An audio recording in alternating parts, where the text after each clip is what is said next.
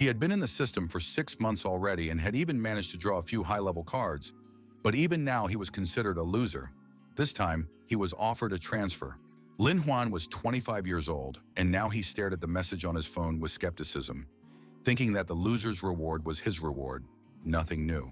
Even though he hadn't managed to prove himself, the offer to move to another world was somewhat intriguing.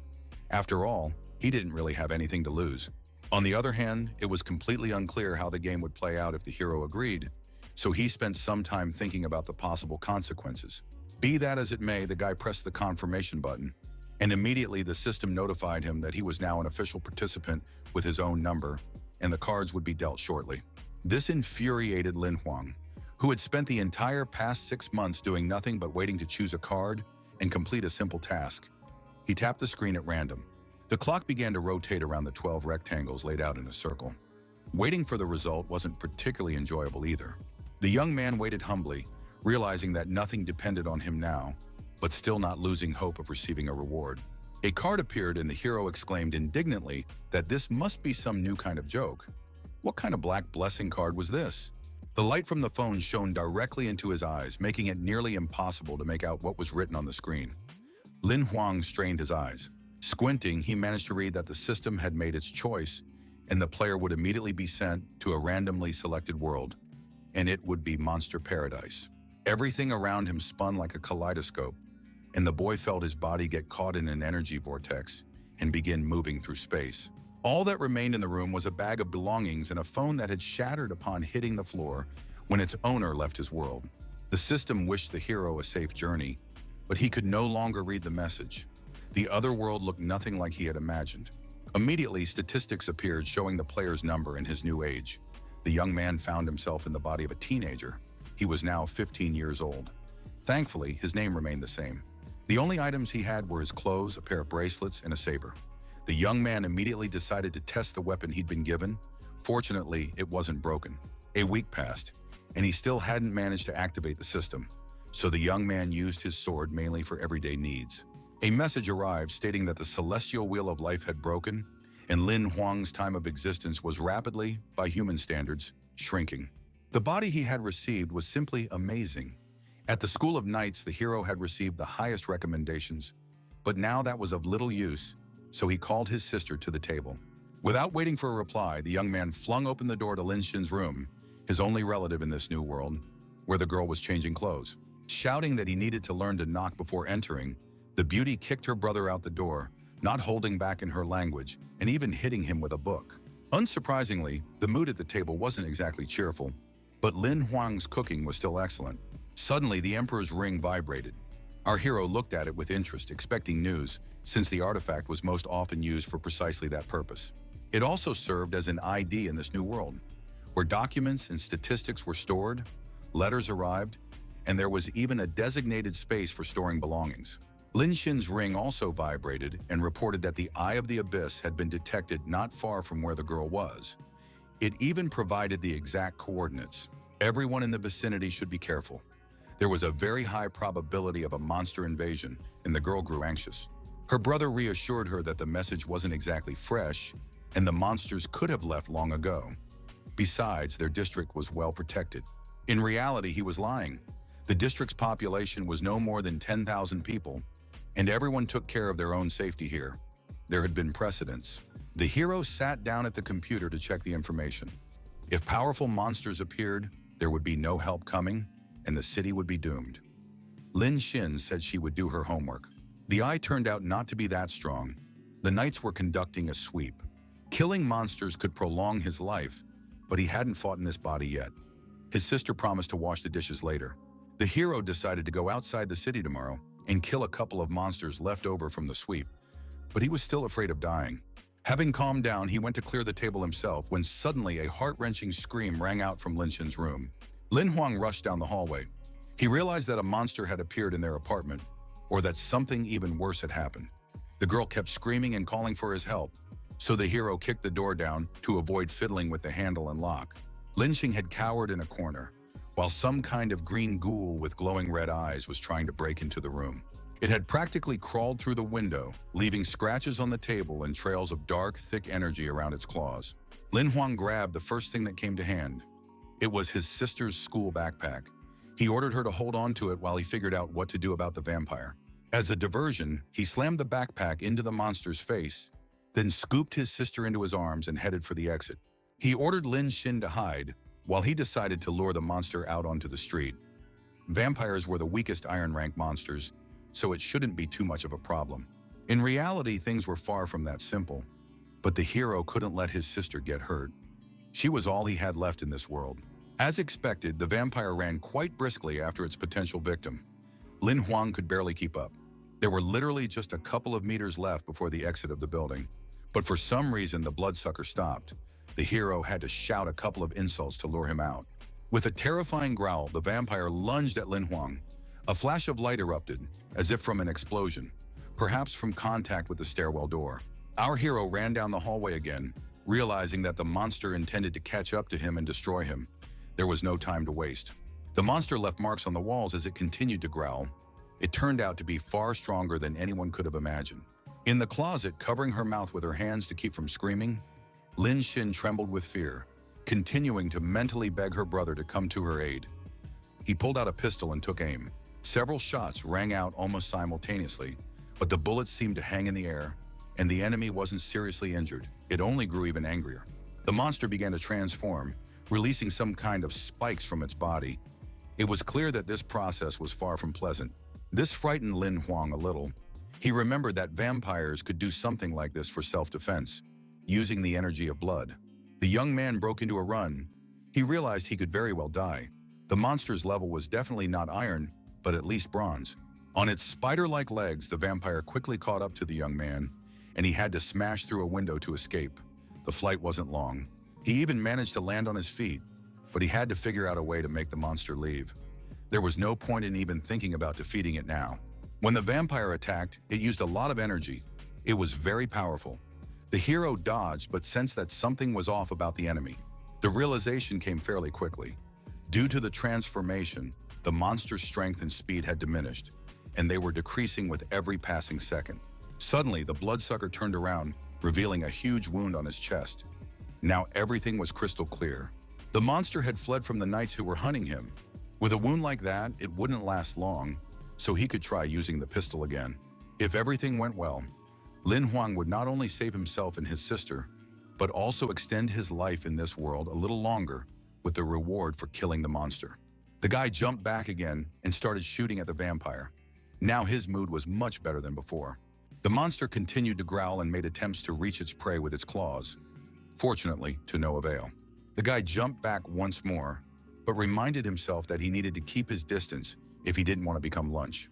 At one point, the young man slipped and began to fall backward. The enemy was already right there. It scrambled up the wall of the house to jump down on Lin Huang.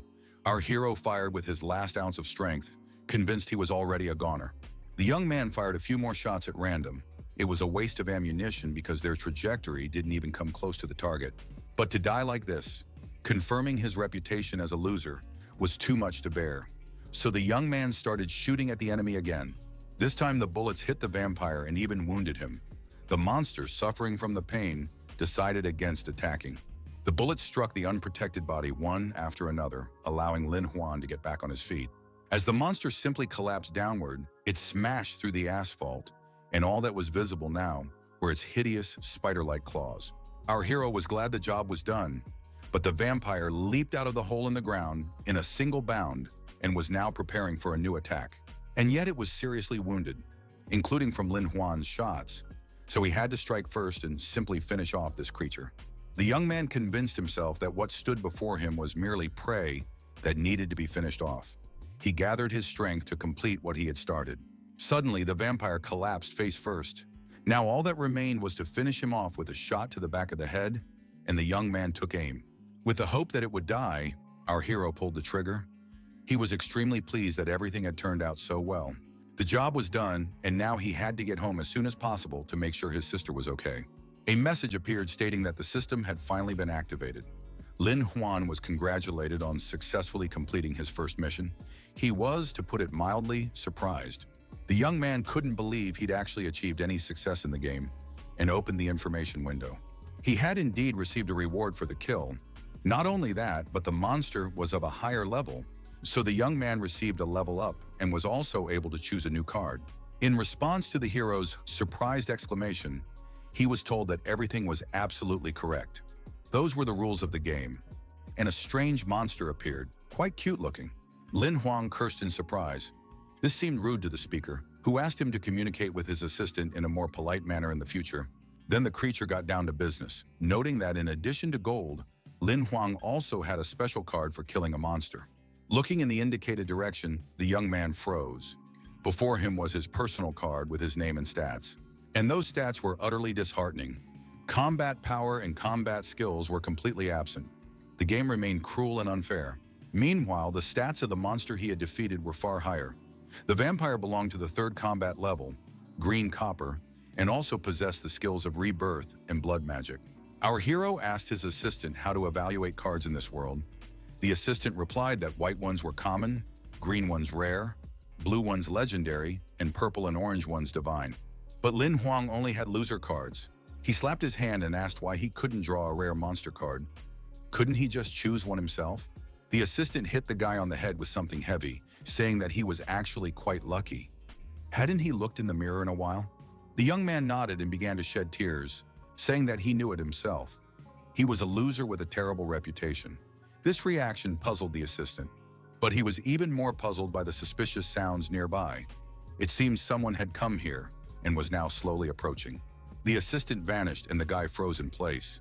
The vampire's ashes hadn't even cooled yet when a female knight arrived at the scene of the battle. She was very pretty and smiled as she fixed her hair, then asked who had killed the vampire. The beauty's name was Li Lan, and she explained that she had received a warning about danger. It had been reported that a monster had appeared here. Lin Huang explained, flustered, that this was indeed the case. His sister must have called since the vampire had attacked them right at home. He glanced at the knight. It was strange to realize that the association's famous silver hunter, Li Lan, turned out to be a girl. She wasn't about to back down and reminded him that she wanted an answer to her question, which he still hadn't heard. The hunter stepped on the monster's corpse and declared that she would ask it another way. Did our hero kill this vampire? He shouldn't try to be evasive. Lin Huang replied that it might be so. The monster was already partially rotting, so what happened could be called an accident. Li Lan noticed that the guy's life wheel was broken. Besides, he hadn't even reached the iron rank yet. It was hard to believe that someone with such stats could kill a vampire. It must have been sheer luck, so the knight asked for details. Lin Huang started to tell her something, but then immediately remembered his sister. After all, they had been together at the very beginning. He rushed home to check if everything was okay with Lin Xing, shouting to the hunter that he would share the details later, which upset her. The young man's sister was safe and sound, which couldn't be said for the building that had long been their home. Smoke was billowing from it. The girl looked at the surviving wall. In her funny pajamas, she looked like a little girl. Now all that was left was to cry.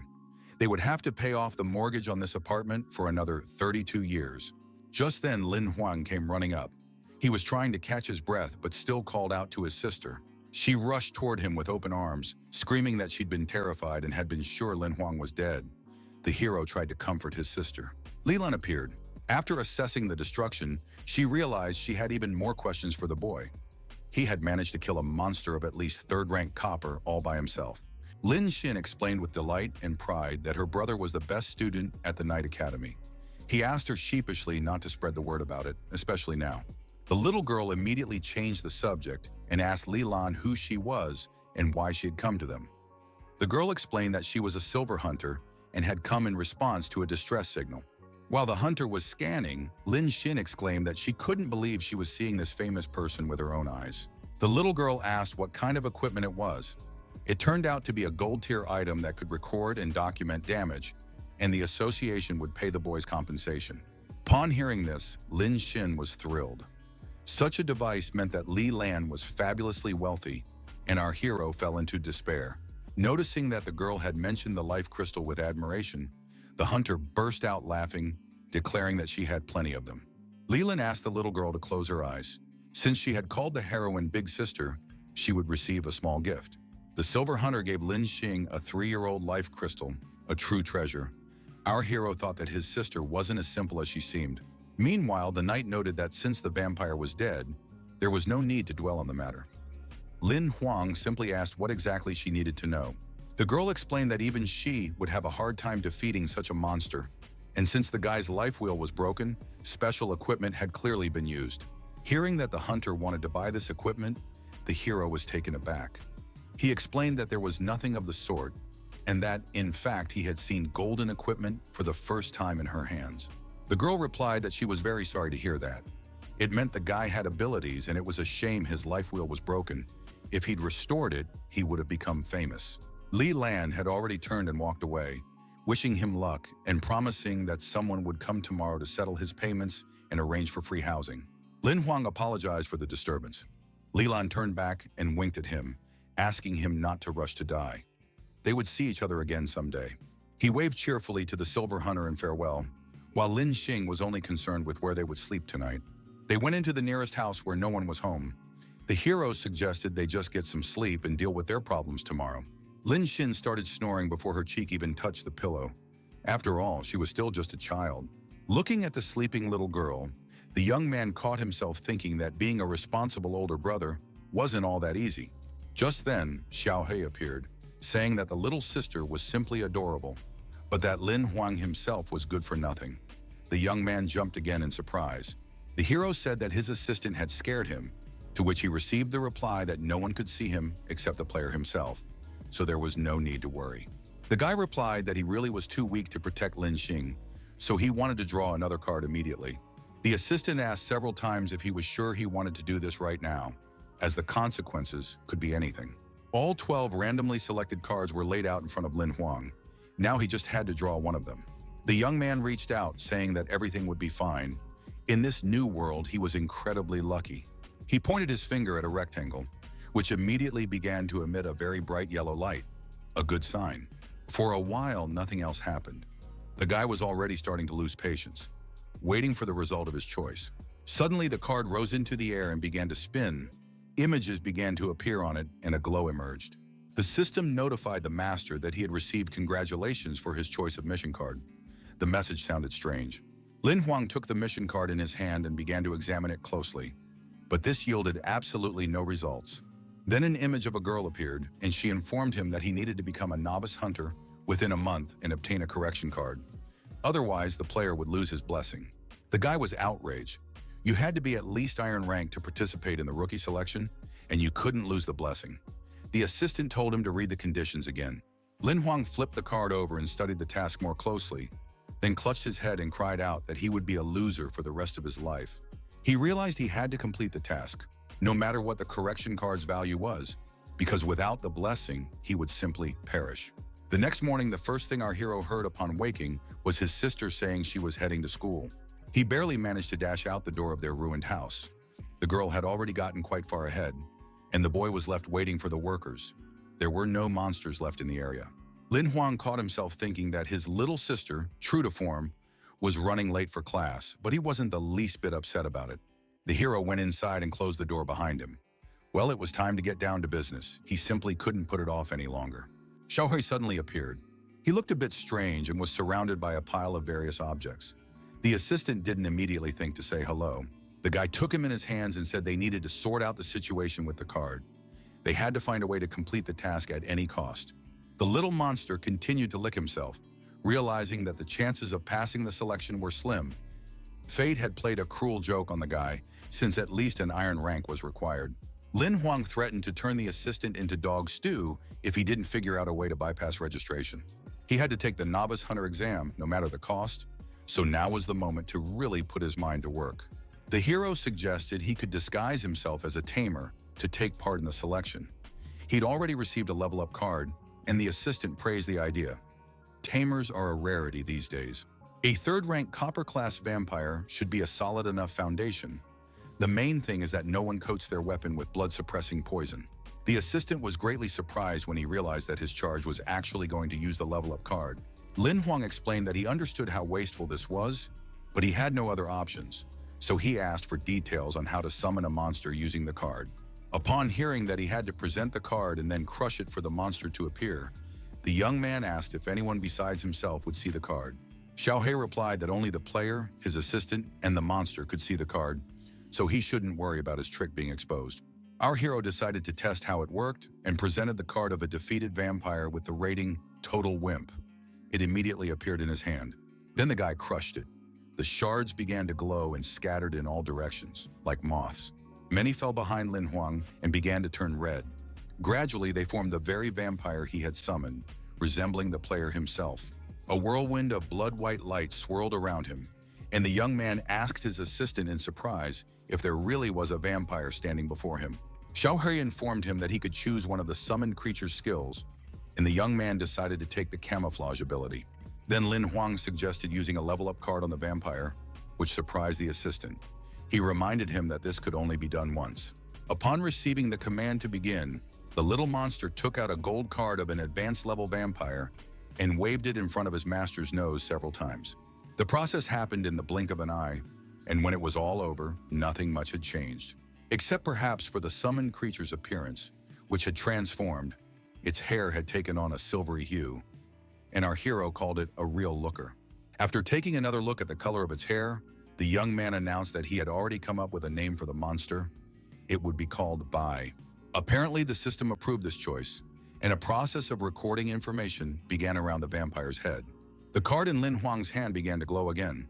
Something interesting was happening. Namely, the vampire's level was increasing. Now the card recorded the name, as well as the level and rarity. The monster belonged to the rare category, and the regeneration skill and the ability to be summoned appeared. The young man wondered why the monster's level had dropped. It turned out to be because his master, that is, Lin Huang himself, was too weak. Xiao Hui kept mocking him, saying that this sort of thing happens extremely rarely. Our hero told him to keep quiet if he didn't want to end up without any friends. Just then, someone started pounding on the door. The assistant said he didn't need any friends at all, to which Lin Huang simply told him to get lost. Calm down. Our hero walked to the door and grabbed the handle. He still couldn't figure out who had come. Standing on the threshold were a couple of burly men in expensive suits and dark glasses. The guy asked fearfully who they were. There was no answer, and Lin Huang wondered who had come to visit him. The mafia, hitmen, or vampires seeking revenge. Meanwhile, one of the guests asked for the guy's name. It turned out they were employees of the association, tasked with inspecting and renovating the house. Saying that the renovation would take 5 days and that temporary accommodations had been arranged for him and his sister, the employee handed him a key card and promised to take their renovation requests into account.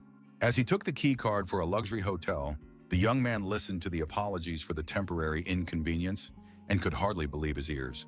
It also turned out that the association was providing massive subsidies to victims of the monster attack.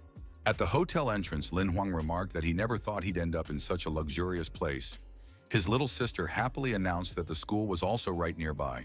They were greeted by the doorman, and our hero suddenly decided he wanted to eat first and then go up to the room, which surprised the girl. When they entered the restaurant, Lin Xin said in a trembling voice that she wasn't hungry at all. Her brother immediately approached her with a pile of food in his hands and noted that it was all free for them, so she shouldn't hold back. The girl didn't make him repeat the offer twice and immediately began to eat. Lin Huang thought she could have been a little more reserved. Suddenly, he noticed that everyone around them had fallen silent, and the restaurant had become eerily quiet. The people at the tables looked frightened for some reason, and a man in a black suit, clad in armor and armed, was making his way past them. This bald man really did look very scary and fierce. It was no wonder that everyone had suddenly lost any desire to socialize. Suddenly, Lin Xin pointed directly at the bald man and told her brother that he scared her. Our hero asked her not to show it in public and to just eat. The stranger sat down right behind Lin Huang, so his little sister was very curious as to why the man was staring at them so intently. Finally, the girl finished all the food her brother had brought her and stretched contentedly. She had really eaten her fill. Our hero immediately pulled her toward the exit. The stranger's aura wouldn't leave him alone. Since defeating such an opponent was impossible, they needed to make a quick getaway back to their room. While his sister protested that she hadn't tried the dessert yet, the young man noticed that the stranger in black had also risen from the table. The man hadn't even finished half of the dishes he'd ordered. He looked preoccupied and even a little angry. Lin Huang was walking toward the room door. While the little girl marveled at the softness of the carpet, he was thinking only of the pursuer. Lin Xin showed them the room number they needed, while her brother pondered that even if he couldn't defeat the enemy, he was duty-bound to protect his little sister. But his nerves suddenly gave out completely. And our hero turned to the stranger and simply shouted that there was no need to follow them at all. The man's face remained calm but ominous. He began to explain why he had come here and stopped at the door. It turned out that his room was right across from the one they'd given the guys. With that, the bald man pulled out a key card and opened his door. Lin Huang apologized and went into his room. It was simply enormous, with 2 separate rooms, but he still couldn't calm down right away. Lin Xin flopped down on the couch without a care, saying that there were too many people in this hotel so no one would dare to harm them. Her brother agreed and sent the girl to take a shower and then to do her homework, adding that he really had gotten too worked up from exhaustion. They spent the night at the hotel. His little sister was still sleeping soundly like a baby, but it wasn't so easy for her brother to relax. He decided to check the news about the Silver Hunter, their benefactor, hoping to glean some useful information. Li Lan was an excellent fighter. It was no wonder she was called a genius among all the Silver Hunters. The girl was very beautiful. Suddenly, some strange sounds came from the neighboring room, causing the young man to become alert. Lin Huang walked over to the window and looked out. It was around midnight, but one of the guests had decided to take a walk. It was that same stranger in black. He was walking away from the hotel toward the park, or something like that. The man was gripping the hilt of his enormous sword with one hand. I wonder why he left the room and what he was planning to do. Suddenly, the bald man drew his weapon from its sheath and lunged forward sharply, as if trying to pierce someone invisible. Then he stepped back and swung, repeating the motion several times in a row. Apparently, that was exactly why the man had gone out onto the street. Lin Huang realized that this man was a skilled warrior and needed to train to stay in shape, which was exactly what the young man had been lacking. The hero decided to watch the training for a while, hoping to pick up at least something, since there were only 18 styles of swordplay. Watching the well-honed, masterful movements, the young man caught himself thinking that staying at this hotel was a real gift for him. The next morning, a huge eagle flew up to the window of our hero's room. It worked for the delivery service. Lin Xin peeked out from the bathroom. She was just brushing her teeth and needed to find out if her brother had ordered anything. A mountain of packages towered over Lin Huan. He replied that everything was fine and reminded his sister that it was time to get dressed for school. The girl tried to find out what her brother had bought, but he just brushed her off, saying he was preparing for his hunter's exam, and hurried to show her the door. Finally left alone, the boy breathed a sigh of relief. He had spent practically everything he had on this gear. He really wanted to believe that such expenses would pay off. At the very least, he couldn't decide which box to unpack first. There were quite a few of them. One small box contained armor-piercing bullets. The young man sincerely hoped they might save a life.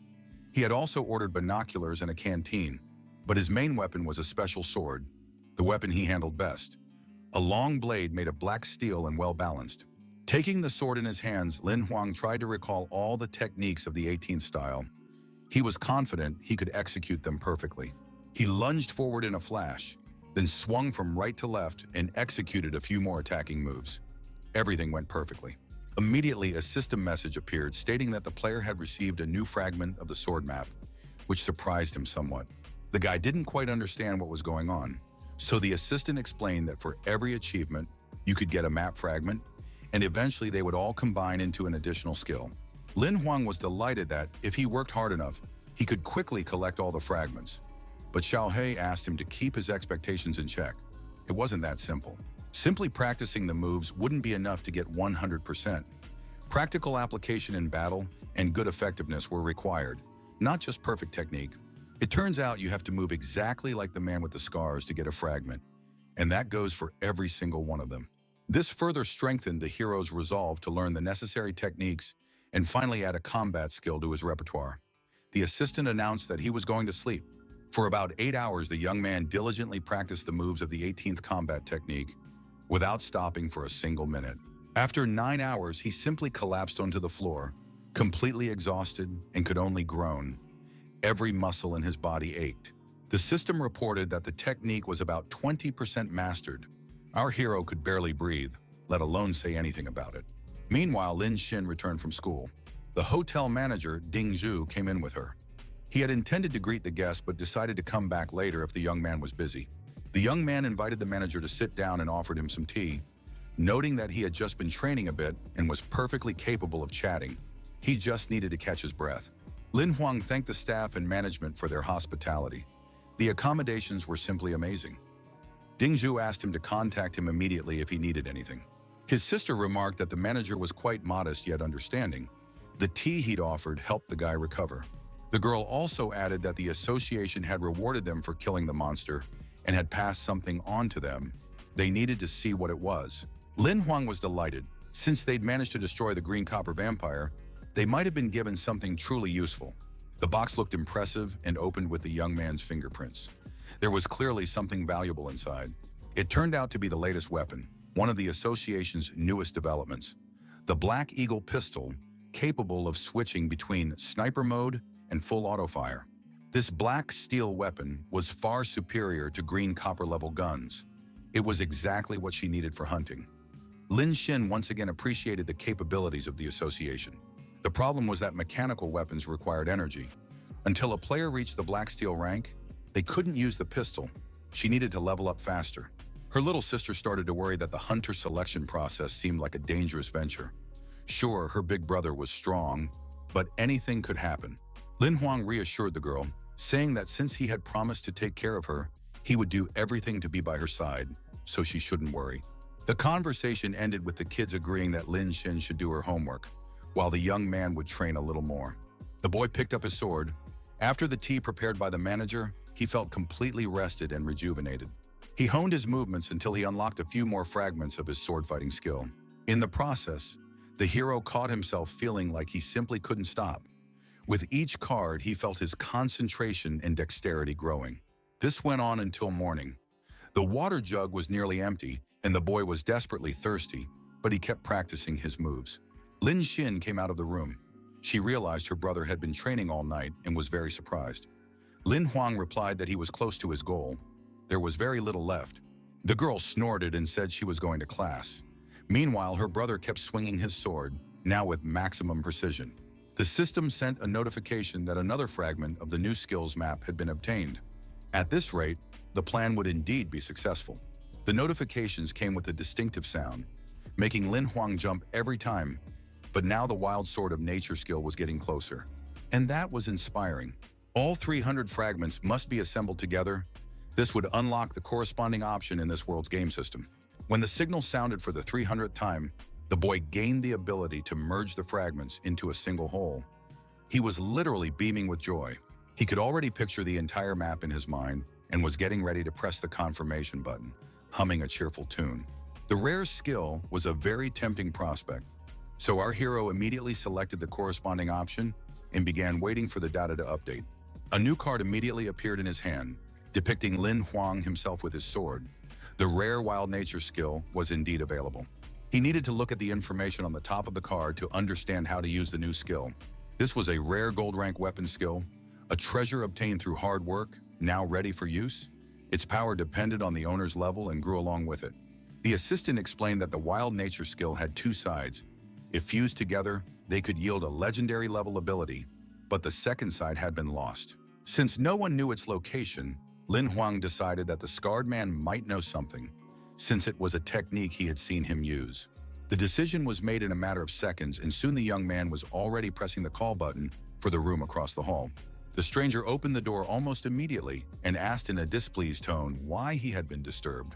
Our hero bowed and said he was very grateful for having had the opportunity to learn an unusual sword technique over the past 3 days.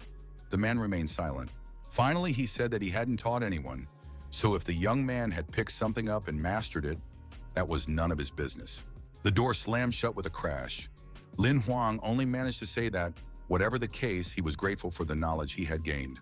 He repeated his thanks with a smile several more times. But the room across the hall remained completely silent. The young man flinched, but thought that first he needed to pass the novice hunter exam, and then he could return to this conversation and get the information. Soon his sister arrived. It turned out that their house had already been repaired, and they would be able to return to their apartment tomorrow. A message to that effect had just come in. The girl looked upset, and her brother asked if she didn't want to lose her nice room or good restaurant food anymore. Lin Huang promised that he would soon be able to provide them with excellent housing and food. The girl thanked him and said she had no doubt that her brother would take care of her. They both decided to go to bed early. Tomorrow would be a long and eventful day, and the lights in the house across the street began to go out. The man with the scar told the manager that he didn't understand why they were pinning their hopes on a kid with a low level and a broken wheel of life. He only had 2 months left to live.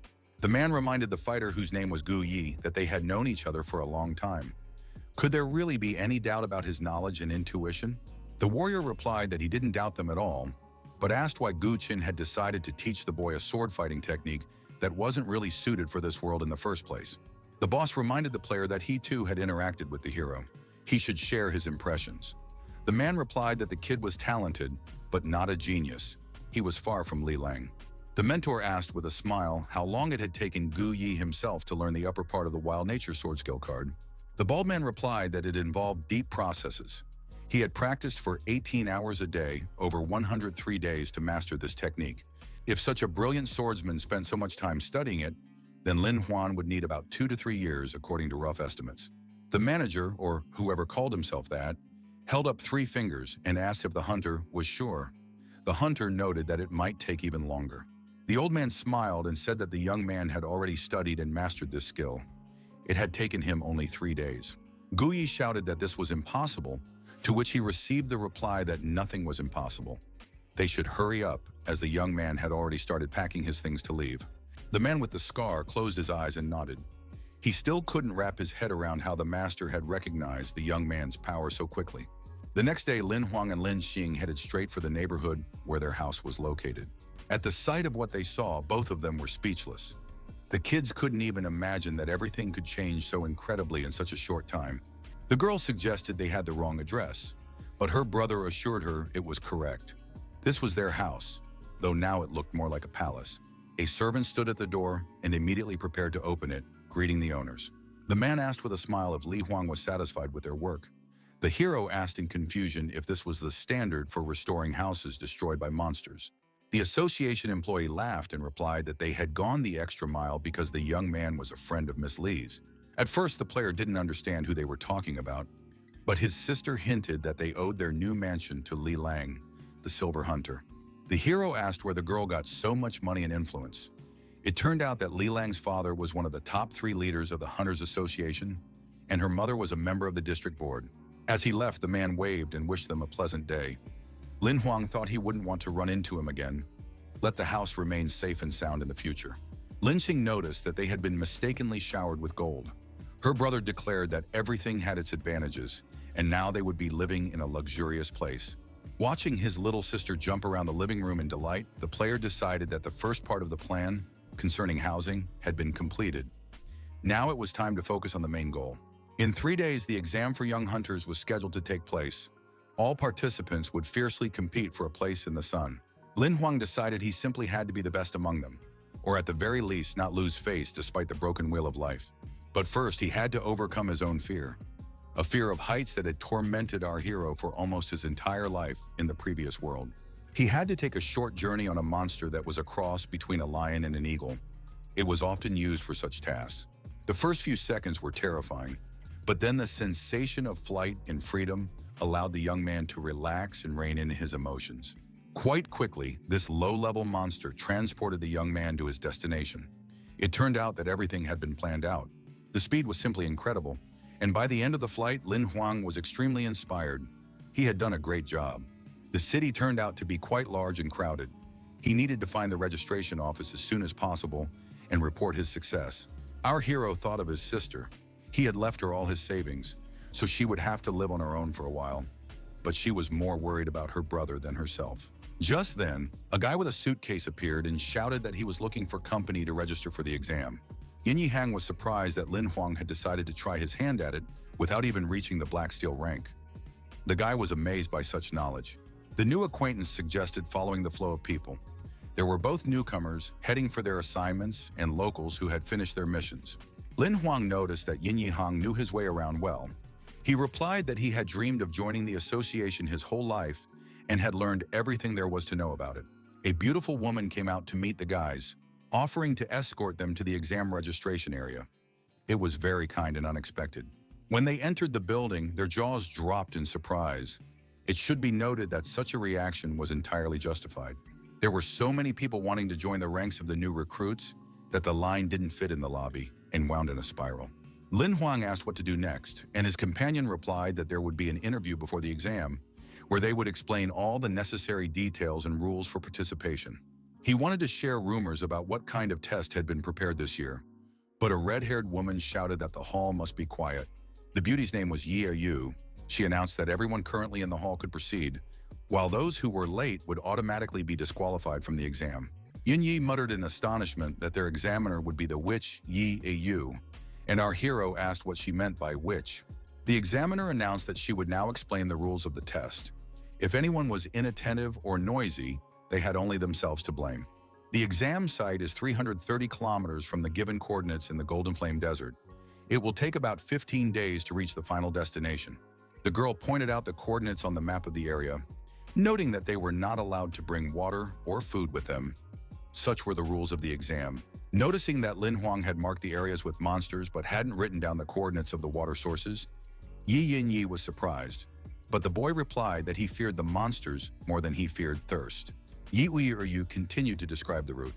They had to cross the Divine Snow Mountain Range. If they didn't, the exam wouldn't count. Equipment couldn't be used, but a gold-tier artifact was installed at the summit that could be utilized. The group shared their impressions in horror. The woman announced that the newcomers' gear would be inspected by specialists. All items above the black steel level would be confiscated, along with other listed items. Everyone will be issued communication devices in case of an emergency. Using them will save them, but the exam will be failed. With these words, the witch ordered Lin Huan to wait. For a while, she just looked at him with a smile, and the guy decided that, because of his low rank and broken wheel of life, they would simply weed him out right now. A second later, Yahello allowed the player to continue on his way. He thanked her and thought that, in some ways, the new world wasn't so bad after all. Before stepping into the portal, our hero caught himself feeling once again that this was simply unbelievable. He was about to be transported to the map. Behind Yin Yi's back, Yi declared that this new spatial equipment was worth more than the best weapon. Lin Huang suggested naming the witch Doraemon. Before inspecting the inventory, the newbies were told that some functions of the Imperial Ring would be restricted and tested, especially the distress signal. Everyone was horrified. With capabilities cut back and features like the map disabled, passing the exam would be nearly impossible. Instead of answering, Yahello announced that the clock was ticking. Those who passed the test would not regret it in the future, and the strict selection was entirely justified. The newcomers rushed forward, some hurried to the water source, while others simply wanted to outpace their competitors. They would fight later. His new friend told our hero that he would go ahead and scout the area. Lin Huang agreed. He couldn't run at that speed anyway. He estimated that at this pace he wouldn't be able to cover more than 40 kilometers a day, which meant he'd cover at most half the distance in 15 days. They were being watched closely. The witch had mentioned that our hero was of a lower rank than the others. She had thought he might have a special gift or skill, but she hadn't seen anything of the sort. At the same time, the woman was certain that the young man was capable of surprising everyone and suggested waiting a little while to confirm her hunch. The desert looked exactly as a desert should look. Lin Huang was completely alone, clearly lagging behind the others. The assistant wasn't in a hurry to encourage the young man either, complaining that he wouldn't achieve much at a snail's pace. The hero waved him off, saying he was different from the other test subjects. In a couple of days, Snow Mountain would be in sight. Xiao He reminded him that they needed to cover about 100 kilometers a day. Lin Huang could only count on himself.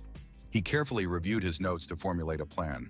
The system's functions were limited, but the assistant could still be quite useful. The hero requested information on the Golden Flame Desert, specifically the monster Shatu. The enormous monsters lived in groups, so Lin Huang decided that by killing them, he would level up his skill to collect map fragments. Besides, he could move faster on a Shatu. Xiao He shouted that this was madness and that a single player couldn't handle the Shatu, but the guy calmly asked, "Who said I'm alone?" The Shatu tribe's camp looked quite settled and civilized. Even at night, they kept a fire burning and posted sentries. However, the two-headed monster wasn't particularly vigilant. It was practically asleep, sitting by the fire. Everything changed when a fairly large rock flew straight into the monster's forehead. It clearly hadn't expected that. Both heads turned to look at the dark shadow at the edge of the dune. It was Lin Huang, but the Shatu couldn't really make out human features. The monster raised its club and stood up. It was certain it could defeat the insolent intruder with a single blow, and saw no point in waking the others. Soon the weapon crashed down where the young man had been standing just a moment ago. Fortunately, the hero's speed allowed him to dodge it easily. As he leaped aside, the young man caught the repulsive stench emanating from the giant. The young man scrambled up the dune, shouting that fresh, juicy meat was right there. He was trying to lure the giant out of the camp. The giant roared and charged after him, holding his club above his head. The monster was not so much hungry as it was angry. In the next second, something whizzed past the monster's neck, and the menacing roar ceased instantly. Bai, the summoned vampire, stood completely calm. He had severed both of the Shatu's heads with a single swing of his blade. Lin Huang was extremely pleased. His summoned green copper-level monster could now do all the dirty work, while the hero himself remained safe. He approached Bai and thanked him for working cleanly and efficiently. In response, the vampire merely grunted. He wasn't one for small talk. Suddenly, a system notification appeared. Our hero's health bar appeared on the screen, and he looked at it closely. Suddenly, the wheel appeared above the young man's head, and now it looked almost full. Moreover, it had grown in size. The assistant remembered that he hadn't shared the main news. The summoned monster gives half of its experience and rewards to the master, and since Bai's health bar is full, it gives everything. This delighted Lin Huang. Before he had only 3 health points, but now he had 28. The hero certainly wouldn't die so easily now. It would be easy to reach the steel rank now. The young man drew his sword and shouted that it was time to go hunting. Meanwhile, the rest of the tribe woke up and began calling out to their comrade. The boy's shouts had roused half the tribe. The monsters were dying so quickly that they didn't even have time to figure out who had attacked their camp. Bai wielded his sword in silence, while our hero commented on every move of the recently mastered wild nature sword technique. More and more Shatu rushed toward the sound of voices and the roars of their comrades. A little longer, and the situation could have become critical for Lin Huang. But it didn't. The more monsters he killed, the more fragments of the new map he earned. With that much life energy, it wasn't difficult at all. Bai's victims also counted toward the summoner, and with every passing minute, he felt stronger and stronger. Soon, all 152 cells of the Wheel of Life were filled. The assistant reported that a new gray level for new energy would be activated, and the guy agreed. The new level of cells added at least 10 years to his life. Just a couple of days ago, our hero couldn't even have dreamed of this. He took out his gun and started shooting, goading Bai to fight even more aggressively. He needed to make the most of the situation. All the Shatu had been destroyed, and Lin Huang slowed down a bit, but then a terrifying roar came from behind him. The young man asked his assistant if someone had actually managed to survive. The assistant replied only that someone had gotten into serious trouble. The heart-wrenching sound was so loud that the other players gathered around the campfire to rest heard it. They recognized the Shatu's voice, but the roar was so loud that it clearly belonged to a monster in a berserk state, and the group grew alarmed. Yin Yi Hong knew that other monsters could attack the Shata, meaning a bloody massacre was nearby. The player hoped his friend was far away from here right now. He didn't know that Lin Huang was right in the thick of it. Not only that, but he'd started the fight. And now our hero was beginning to regret it. He stared at the monster that had appeared, a good 10 meters tall, and panicked. His assistant wished him luck, noting that one giant Shatu was better than a bunch of small ones. It was the leader of the green copper-level tribe, and it was charging straight at those who had destroyed its kin. Bai didn't wait long, and in the very next moment, the monster was one head shorter, but that didn't stop it. The monster's hide proved so tough that the vampire couldn't deal enough damage to it. Lin Huang began to grind his teeth in anger. He hadn't expected to get involved in such a venture at all.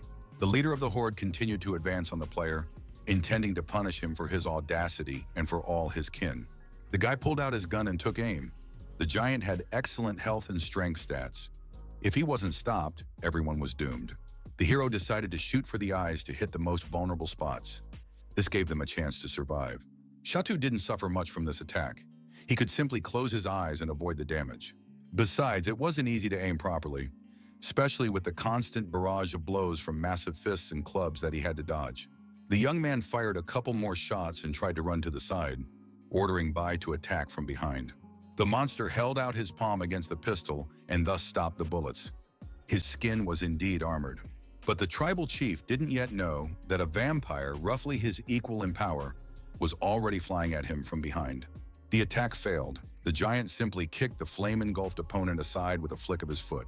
Lin Huang kept shouting something about needing a new attack, but he looked a little flustered and glanced back at Shatu. The very next second, he completely forgot about Bai and charged straight at our hero, choosing him as his new target. We had to come up with a backup plan immediately, or the guy would have literally only a few seconds left to live. The huge, toothy monster had clearly decided that he was going to have a hearty lunch at our hero's expense. he sped up even more. Well, there was no choice left. Lin Huang switched the black steel pistol to a higher power setting. Now the weapon was dealing maximum possible damage.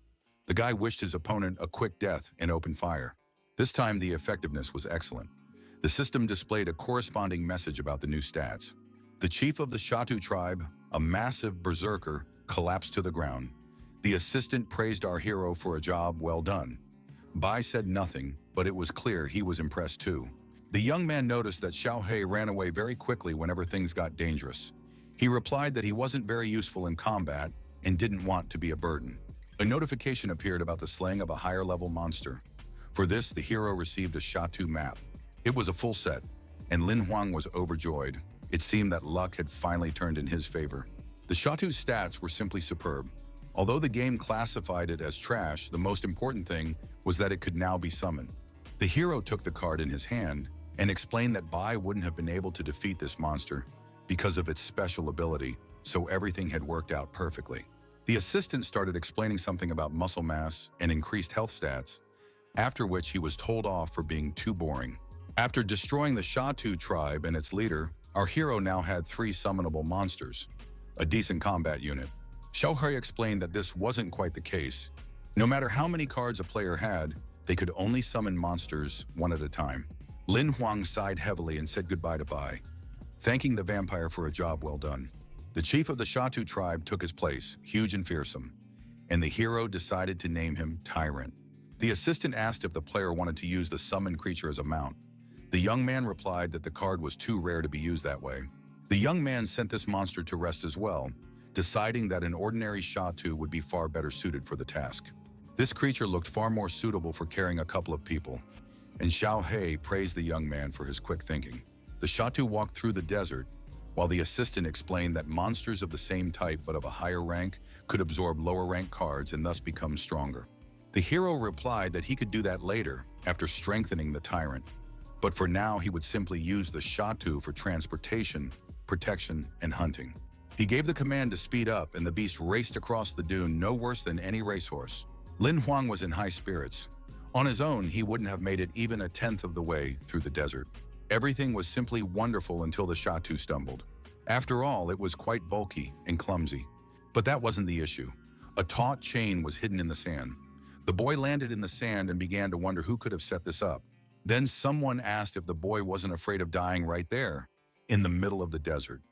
This came as a complete surprise to the player. It was 3 candidates taking the exam. They laughed at the kid who had dared to embark on this adventure, even though he was lower in rank. Shatu growled, and our hero replied that he hadn't expected to meet people here. He thought the reason for the fall was some strange monster. The guys laughed, saying he'd fallen into a trap, though they added it wasn't on purpose, and introduced themselves as cousins, Zuo Kui Kong and Shuji. Immediately identifying the leader, Lin Huang announced that he would ask them to make way, as he needed to continue his exciting journey. Zhu Kui Kang suggested they team up. The Shatu wouldn't be able to climb the snowy mountain, and they could help him with that. The group's leader invited Lin Huang to join them with open arms, but the young man replied that he didn't like teamwork, preferring solitude. Then one of the players snidely remarked that he shouldn't turn down the offer. They needed his Shatu, and if he didn't join voluntarily, he'd be killed, and no one would even notice. Our hero recalled that the Kui Kang family was of the gold rank, and moreover had connections. It was no surprise that they could afford to behave this way. The squad leader said he really didn't want to do this, but the young man had wasted too much of their time and had to pay for it. Nothing personal. The rest of the players who had been hiding in the shadows immediately stepped forward. They intended to teach Lin Huang a lesson, but they didn't yet fully understand who they were dealing with. As soon as the command to attack was given, the thugs rushed forward. Shatu didn't hesitate either and let out a terrifying roar, stomping his feet. The players landed several blows but missed their target. The monster simply vanished so quickly that no one even noticed. In reality, his master had shattered the card, intending to summon someone far more formidable, but the attackers couldn't have known that either. Hearing that the leader had ordered an attack on the summoner, the young man summoned Bai and remarked with a smile that it was unlikely anyone would succeed. Just a few sword strikes stopped the first of the guys who had dared to pounce on Lin Huang. The others rushed to their cousin's aid. Now they were far more frightened, for they realized the hero had summoned a completely different creature. Noticing this panic, Lin Huang decided to surprise his enemies even more. He canceled the buy card and summoned the tyrant. The players ran even faster. The new monster appeared right behind them, and its sheer size was literally mind-boggling. The guys couldn't believe that our hero had the ability to summon 3 monsters. It was something out of this world. Tyrant didn't wait long for the right moment, and in just a couple of moves, scattered all of his master's enemies in different directions. As he struggled unsuccessfully to get up, Xiuji hurled a torrent of curses at the young man. The others still couldn't believe that a player who hadn't even reached the Black Steel rank could pull off something like this. The summoned monster growled menacingly behind its master's back, and Lin Huang asked if anyone else wanted to teach him a lesson. Holding his shield in front of him, Zhou Kuikang suggested they settle this amicably. He was absolutely terrified.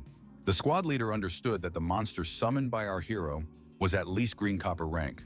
They wouldn't stand a chance against it under any circumstances. Then the young man asked Tyrant to tone it down a bit. He wanted to hear what these people had to offer. Zhou Kuikang apologized for the misunderstanding, while his cousin hissed angrily that if Lin Huang killed them, he would be blacklisted and fail the exam. The squad leader brushed off this inappropriate comment. He understood that the situation had reached a stalemate for them. He offered the young man compensation in the form of his family's protection and some equipment, but was refused. Our hero pointed his finger at Xuzhi and said that all he needed was some of the scoundrel's gear as compensation for the damage and to recover. The player was outraged, yelling that a useless summoner wasn't worth a penny without his monsters, and that he wouldn't give him a thing. Before the guy could finish speaking, Tyrant's massive hand darted toward the target at his master's command. The shuriken he threw at Lin Huang missed its mark, but our hero grabbed his gun and fired several shots. The bullet hit the scoundrel in the shoulder, and he screamed in pain. Our hero simply said that he shouldn't be underestimated. Xiuji raised his hand and began begging his cousin to save him, but it was clear from his face that his chances of success were slim. Zhou Kuikang pretended not to hear a thing, though it was clear that this was far from the truth. Meanwhile, Lin Huang moved right up to the enemy and told him he had 3 seconds to follow his order. Pointing his gun at the player, the guy suggested that he say his last words before dying. The thug's eyes widened in fear, but he kept repeating that our hero simply wouldn't dare kill him, or else he'd lose everything. The young man asked what he would lose. The chance to earn a hunter's qualification was important to him, but not that important. He reminded him of what he was capable of despite his low rank, and noted that other companies would go to great lengths to recruit a player like him, and the association itself would be interested and wouldn't change its decision so easily. He was simply too valuable an asset. So, having nearly killed both cousins, the likelihood that Lin Huan would be punished was very low. They would simply turn a blind eye, pretending not to notice. Xiuji began begging for mercy. The hero pointed the gun at the enemy and calmly told him to count to 3, or whatever he wanted to do. The squad leader screamed in terror that he was willing to do anything if his cousin's life was spared. Now he was truly terrified. Zhou Qincan begged, promising every possible favor. Xiuji shouted that he had 4 Black Steel rank items in his inventory and told him to take them all. The young man thought hard. More than anything, he just wanted to pull the trigger right now. But if he killed one of the players, his cousin's family might seek revenge and cause trouble. Besides, killing people wasn't exactly a pleasant activity. Just then, Lin Huang spotted a familiar figure nearby. A voice timidly begged to be saved. It was Yin Yihang, who had emerged from behind a dune. It was clear that the player could barely stand on his own 2 feet. Seeing how far he'd walked across the sand on his own 2 feet, it became clear why the guy was begging for help. Soon he was sitting by the fire our hero had built, recounting what had happened on the way here, and expressing surprise that Lin Huang turned out to be a summoner. Turning a juicy piece of meat on a skewer, the guy asked why his friend was here alone. He thought he had gone with a group of other newbies. Yinhui explained that they had set up camp and were getting ready to sleep, but enraged shadows had come running, and the newbies had scattered in terror. The tyrant was drooling. He was hungry. The guy cut off a mouth-watering piece of meat, saying he was very grateful to his savior. They'd had every chance of dying. He explained that he had obtained the pork using Black Steel rank devices. It turned out juicy. Lin Huang thought his friend's culinary skills were surprisingly good. At that, Yin Yi's eyes lit up. He declared that he dreamed of becoming a food hunter and chef. It was his life's main goal. The hero dreams of traveling the world in search of interesting monsters, suitable for food and other ingredients to cook incredible dishes. What followed was a fascinating lecture on the characteristics of meat from different regions and cooking techniques. Tyrant couldn't stop drooling. Lin Huang realized that his friend was a decent guy, and knew how to cook. He would make an excellent companion if only he could speak a little more quietly and less. Finally, the guys finished eating and set up the tent. Our hero wouldn't let Yin Yi inside, which infuriated the fat guy. He exclaimed that he had lost his tent while fleeing the camp. Surely his friend wouldn't be so cruel as to leave him out in the open in this desert. The young man poked his head out and declared that he refused to let anyone inside because he was used to sleeping alone and wouldn't break that rule. Yin Yi curled up by the fire and began whining that he was just very fat and therefore faced all kinds of discrimination. Meanwhile, Lin Huang assessed the situation. The tyrant looked quite alert so he could be left on guard. Soon it grew dark. Everything looked more or less calm. No one was lurking in the shadows of the rocks, and he could sleep soundly. Our hero closed the tent flap but kept sniffing around. The smell of roasted meat still lingered, and soon sleep overtook him. In fact, Yin Yi had fallen asleep too. He was snoring loudly, sprawled on his back, and there was absolutely no sign of trouble. Suddenly, the young man was awakened by strange sounds. He thought the fat man had gotten up to eat, but soon realized the footsteps were too heavy. Through the tent fabric, he could make out Tyrant's silhouette, and Lin Huang immediately realized that something unexpected was happening. He darted outside in an instant and nearly screamed at the sight. He had to wake his soundly sleeping partner immediately. Tyrant decided to do it first and roared loudly, counting on the fact that after such an alarm, there would be no misunderstanding. The guy realized they were in big trouble and that fighting made no sense at all. They needed to get out of there as fast as possible. He rushed to help Yin Yi up, but Yin Yi didn't understand why this was necessary, since they were under the protection of such a powerful monster, the leader of the Shatu. Lin Huang started yelling at him to get a move on if he wanted to live. They couldn't waste a single minute. The tyrant wouldn't save them. The fat man never fully woke up and kept whining about having dreamed of a whole roasted piglet. Then his friend had to explain in more detail why they had to wake up immediately and run, though there was really no need for an explanation. A quick glance was enough. A black swarm of flying monsters was rapidly approaching. There were so many of them that in some places they completely obscured the sky. The tyrant grabbed both players and started running. Before the blonde guy could even move, he began screaming in terror. Since Yin Yi was screaming that he didn't want to die and calling for help, Lin Huan had to order the fat man to shut up, as he was attracting even more monsters. The guy knew that these shadowy swarms of creatures were spiritual beings without physical bodies. Hiding from them was practically impossible. This was most likely the end. He'd seen news reports about attacks by similar creatures. People had been found dried out, like mummies, their life force completely drained. Yin Yi finally turned on his brain and realized that even gold-rank hunters were powerless against these shadow swarms. Just at that moment, for some reason, Tyrant decided he didn't want to carry the fat guy anymore and dropped the guy on the ground. Lin Huang considered this unfair and ordered the monster to pick the man back up. The huge hand complied, but they lost time in the process. The giant had to get annoyed and start running. It couldn't be said that this brought him any pleasure whatsoever. Our hero understood that the only chance to survive was to send the examiners a distress signal, but then they would likely be disqualified from the exam. And yet failing the exam was far better than failing his entire mission, or even losing his life. He had to make a decision immediately. The shadow crows were closing in. Their eyes glowed with an ominous red light, and their numbers exceeded all conceivable limits. In the nearby town, everything was quiet. Many were getting ready for bed, while others had long since fallen asleep. Yi Yu poured herself a glass of wine. It had been a tough day, with so many people passing through her hands during the newcomer selection. This time the players were weak. Most of the participants weren't capable of impressing the association, which meant there would be complaints from management again. She had already received several distress signals, and now the call sounded again. Even after midnight, they wouldn't let the witch rest. The girl looked more closely at the map and was greatly surprised. The player who had requested help was moving at a very high speed, unreal for a human. She activated the portal, thinking that only a green copper rank player was capable of such a feat in the desert.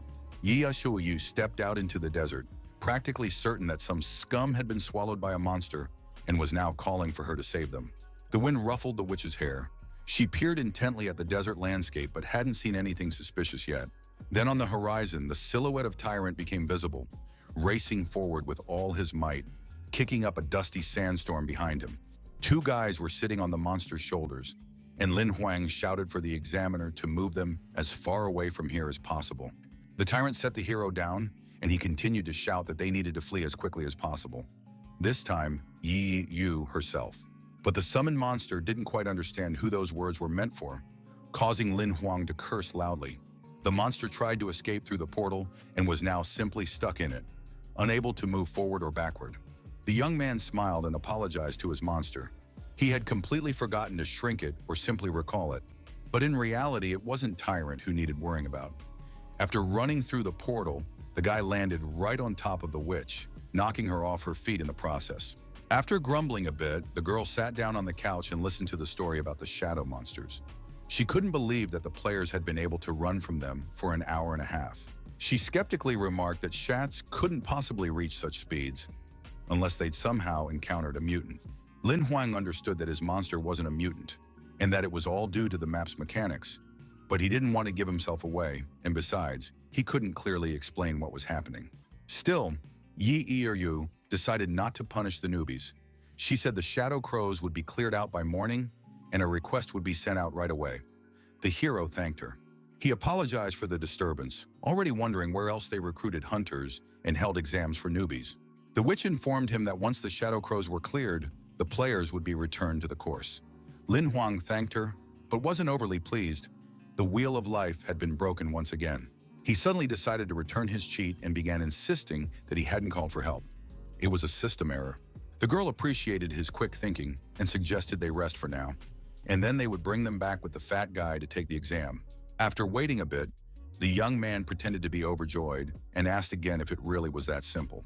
Yahello was a little surprised and asked if he wanted to be disqualified and removed from the test. Realizing it was time to make a run for it, the guy dragged his friend along, wishing the examiner a good rest and assuring her they wouldn't bother her anymore. The guy promised to close the door behind him and immediately vanished. The girl sat back down on the couch, shrugging her shoulders in surprise. It was a good thing the guys hadn't seen her face. Otherwise, their surprise would have been immense. The beauty smiled. Realizing she was alone, the witch laughed with joy. A promising newcomer had appeared, one who could summon monsters. He'd kick everyone else's ass and she'd get the bonus. It was clear outside the door. The desert looked completely safe.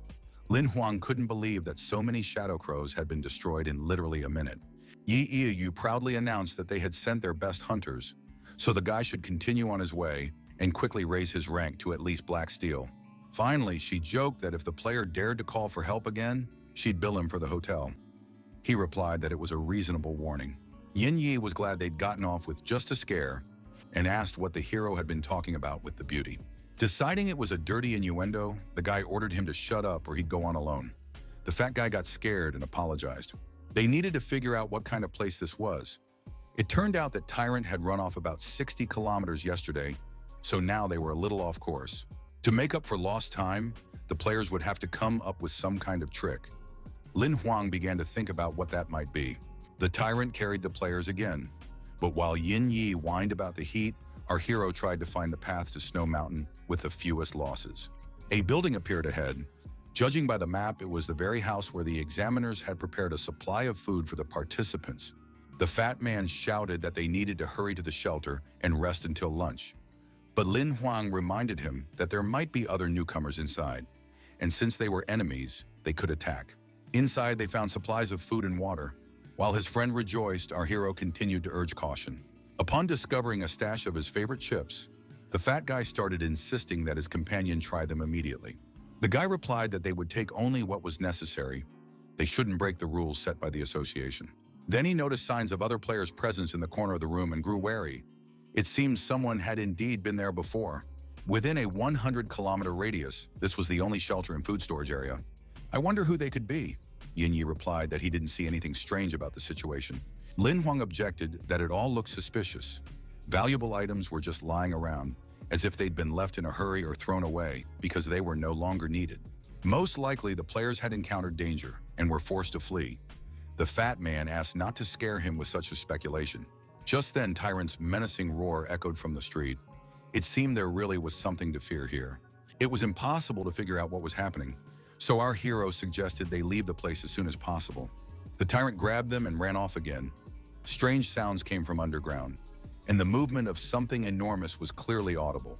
This did not escape Lin Huang's notice. He realized that this creature had begun to pursue them, and the fat man panicked even more. Now the sand was rising in waves, as if a huge snake were slithering beneath it. The gentleman ordered Tyrant to be careful and run even faster. It didn't help.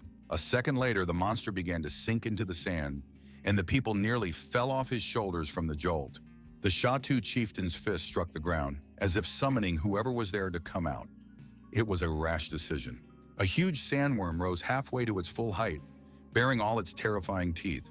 The giant lost his balance and began to topple to the side. He looked utterly tiny compared to his pursuer. Yin Yi and Lin Huang screamed in fear in unison. The boys had never encountered anything like this before. It was a demonic monster, not typical of the Golden Flame Desert, and the boys were on a safe route. How could the death worm have appeared here? Our hero quickly pulled himself together and opened fire on the monster, even though he knew the damage would be like a mosquito bite to it. But the guy aimed for the sensitive mucous membranes inside its mouth, hoping to scare the monster off. The plan didn't work. The worm just got angry and rose even higher out of the sand. They had to come up with a different tactic. The tyrant rushed to flee again. The players panicked. They didn't want to die, but their speed was still insufficient.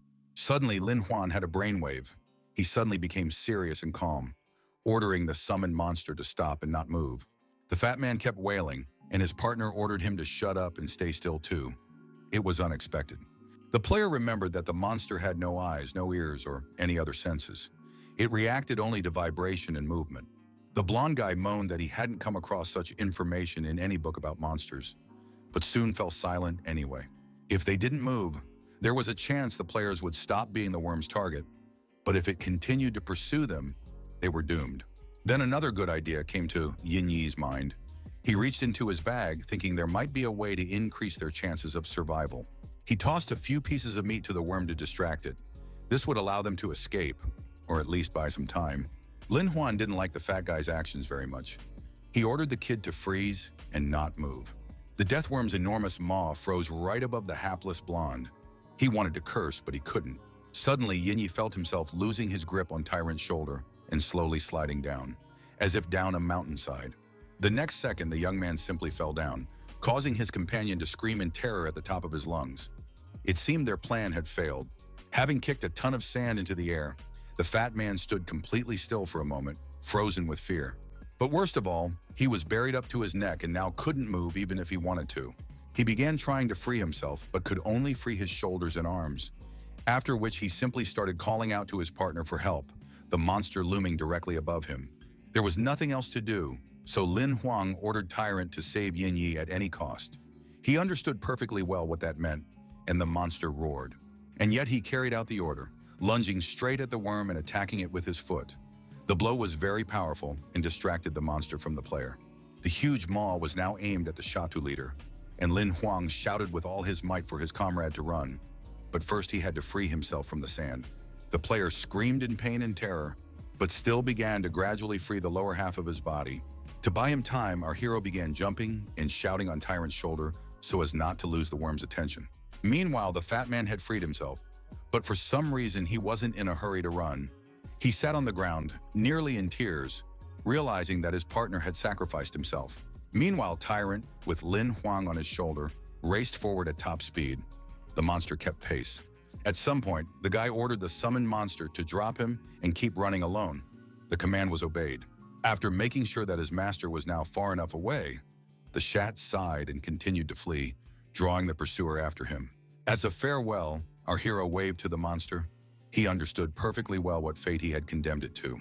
Lin Huan truly felt very sorry, and he asked the Shatu chieftain for forgiveness for what he had done. He had no choice but to use Tyrant as bait for the monster. The chase ended, and the giant stopped. His legs were already in the deathworm's enormous maw. The monster let out its final roar, and drops of blood spattered. The summoned monster began to vanish instantly. It was clear that it no longer felt pain, only relief. It's worth remembering that Lin Huang was a summoner, and losing his precious monster was absolutely not part of his plans. The very next moment, the tyrant appeared safe and sound right behind the young man. Everything had ended well. Immediately, the master gave the order to move on. They couldn't waste a single minute, as they had already strayed quite far from the path. His partner ordered the fat man to hurry up, and with a proud expression, strode across the sandy dunes of the Golden Flame Desert. Snow Mountain came into view ahead, which they were about to climb very soon. The only problem was that Yin Yi was nowhere to be seen, which meant that something unexpected had happened. Lin Huang called out to his partner several times, straining his eyes to scan the sands, but he couldn't spot him anywhere. It was a difficult choice, but the boy decided to press on. Perhaps they would meet again ahead. As they moved eastward, he and Tyron encountered dangerous monsters several times, but each time they emerged victorious from the battles. Nevertheless, the thought that the route planned by the Hunters Association was too difficult never left our hero's mind.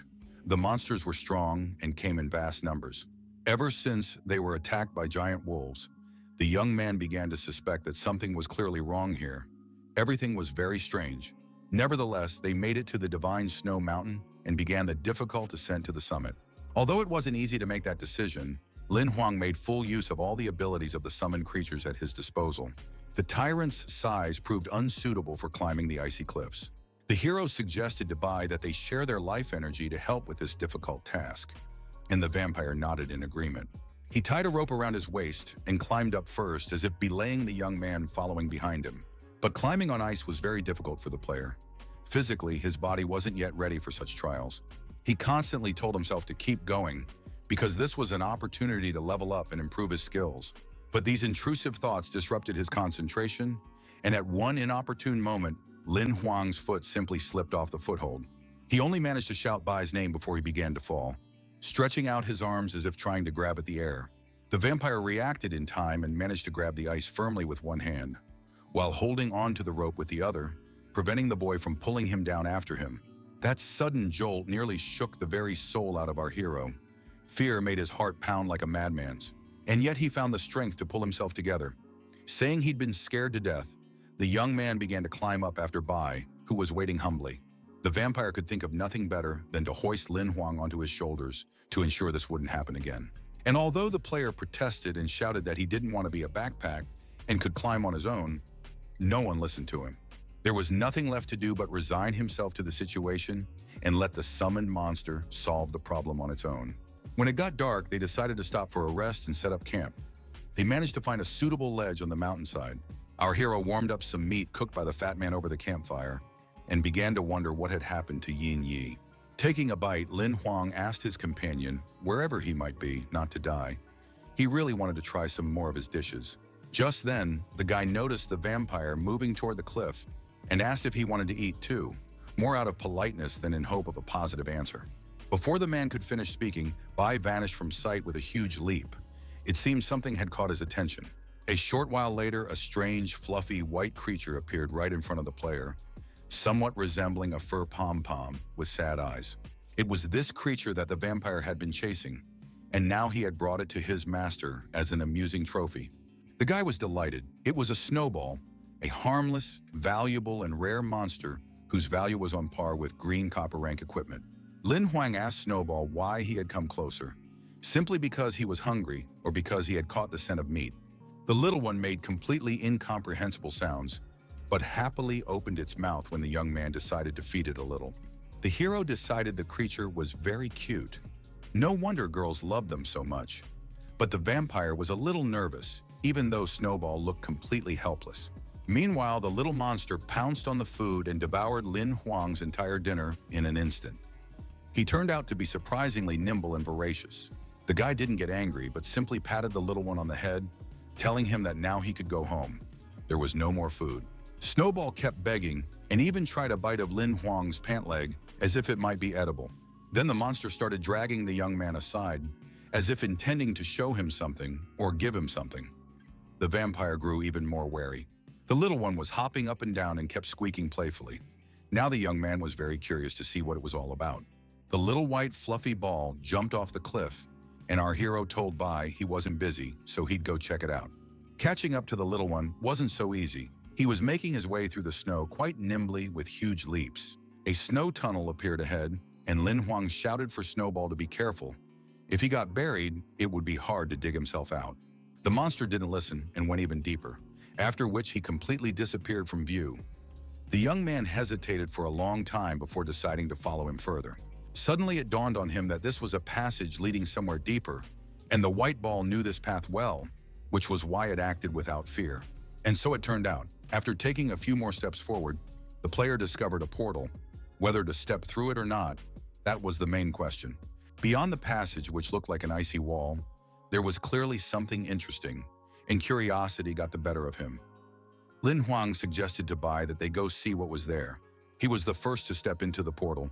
The vampire remained cautious and stayed on high alert, ready to react immediately in case of danger. It was so cold on the other side of the wall that our hero felt as if he had dived into an icy pool. A blinding light reflecting off the snow and ice struck his eyes. The young man shielded his eyes and raised his hand. When he decided to open them again and see what lay ahead, he was very surprised.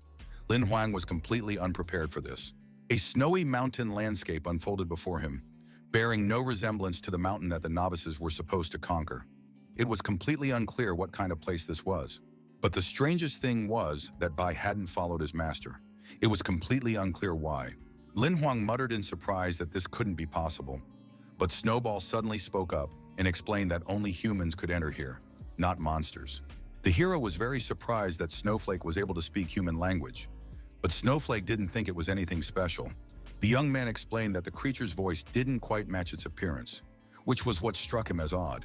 Snowball said that if that was the reason, it would be very easy to fix so as not to embarrass the guest of this world. He began spinning rapidly around his axis, whipping up a veritable snowstorm. It grew bigger and bigger. Lin Huang realized that not only was the air current growing, but so was the monster inside it. Soon, a white, fluffy giant with horns on its head appeared and announced that it had decided to reveal its true form to avoid any cognitive dissonance. The boy exclaimed in fear that he hadn't expected to see a snow and ice giant. Now he had to practically shout to be heard. The hero understood very well that such a creature was of an advanced level and very powerful. If it wanted to, the monster could kill him in 3 seconds. He kept looking up in confusion and muttering something incoherent about himself and Snowball. Finally, the giant couldn't take it anymore and asked him not to panic. He wasn't here to harm Lin Huang. It turned out the monster could read minds. The horned creature explained that he had brought the young man here in the hope of asking for his help and receiving it. This surprised our hero even more. He didn't understand how he could help such a huge and powerful creature. It was easier to ask directly, which is what Lin Huang did, after which he looked questioningly at the monster, waiting for an answer. The monster stretched out its enormous hand, and currents of air swirled around the young man once more, as if inviting him to climb up. In the blink of an eye, the boy was standing on the giant's palm, and Snowball asked him to come with him to a certain place. On the way, the giant said he wanted to tell a long story, so the man should be patient and listen carefully. The player understood perfectly well that he didn't really have a choice. Since he was already here, he would have to listen. The ice giant began by saying that in those distant times, when he was very, very small, he had a mistress, the kindest and most beautiful creature in the world. All his fondest memories were connected to this woman, or rather not quite a woman. Lin Huang was surprised that such a monster had been someone's pet. His mistress loved humans and often visited their world, taking the form of a young girl. Snezhka felt lonely without her, but seeing how his mistress's eyes would shine upon her return, he endured it. One day, the mistress fell in love with a mortal. She was ready to do anything to be with him, and it seemed trouble was brewing. When after a long time she returned to the divine snow mountain, it was clear that this was the last time. The pet ran joyfully to his mistress. He had missed her love and light terribly, as well as her games, care, and attention. But it turned out that the lady was mortally wounded and might die. Her lover had done this to her. Upon learning that his future wife was not human, the man had hired killers. They set out to kill her, but the most absurd thing was that during the battle, he himself was seriously injured. To save her beloved, the lady sacrificed her life by removing her own heart. The man survived, but now the beautiful heroine could only lie there awaiting her own death. And the worst part was that Snowflake couldn't do anything to help. Lin Huang sighed. A story with such a good beginning couldn't end badly. The giant added that he had granted his mistress's final wish and lowered her into that icy lake. From that very day, the mountain became Snow Mountain. Now there is no question of the 4 seasons. Only winter exists. The boy asked what the monster wanted from him. If the lady had died so many years ago, was there really anything left to do? Snowball explained that she had said the chosen one would come here. This person would make the ice melt, and then the beautiful maiden would be resurrected. When asked if he really considered him the chosen one, the giant shook his head. He had already brought 3 guys here, but to no avail.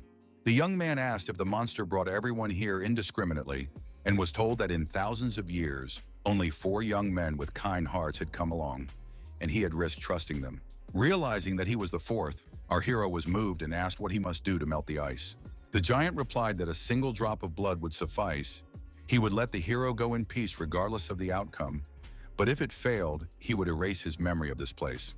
It all seemed extremely simple to Linhwan, so there was no reason to refuse Snow, who had been dreaming of resurrecting his mistress for so long.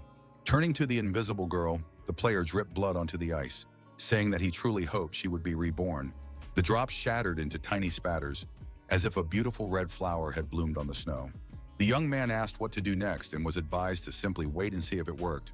They sat by the frozen lake for about an hour, but absolutely nothing happened. There wasn't even a hint of movement. Finally, Lin Huang apologized and said that it seemed there was nothing more he could do. The attempt had failed. Immediately after these words, the monster leaped up and stood to its full height. The ice on the lake cracked and began to melt. It all happened so fast that the boy didn't even realize how the water and the beautiful green shore had appeared. The snow was receding, and the plants were coming back to life as well. The hero cried out in fright, not even expecting that his blood was so nourishing that it had given new life to so many flowers. Snowball cried out that he could see his mistress, and a stunningly beautiful girl slowly rose from the water. Staring at her, Lin Huang blushed and seemed to have completely forgotten how to breathe. The lady approached her pet.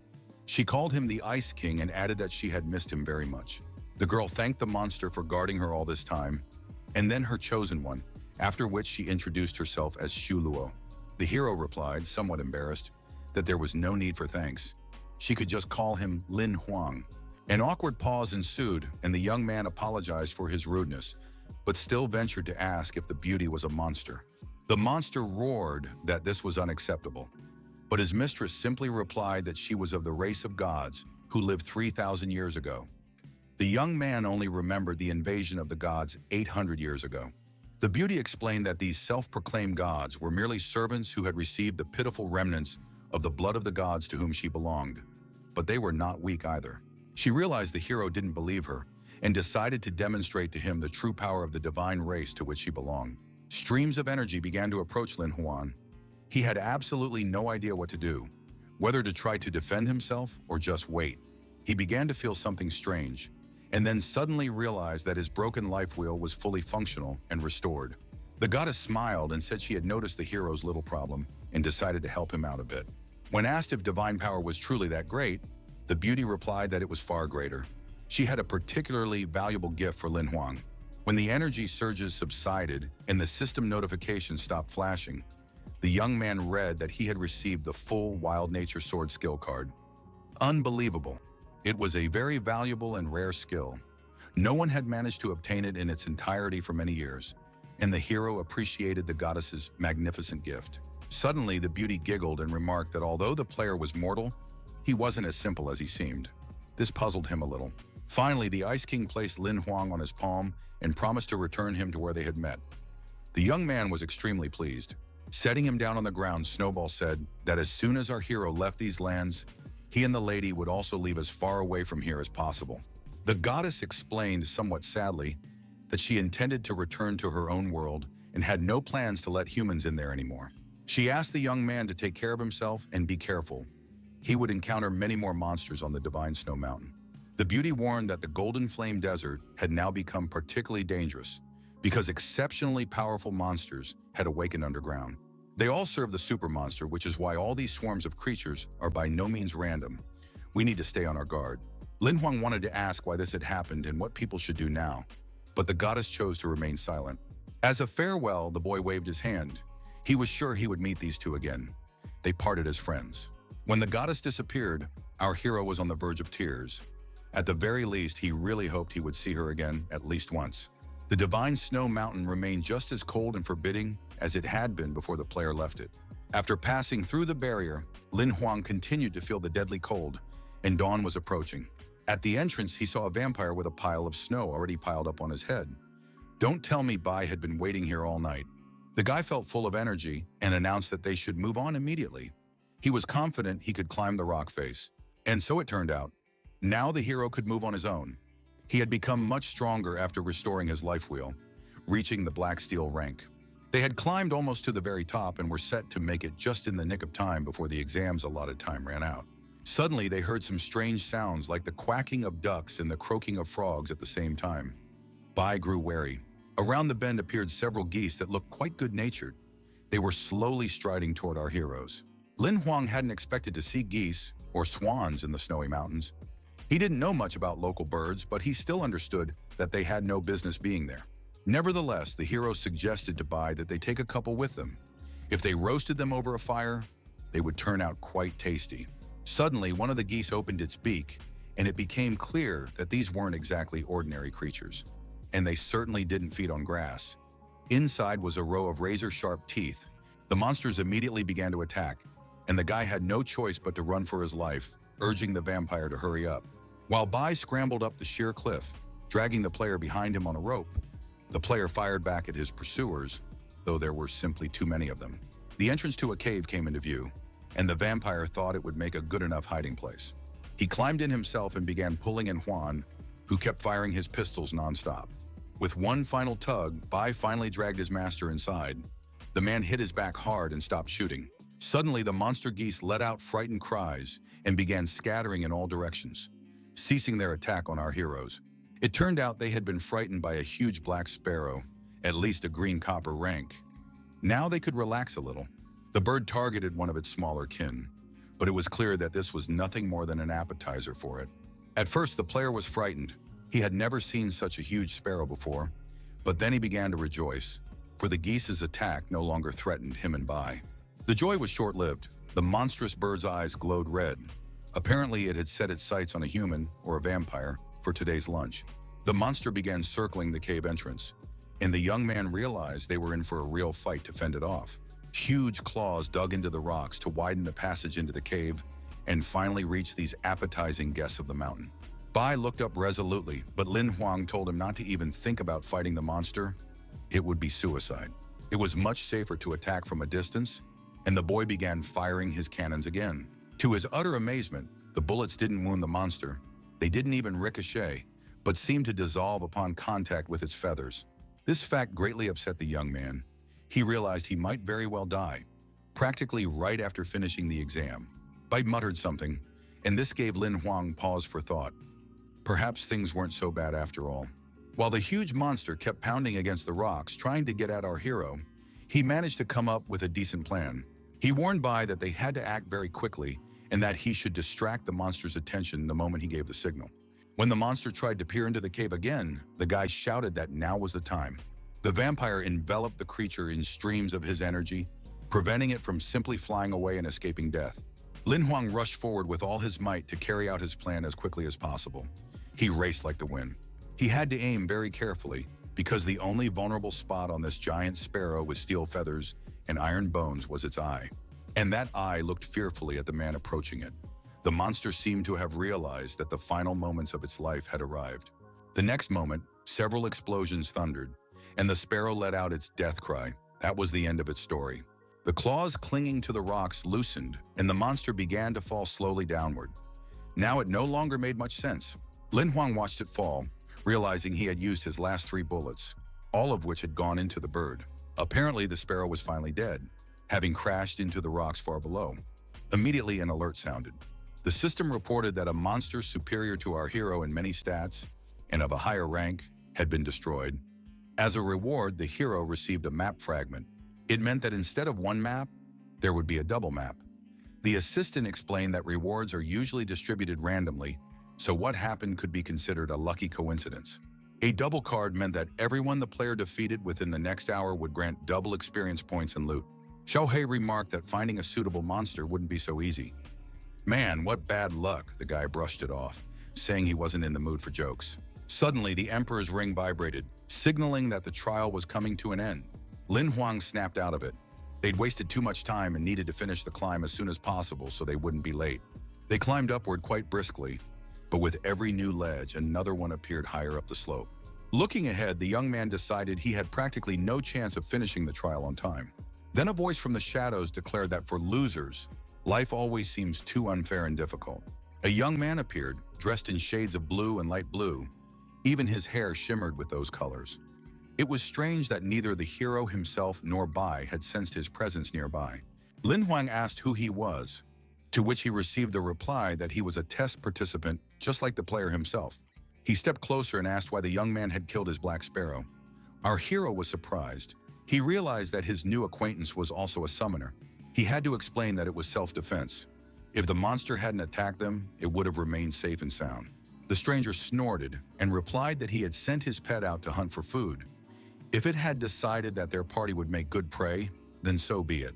Now the young man was going to avenge the killing of his summoned monster, with the help of his colleague, who was of a higher level. He had already raised the corresponding card, but at the last moment he crumpled it up, declaring that he would definitely take revenge, but not now. Later, Bai and his master looked at the idiot with some apprehension. It was strange that he had changed his mind about fighting now. It could very well be a trick. With a green copper-ranked bird perched on his head, the player praised the vampire's skills but noted that Lin Huang himself was still too weak, which was why his monsters couldn't reach their full potential. He promised once again to take revenge, but since he had to finish the exam, time was running out.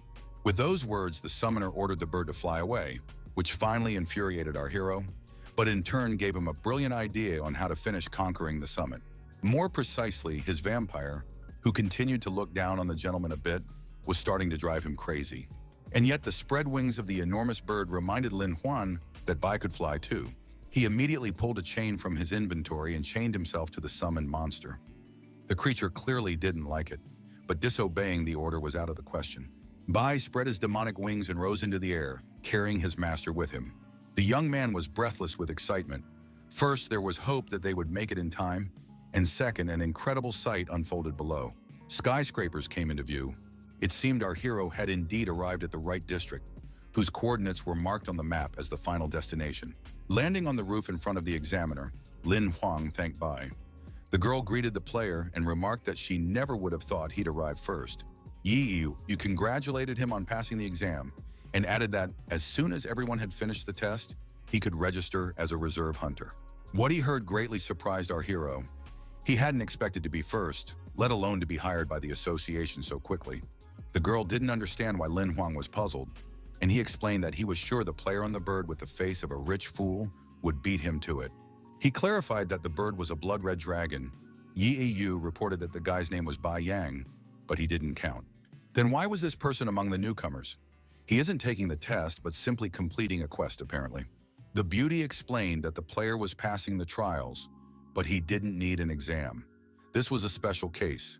Bai Yang had confirmed his title as a bronze hunter and had insisted on taking the test himself. This information wasn't particularly important, but it still piqued Lin Huang's interest. He hadn't known that was possible. A short while later, the young man checked his inventory and decided to sell some of the loot from the trial. 3.5 million was added to his account, mostly for that very crystal. The guy almost burst into tears. For the first time in his life, he felt like a rich man. As they parted ways, Yahello explained that the hero should stay in this city for a few days to wait for registration and make the most of his time. The gun shop didn't have the right ammunition. The clerk noted that it was too expensive and sent him to his colleague Zhang on the other side of town. The young man stepped out onto the street. This place was larger than the town where he lived, but he couldn't find the rare equipment he was looking for. It seemed he would have to track down that salesman. He had to wander around quite a bit, but the time spent was worth it. As soon as Lin Huang found Zhang's shop, he realized his search had not been in vain. Inside, there was an incredible amount of interesting stuff, though he had to call out to the shopkeeper a few times. Finally, a small, hunched-over old man appeared and told him to quickly grab what he needed, pay, and get out.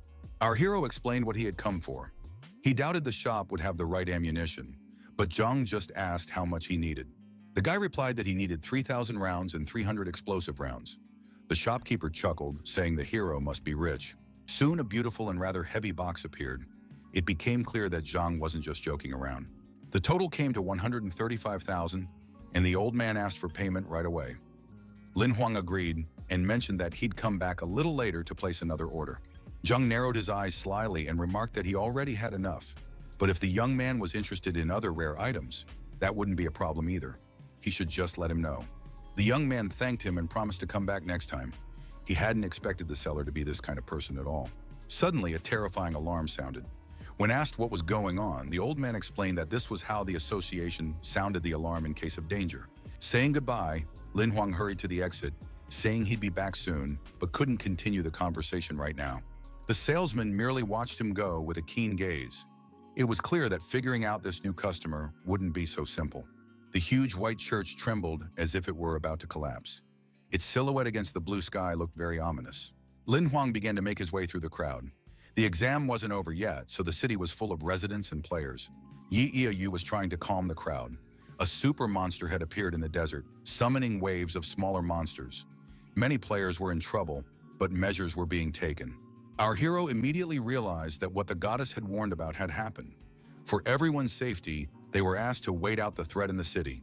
One of the guys shouted that he didn't want to stay here and just wait. He could be useful. Lin Huang appreciated his courage. The examiner explained that for berserker monsters, active both on the ground and in the air, guys like him were just lunch. The association was saving them by not sending them out into the desert. The girl asked which of them wanted to die first. There was no answer, but our hero did have a few thoughts. The association sent a special task force to mop up the area. As soon as the main monster was destroyed, the rest would die too. Lin Huang thought it would be great if everything turned out to be that simple.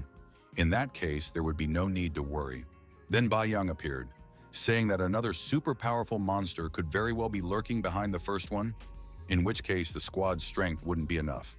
He added that he wasn't going to sit here like an idiot and wait to die, while Yahello reassured everyone that everything would be fine by tomorrow. Lin Huang thought intently. Even if Bai Yang was provoking the players, what he said wasn't without merit, so our hero decided to speak with the examiner. First and foremost, he was concerned about the fate of the fat guy Yin Yi. It was him the guy asked the association worker about. The beauty replied that she remembered that oddball well. Not long ago, he had pressed the button and sent a distress signal. This cheered Lin Huang up. Apparently, he had worried for nothing. Yahello turned and walked away, asking the player to hurry up and find a safe place to spend the night. He nodded. A fierce battle was raging in the desert. The flames blazed so brightly that they could be seen from miles away. Our hero sat on the windowsill, thinking about how a super squad of hunters was currently battling super monsters. It was truly epic. The guy felt that it wasn't quite fair to rely on someone else's skill and combat power rather than his own. Lin Huang fell asleep while looking out the window. He was awakened by the cold morning rain, which began to pour down in buckets. Suddenly, the young man's eyes widened in horror as the piercing alarm sounded again. He looked ahead and saw a mountain engulfed in flames, as if a volcanic eruption had begun. The young man stepped out into the hallway. A group of hunters was running past, discussing the need to summon Li Lan as soon as possible. When asked what had happened, one of the men replied that the situation had reached a boiling point. He should hurry to the temple and hide there. It turned out that the super hunter was dead. In the battle with the monster, the beast had proven stronger, and now it was completely unclear what to do. Inside, chaos reigned. People were trying to assert their rights and demanding to be let out so they wouldn't be locked up, waiting to die.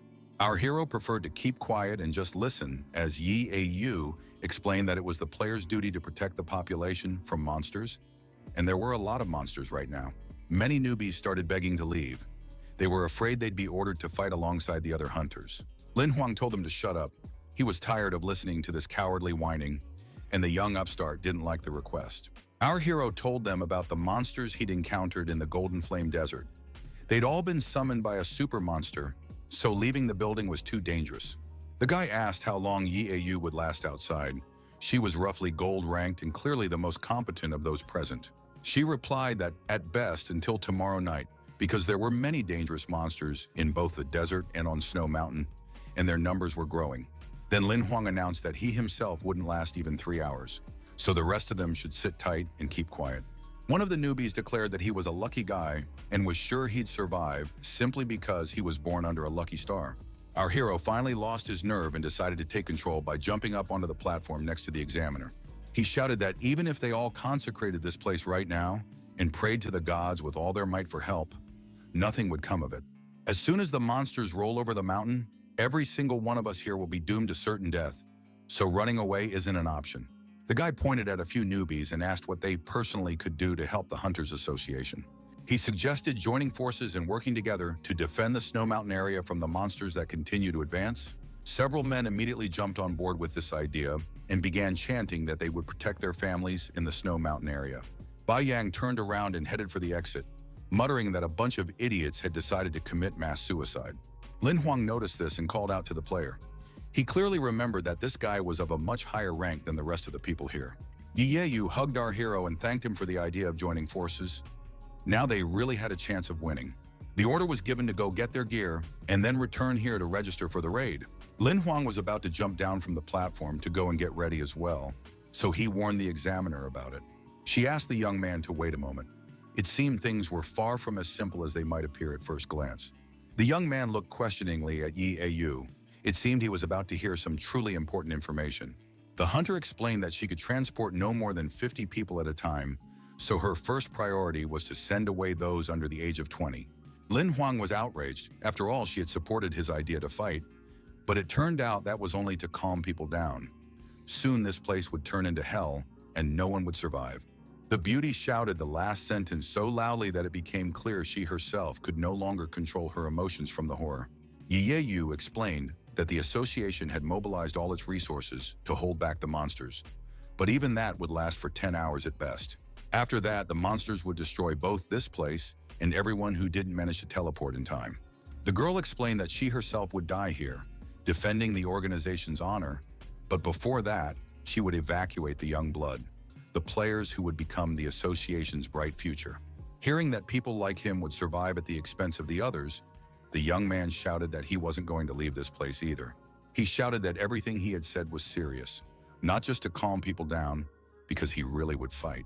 The guy added that just sitting around and waiting for the super players to arrive and defeat the super monster wasn't an option, but there was no need to run away either. Yahello shouted that with their strength and equipment, the players and hunters who had been here for a long time wouldn't last. Lin Huang objected, saying that if there was a chance to hold out, it shouldn't be ignored. The civilians should be evacuated, and the hunters, who were practically rookies, should be fought off to protect the area. Hearing that they only needed to hold out for a couple of days, the beauty remembered the tunnel in the mountain, which could serve as an excellent hideout. Our hero put his arm around the girl's shoulders and gently assured her that he would help her with everything. She could count on him. The guy kept singing sweetly, which made the examiner a little embarrassed, and yet she really was starting to like him. The hunter pulled herself together and asked him not to stray from the plan. They were talking about saving 20,000 people. There was no time for jokes in such circumstances. Yahello walked down the hallway, thinking that they all had to survive because this player was truly one of a kind.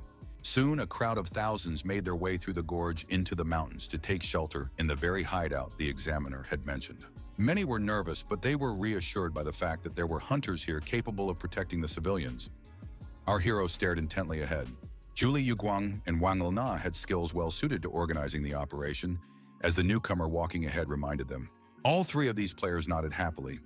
Their small squad looked like a pretty good fighting unit together. Then the girl with the gift of foresight froze.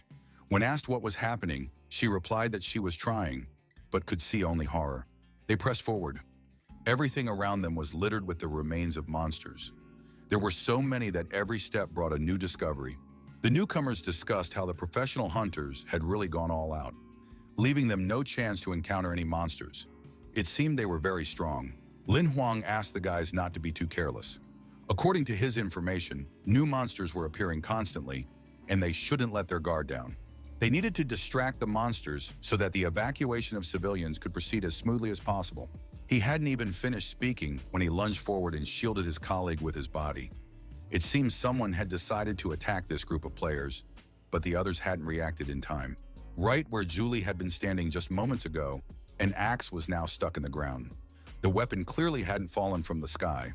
The enemies were nearby. Our hero began looking around and shouted for everyone to group up. They were under attack. Soon the monsters appeared in all their glory. The sight was not for the faint of heart. Even Lin Huang himself was seriously frightened. They were demons with the heads of cows and surprisingly powerful muscles, armed mainly with axes and chains. But the main danger was that there was a whole herd of these ferocious warriors here, each one looking as if it were ready to tear the players to pieces. The guys assessed the enemy's strength, black steel, and there were plenty of them. Their chances of victory were practically zero. Only Lin Huang remained calm. He urged them not to panic. The young man decided to first strip the demons of their main motivation and thoroughly dampen their fighting spirit. Yuguang was to cover his incredible sword attack with magic. This would allow them to fend off the first assault. The severed horns flew straight at the bespectacled man, but he was quite effective at firing magic arrows at the cows. This allowed him to strike their most vulnerable spot, the eyes, so that Lin Huang could break through and finish the job. Julie was ordered to set traps, while Wang Lan was tasked with ensuring the girl remained unharmed. The heroine immediately activated her magic staff. Terrifyingly loud sounds began to emanate from it, nearly knocking her off her feet. Not to mention the demons who lost the ability to move. They clearly weren't prepared for such a cunning move, and neither were the raid members. At the same time, setting traps became much easier, since all the monsters' attention was focused on resisting the magic. Lin Huang decided to use the encounter with the demons to test all the new capabilities of his sword. He was impressed. The 18th style had become the 36th, the blade obeying as if at the command of its owner's heart, destroying enemies with a single strike. But there was no time to relax, because one of the demons had already planned an attack from above, aiming straight for the young man's head. He continued to marvel at the possibilities that had opened up in the appearance of his shining sword, which had attained legendary status. The young man managed to react, destroying the demon in a flash. Those who sought death got what they wanted. It was far more effective than firing pistols. Yu Guang praised Lin Huang's sword technique, but he was quickly reminded that it was time for him to join the battle himself. Just at that moment, both the cow boss and his smaller minions had fallen into traps and were easy targets. The newbies were fired up. Now each of them could show off all their best combat skills and tricks. Meanwhile, our hero continued to swing his sword, collecting more and more map fragments for killing monsters that out-leveled him. An option to transform into a black steel-level demon with a cow's head appeared, but it wasn't clear what exactly that meant. It turned out that for 24 hours, he could take on the form of any summoned monster, but this card could only be used once. The prospect of taking on the form of a huge and powerful creature was very tempting, but it also frightened our hero. But worst of all, these thoughts consumed him so completely that the young man forgot he was on the battlefield. Drops of blood splattered on him and brought him back to reality. Fortunately, Lin Huang was unharmed. Someone had shielded him. The enormous demon, which had intended to attack the young man, collapsed dead with a terrifying crash. Bai had helped his master stay alive, but now he looked at him with a slight reproach, as if accusing him of being too carefree. That look spoke volumes, so the player began to make excuses and thank the vampire for saving him. The rest of the guys were doing quite well. Everyone managed to find a suitable tactic and destroy quite a few monsters. The monsters were much stronger and faster, and at first this frightened the players. But as things went on, they got the hang of it. The only thing that scared them was the sheer number of new enemies. But Lin Huang took them all down in a flash with his sword, naturally not without Bai's help.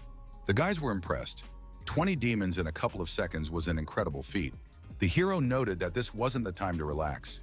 They needed to head toward the pass into the mountain range. The players agreed. Now they even wanted to face the monsters to improve their skills. Suddenly, the Imperial ring vibrated. The signal came from Yahello, which meant it was something extremely important. The girl asked somewhat anxiously about the squad's whereabouts. They were taking quite a while. Lin Huang replied that there had been a small skirmish, but everything was fine. They should arrive at the location in 2 hours.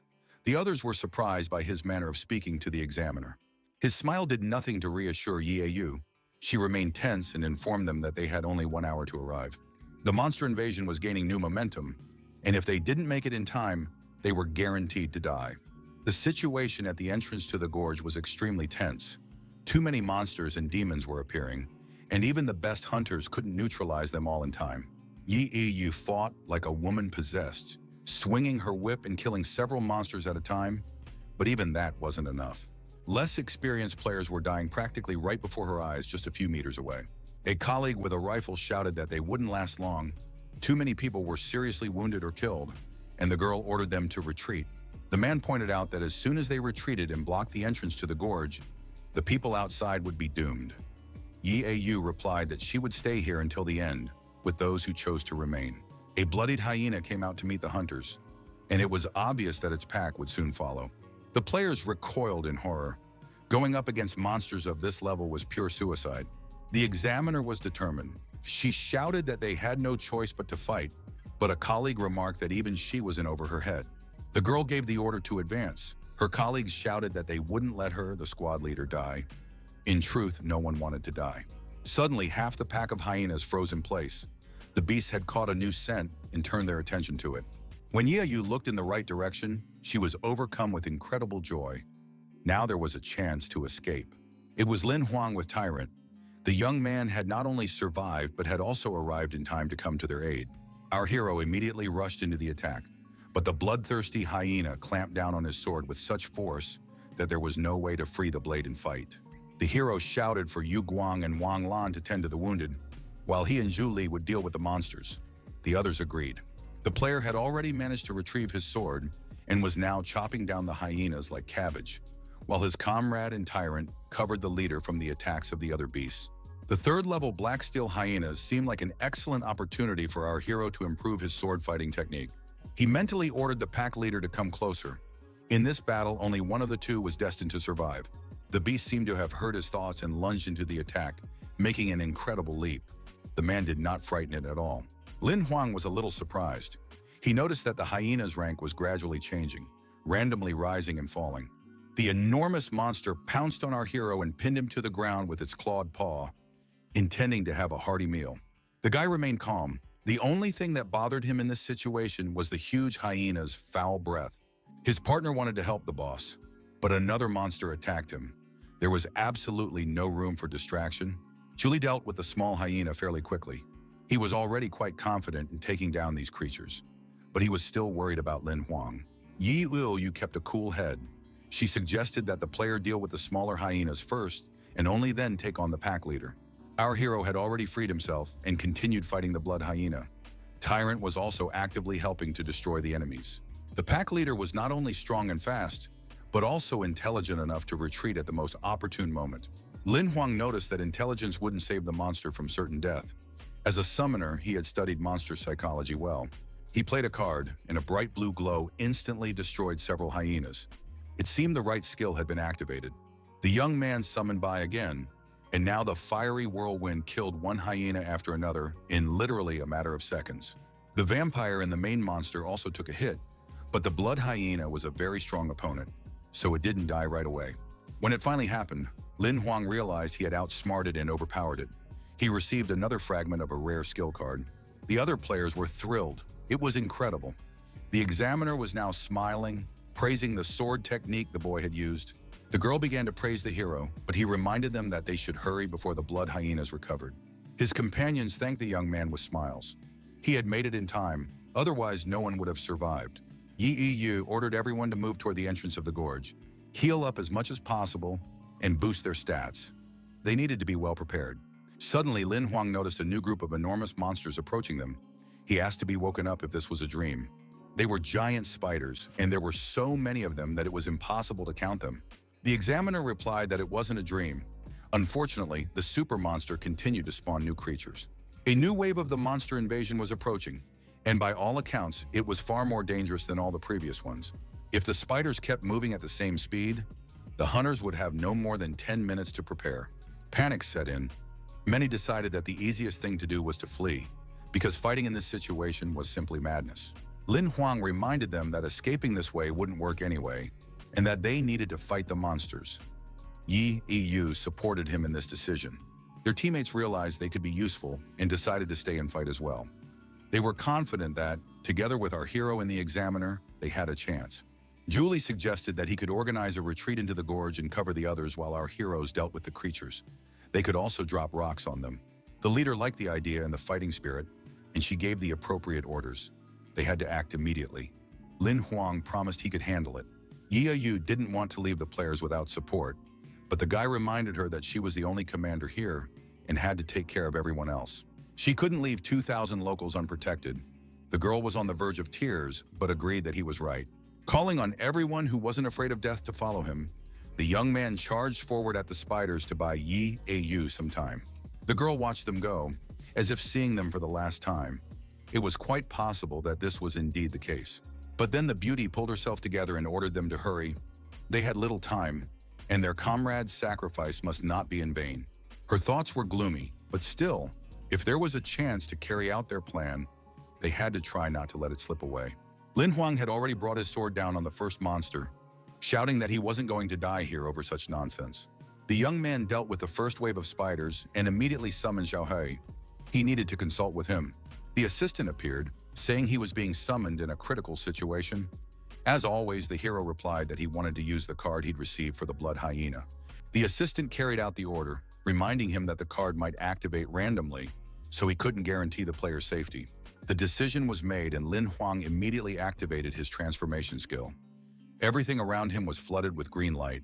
It turned out to be the skill of invisible snow walking, one of the rare rank, gold-level skills of the hyena. The card proved very useful, allowing the young man to move through space at incredible speed as he killed the spiders one after another. This was enough to thin their ranks considerably. Now the young man with his sword was particularly effective. His companions didn't understand who our hero was talking to, but they couldn't help but notice that his movement speed had become simply fantastic. Soon the skill's power waned because his energy was running out. He needed to replenish it urgently, and the spiders began their assault. Lin Huang realized he had to switch to a different skill and turned to Xiaohe for help again. Xiaohe reminded him that it was possible to feed one skill with the life force of another, but he had to choose which one to sacrifice. The assistant read out the entire list of stats that could be disabled to free up some energy. A decision had to be made immediately. The guy shouted that it didn't matter what to reduce. The main thing was to strengthen the sword, because killing spiders had to be as efficient as possible. Then Xiaohe announced that he would reduce the connection. It wouldn't be critical in this situation and would free up a lot of life energy. Now Lin Huang would be able to survive this difficult situation. The main thing was that a new wave of creatures didn't arrive. The hero was the only barrier standing in the spider's way. The battle lasted an incredibly long time, and yet our hero prevailed. By the next morning, all the spiders had been killed. Yi Yu and the others had managed to block the gorge with hyena corpses and rocks, and were now calling the players and our hero over to them to recover. The guy was truly exhausted and very tired. He didn't listen to Julie's praise and just wanted to rest until new monsters appeared. He thought of his sister and silently promised her that he wouldn't let the monsters destroy the city. Suddenly, the Imperial rings vibrated violently. Judging by the signs, there was no good news to be expected. Moreover, the signal reached all players at the same time. It seemed something was happening on a nationwide scale. It was reported that several areas of District 7 had been overrun by berserker monsters, 3 cities had been destroyed, and there were many casualties, but the hunters had managed to stabilize the situation. The players' relatives and families were there. While they were exploring the mountainous area here, everyone was worried. But as fate would have it, Yi Yu and Lin Huang, along with the others, ended up here. They must destroy the super monster. It became clear who the monster's main target would be. Both heroes realized this quite clearly, almost simultaneously. The fortification they had built was quite substantial and could well hold off a new wave of the monster invasion. The only question was whether the players could hold out here until the super hunters arrived. According to preliminary estimates, they would arrive by evening.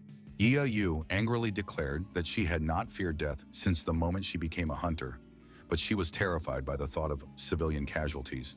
We cannot allow the deaths of 20,000 residents. Our hero's hand gently rested beside the girl's. He confidently stated that she was already a gold-ranked player, so no monsters should be a problem. The beauty realized the guy was right. All they could and must do was not lose their fighting spirit and keep fighting. They needed to pull themselves together and protect those who needed protection. Lin Huang thought he'd gone a bit too far and felt embarrassed. The enemy invasion had begun, and the situation was heating up. It wasn't easy for the other players to pull themselves together either, but new trials lay ahead. Both our hero and Yi Yu watched in horror as what was rushing toward them at breakneck speed. Now the defensive structure could be considered useless. The mammoth monsters charging along the gorge could easily tear the structure apart in a matter of seconds. These were battle mammoths clad in steel armor. With their tusks and foreheads, the beast could easily crush even the rocks. The examiner was fully aware of the threat and began to get angry. Lin Huang also didn't know what to do. The girl noticed that this type of monster was designed to break through walls. Half of their bodies were made of metal. The only option was to take a risk and defend their fortifications. Suddenly, our hero noticed that some object was rapidly approaching the herd from the air. When the hunter looked in that direction, she couldn't believe her eyes. It seemed she recognized someone. A player was rushing toward the monsters. A young man with light hair shrouded in a blue glow. In his raised hand was a sword, and sparks of energy were literally shooting from his eyes. A sign of nothing good for the mammoths. The hunter's strike was so powerful that it pierced the monster's steel armor, sending a fountain of blood spraying out. The choice of target was excellent. The eyes were indeed the monster's most vulnerable spot. Lin Huang realized that the player before him was at least a gold-tier player. The young man pushed off from the fallen enemy and leaped. There was no doubt he would land on a new victim. And so it happened. A swing of his sword bathed everything around him in blue, and once again, the area around yet another mammoth was drenched in blood.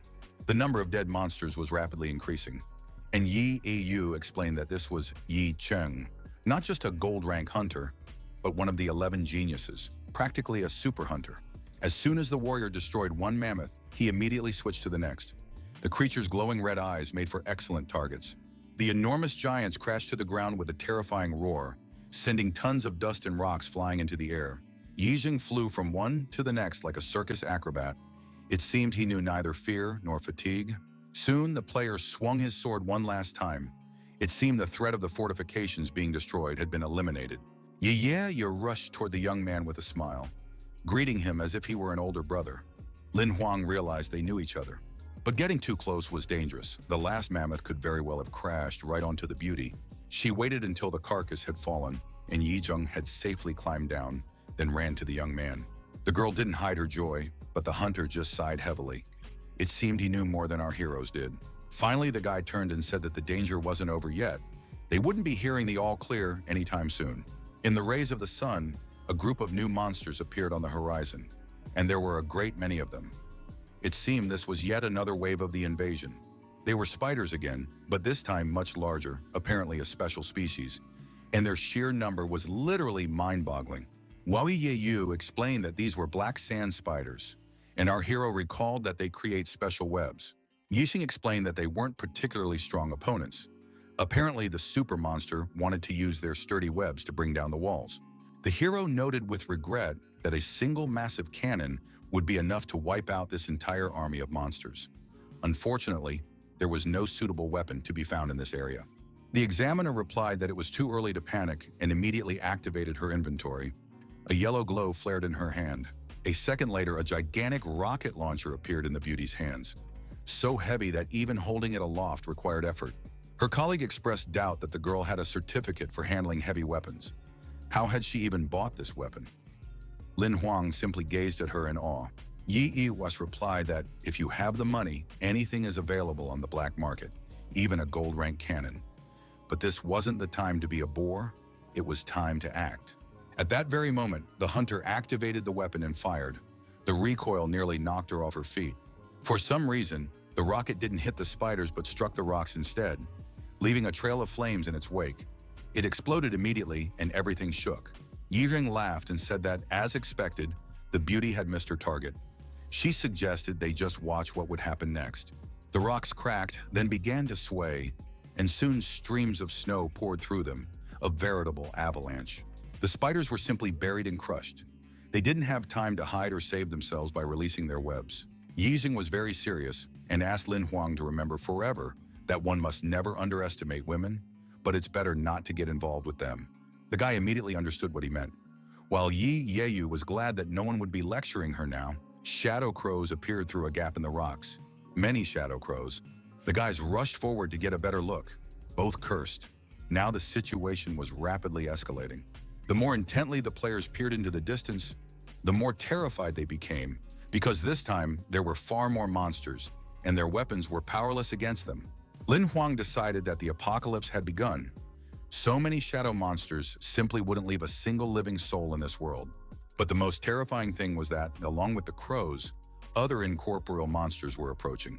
They simply walked on the ground, which is why they weren't as noticeable. These were the demons we already knew, with the heads of cows and horses. Their mood was far from cheerful, for their main driving force was revenge. The team of newbies didn't hold back in their expressions. Everyone was scared to death and didn't know what to do next. Our hero whispered that they were doomed. Yicheng ordered Xiao Yu to open the corridor of green doors. He insisted that the girl teleport the players out of there. They held great promise and were destined to become humanity's hope. The beauty declared that she wouldn't leave this place. Her colleague was much stronger, so he was the one who had to escape. There was no room for discussion. It turned out the players were brother and sister, which is why they were arguing so fiercely, caring for each other. Meanwhile, Lin Huang summoned his assistant, who asked what his last words would be. He reported that he had defeated many monsters of a higher level than his own, and asked how many cards had been collected. It turned out to be over 1,000. The young man wanted to use them all, but that was impossible, so he decided to activate them one at a time at random until he found one that was truly worthwhile. The young man suddenly realized that even if he found one, he might not be high enough level to use it.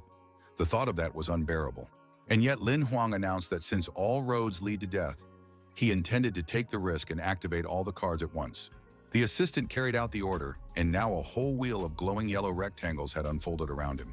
When a single one froze briefly in the center, the player decided to choose that very one.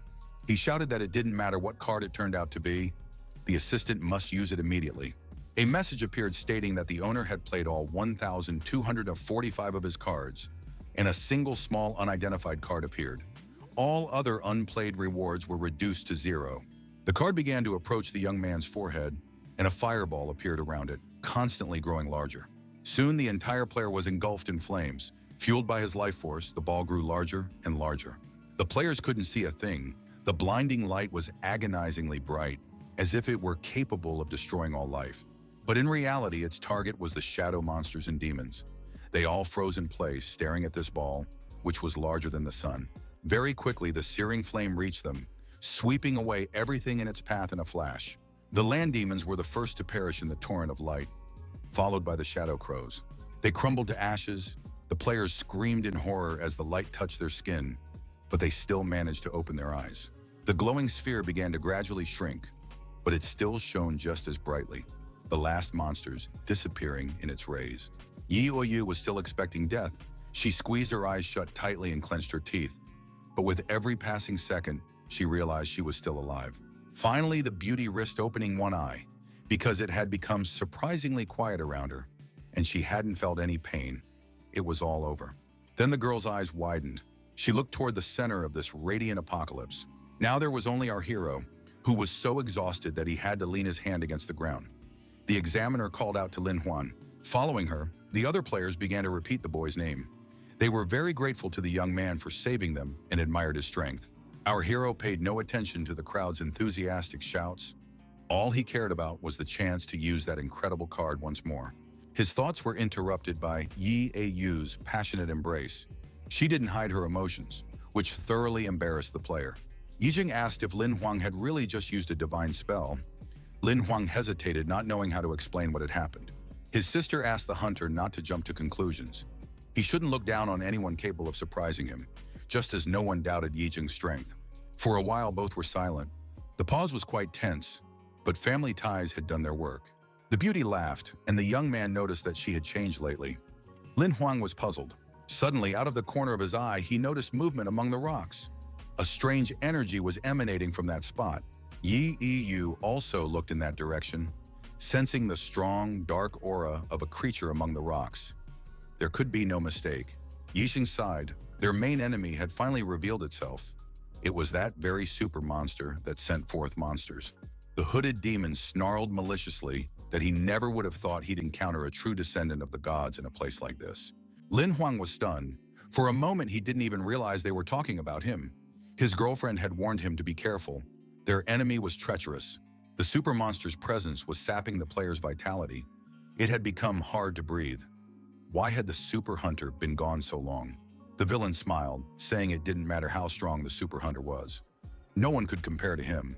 Humans were pathetic losers.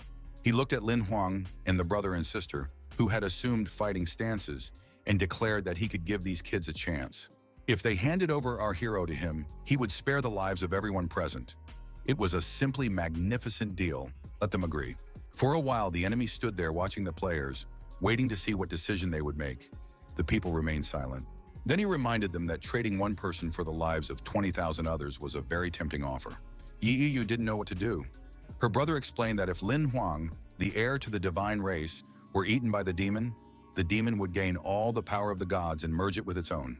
The super monster added that when the super hunter arrived, they would have to deal with the clones that would soon appear, and it wasn't certain that this would be pleasant entertainment. He also remarked that 20,000 people wouldn't be enough to satisfy his appetite, and licked his lips greedily. The players froze in horror. Xiaohui appeared and told the master that the offer was too tempting to refuse. The young man asked if he had a chance of defeating the monster. The assistant replied that with his combat skills, such a confrontation was tantamount to certain death. There was nothing to even think about. Suddenly, Yi Yeyu quietly said that she agreed. The girl's voice was breaking and trembling badly. Her brother tried to stop her, but the hunter repeated that she was willing to trade one person's life for 20,000 others. This shocked Lin Huang so much that he simply opened his mouth and couldn't utter a sound. Xiao Hui said goodbye and vanished. The girl asked for a moment alone with the boy, since he was doomed anyway.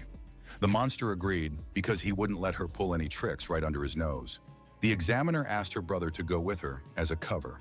He couldn't figure out what the girl had in mind, but agreed. They took each other's hands and headed toward Lin Huan, accompanied by the disapproving and frightened glances of the other students. When the girl approached our hero, she simply stared at him for a moment, hesitating to speak. Her brother was also in no hurry to break the silence, and the three of them simply looked at each other, the tension palpable. Finally, Yi Yeyu decided to take the young man's hand, almost exactly as he had done for her recently during a difficult moment. She said they hadn't known each other for very long, but from the very beginning, our hero's courage, strength, and character had filled her with admiration. Both guys froze. Was she really about to confess her feelings right now? It was very unexpected. The beauty added that she wasn't sure if they would ever have the chance to meet again, so she wanted to confess her feelings. She was happy that he had come into her life. Yi Yu immediately apologized for her persistence and added something else about recent events. Her brother and Lin Huang were surprised. There was something suspicious in her voice. A portal was already glowing behind them, and with a wave of her hand, the girl pointed the players in the right direction. Both began to fall backward. The young people shouted. They finally understood what the hunter had in mind and had no intention of submitting to her will. She smiled gently and announced that she was leaving the future of all humanity in their hands. The teleportation was about to begin. But the super monster had no intention of letting its prey slip through its fingers so easily. It cursed and immediately began casting a spell. Black lightning shot from him toward the players. Lin Huang and Yi Jing saw it, but could do nothing. This dark energy shattered the portal, an explosion roared, and it was only by a miracle that the boys remained unharmed. Then everything was engulfed in pink smoke. It looked very ominous, but there was no way to understand what was happening. Then a bolt of lightning pierced Yeyu's chest. The girl's eyes flew open as she realized these might be her final moments. Her brother screamed. He couldn't let her die so foolishly, sacrificing herself without saving anyone. And yet, while the beauty was still alive, she cursed and began to fall onto her back, realizing what a foolish position she had found herself in. Her plan had failed. The examiner collapsed onto her back and remained completely motionless for a moment. Both players rushed to her. Yijin called out to his sister, and she whispered his name. It seemed the blow wasn't fatal, at least not yet. Yi Yeyu sighed loudly and apologized for still being too weak to handle a problem of this kind. Lin Huang was furious. Tongues of flame appeared around his body once more. The boy's sole desire was to kill the super monster. He called the girl stupid and ungrateful. They had treated her with respect, and in return, they were met with an attempt to deceive them. Shouting that the punishment for such an act was death, the monster began to transform. Its skull literally cracked and split in half. A huge snake slithered out and hissed that everyone here would die now. Its patience had run out. The monster was incredibly large, simply gigantic. People looked like ants next to it. All the players were so terrified they couldn't even put it into words. They had never encountered anything like this before. The monster opened its mouth wide and shot its tongue toward Lin Huan. Everyone else interested it far less. Soon, the boy was tightly bound and lifted into the air, having lost any chance to resist. He dangled helplessly at the level of the monster's head high above. It was obvious that something terrible was about to happen. Yeoyu's brother shouted. He wanted to make sure the player hadn't suffocated yet, but there was no response. The super monster hissed that merging with it was a great honor for a descendant of the gods. He should be proud of himself. Lin Huang continued to choke. He knew he was about to die, but there was absolutely nothing he could do about it. The serpent clicked its teeth. There was no turning back now. The worst thing that could happen had happened. People watched the monster and waited for it to become even stronger and more terrifying because of the divine energy. But most of all, they felt sorry for our hero. Yi Yu whispered the boy's name and closed her eyes. She was too weak even to cry. The snake with Lin Huang in its mouth hissed that the player would now merge with it into a single entity. Let everyone watch closely. For some reason, the super monster couldn't swallow the boy or even move its jaws. Soon it realized it couldn't move at all. A blue vortex of energy of incredible magnitude appeared, and soon a hand no less enormous, with black nails, emerged from it. Zmei was completely paralyzed. Now he couldn't even breathe, and even his pupils had lost the ability to move. The enormous hand hovered over the ground. Stones bathed in a divine yellow light flew from beneath its fingers. At that very moment, the serpent opened its mouth wide and simply spat out Lin Huang. It was hard to believe that the boy was safe and sound, but that was exactly the case. The hero fell to the ground. The height was great enough to knock him unconscious from the impact with the rocks. The giant hand from the portal rose up again. It was perfectly clear that its goal was to destroy the super monster. And so it was. The serpent screamed that it couldn't all end like this. It had practically achieved its goal. The hand slammed the monster into the ground with such force that the scream was silenced once and for all. The scale of the opponents was incomparable. A fountain of blood gushed from the monster's mouth. Rocks flew in all directions from the impact. These were its death throes. Lin Huang miraculously came to his senses and immediately began to run. The hero realized that the monster might very well bury him under a hail of rocks. After running to a safe distance, the young man stopped and looked back. The Snow King towered above him. Shulo called out to Lin Huang. She was even more beautiful than last time. The time since her resurrection had not been wasted. The young man rushed toward the goddess. He was very happy to see her, and even happier that his friends hadn't left him in trouble, hadn't walked away. The Ice King replied that the lady had been worried, so they'd decided to return. The girl asked her pet not to say anything unnecessary. Lin Huang was simply overjoyed. He began thanking his rescuers. If not for them, everyone here would have simply perished. Remembering the other players, the boy fell silent. He didn't want anyone to see the goddess and the Snow King. Shulo told him not to worry about it. The guys were fast asleep, some so soundly that they were snoring. It was a funny sight. The goddess explained that she had used sleep magic to avoid unnecessary witnesses to her appearance. Suddenly, the snake's corpse began to disintegrate, streams and splashes of energy resembling blood streaming from it. The goddess raised her hand and gathered all that energy into a sphere, realizing that she owed Lin Huang her life and couldn't just walk away. The girl handed him something red. When the glow faded, it was an immortal snake. It could be placed in the wheel of life and raised as a pet. Once the boy became a super hunter, he would be able to turn this little snake into a real battle dragon. She had all the makings of one. All of this was wonderful, but Lin Huang was more concerned about the examiner's fate, and he asked her to save his friend. The goddess looked at him in surprise. The hero noted that events from 700 years ago shouldn't concern the girl anymore, but still his friend had been seriously injured because of him. Shulo noticed that the girl's life wheel was severely damaged and that the life of a super being was needed to save her. Was he willing to sacrifice the dragon? The young man replied that he was ready because human life was far more important. It was clear that he hadn't hesitated for a second. The goddess smiled, tossed him the pet, and said it had been a test. She had more suitable creatures to repair the wheel. The Snow King raised his enormous palms toward Yahello, and streams of energy began to envelop the beauty. The enormous monster seemed to be preparing her for the goddess's arrival, and she hurried to fulfill her promise. Shulo knelt down beside the hunter and began to work with her hands, healing her. A blue glow appeared. A firebird with something in its beak appeared out of nowhere. It began to approach, clearly taking part in what was happening. The goddess beckoned this magical creature with her hand, completely focused on the process. The bird seemed to dissolve above Yahello. A pleasant, warm glow enveloped the girl, and color began to return to her face. Now the girl was lying right in the middle of some kind of spell circle. The fiery bird's wings had become her own. It was all over, and Lin Huang asked if everything was okay. Shulo replied that the beauty would be fine once she woke up. The young man laughed happily and said that he would definitely find a way to repay her for her help someday. The goddess replied that she doubted he would have such a chance. She had already stayed too long in this world and should have left it long ago. The girl approached our hero and stood on tiptoe, whispering in his ear that she wanted to ask him one last thing. Shulo placed her hands on the player's chest. He began to feel nervous. He had never been so close to a divine being before. Finally, the beauty looked the young man straight in the eyes and asked if he believed in love. She was the most beautiful thing Lin Huang had ever seen. He was literally speechless, and the goddess repeated her question. She asked again if he believed in love, and only then was our hero able to control his emotions and return to his usual self. The young man looked at his savior and asked just how personal this simple question was. He understood perfectly well that Shulo still couldn't get past her past and what had happened several centuries ago. Lin Huang took a deep breath and uttered just one word. That word was love, and it was spoken with particular tenderness. The young man said that regardless of whether one believes in love or not, it happens. The goddess's eyes widened even further. The hero added that true love is so precious that it cannot be earned, cannot be undone, and cannot be denied. Love cannot disappear just because someone betrayed you. Even if the one you love betrayed you, it does not negate its existence. Lin Huang replied that one must embrace one's feelings, whether love or hate. They make you more beautiful and stronger. The young man replied that in his eyes the goddess shone like the sun, just as any other girl would shine in the rays of love.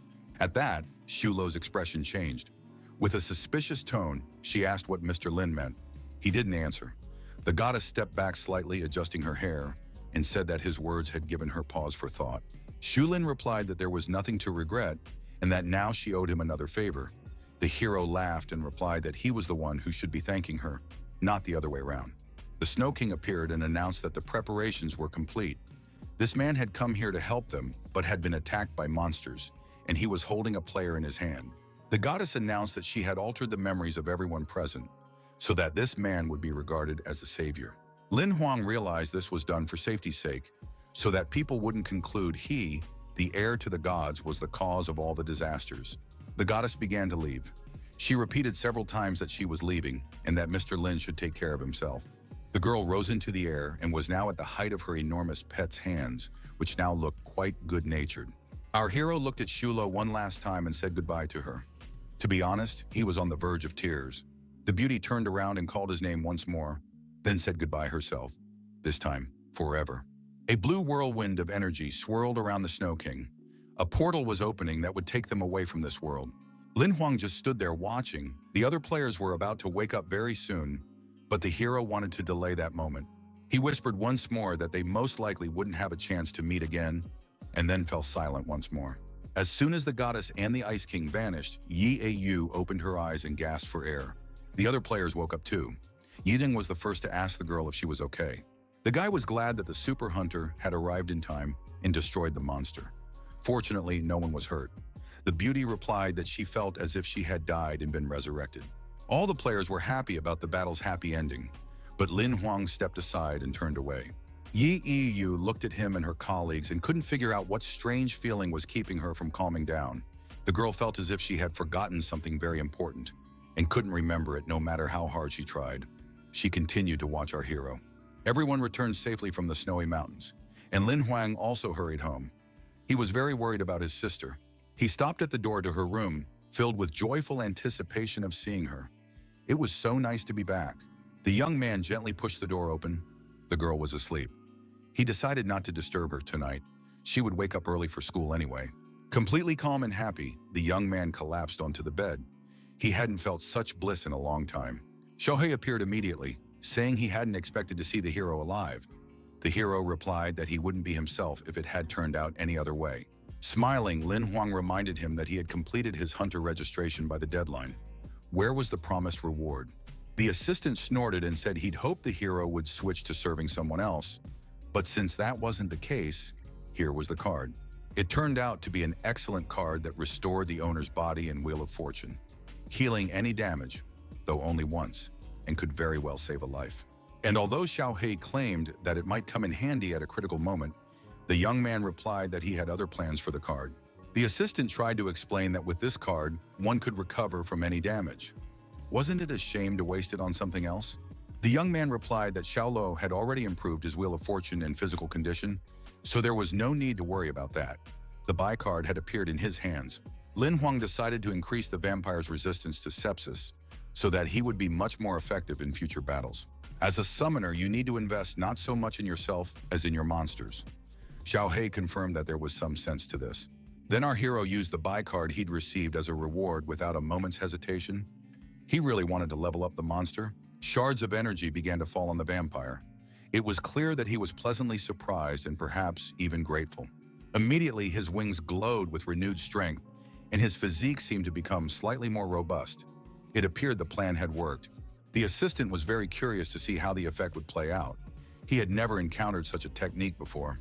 He was about to remind him that the vampire needed to be released before falling asleep. But Lin Huang didn't hear him. He was snoring. In the morning, Lin Xin discovered that her brother had returned and screamed with joy so loudly that she scared the neighbor's cat. Breakfast was ready, but the girl paid no attention to the food. She hugged Lin Huang and told him how worried she had been. Suddenly, a suspiciously familiar voice announced that he hadn't expected them to be related. Yijing had appeared out of nowhere. He smiled sweetly. It turned out our hero was on a video call, which terrified the sister, and she slipped out of the frame. The girl ran off to her room, screaming that she should have been warned that the famous heartthrob from the top 11 hunters could see her. Yijing smiled and suggested they continue the conversation, asking if the hero was sure he wanted to take the six-armed sorceress, Trickiness, as his life force monster. Lin Huang replied that he had studied the data on many monsters, and only this one perfectly suited his needs. Her stats and skills were simply ideal. The hunter confirmed that her abilities would help with both swordplay and other weapons, but Trickiness was dangerous and not recommended as a life force monster. Our hero thought long and hard, but the monster was simply perfect for him to improve his stats. Yicheng suggested watching a few videos showing the six-armed sorceress's attacks before making a decision. Just then, Lin Huan's sister called out to her, saying she was ready and heading to class. The girl was no longer in her pajamas. Not only that, she was dressed as if for a fashion show, wearing her best clothes, stockings, and a handbag completed the look, which somewhat puzzled the guy. The beauty turned to Yi Sheng and said she was glad to meet him and really hoped they would meet in person soon. The brother was literally floored and gasped. Out of anger, the beauty smacked her brother on the head with her handbag and strode toward the door. Lin Huang complained that girls these days weren't nearly as modest. Just then, the hunter cleared his throat and said that Yi Yeyu had asked him to pass on her regards to the young man since they'd started talking about girls.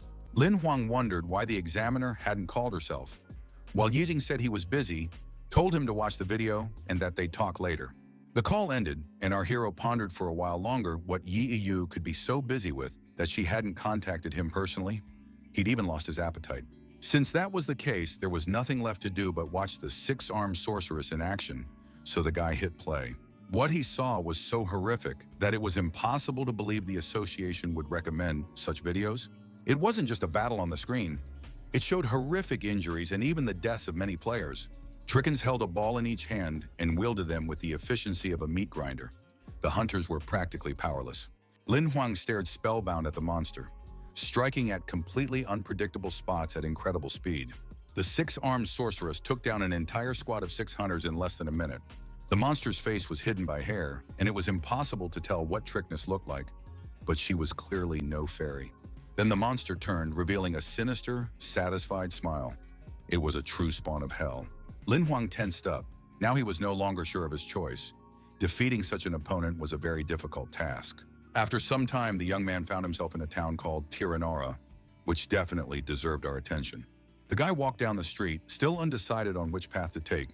Heading into the Forgotten Forest to kill Trickness would be good for leveling up, but very dangerous. Ahead of him appeared a magical tower for a spaceship, a structure of incredible beauty.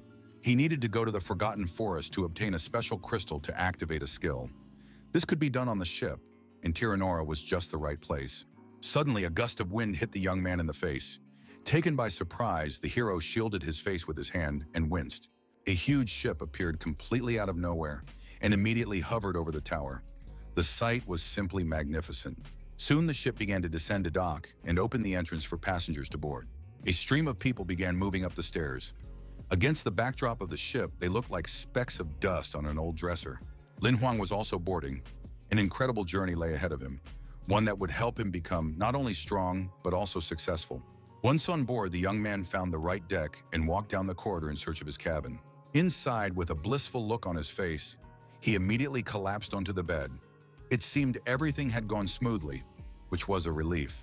The spaceship had 11 decks with designated areas for rest and dining. The journey would make him feel like a wealthy man. The cream of society had gathered on the top floor. Our hero thought that someday he'd find himself there too. The news was reporting on the events at Snow Mountain. The super player who had defeated the monster and his team had become true stars. Now literally everyone was talking about them. But the funniest thing was that it was Zhu Li. Lin Huang was happy for his friends, but the next news item surprised him. It was reported that Bai Yang had refused to help his colleagues and had even mocked them. The eldest son of the famous family in its 16th generation had disappointed everyone. and was now refusing to comment on the situation. Bai Yang himself wasn't too bothered by it, but a whole wave of condemnation and angry reproaches had erupted online. Our hero was a little surprised. It turns out that even a rich daddy's boy isn't immune to cyberbullying. Suddenly, an image of a crying Yin Yi Hang popped up, screaming that he hadn't expected his buddy to survive. This frightened Lin Huang. He tried to explain what had happened and that he hadn't intended to abandon the fat guy, but the latter had his own version of events. The blonde man cried that he had been looking for him everywhere. Instructor Yi had given him the hero's contact information, but he never got in touch. The young man smiled and said he'd been a bit busy with the incident in the snow mountains, so he'd simply forgotten.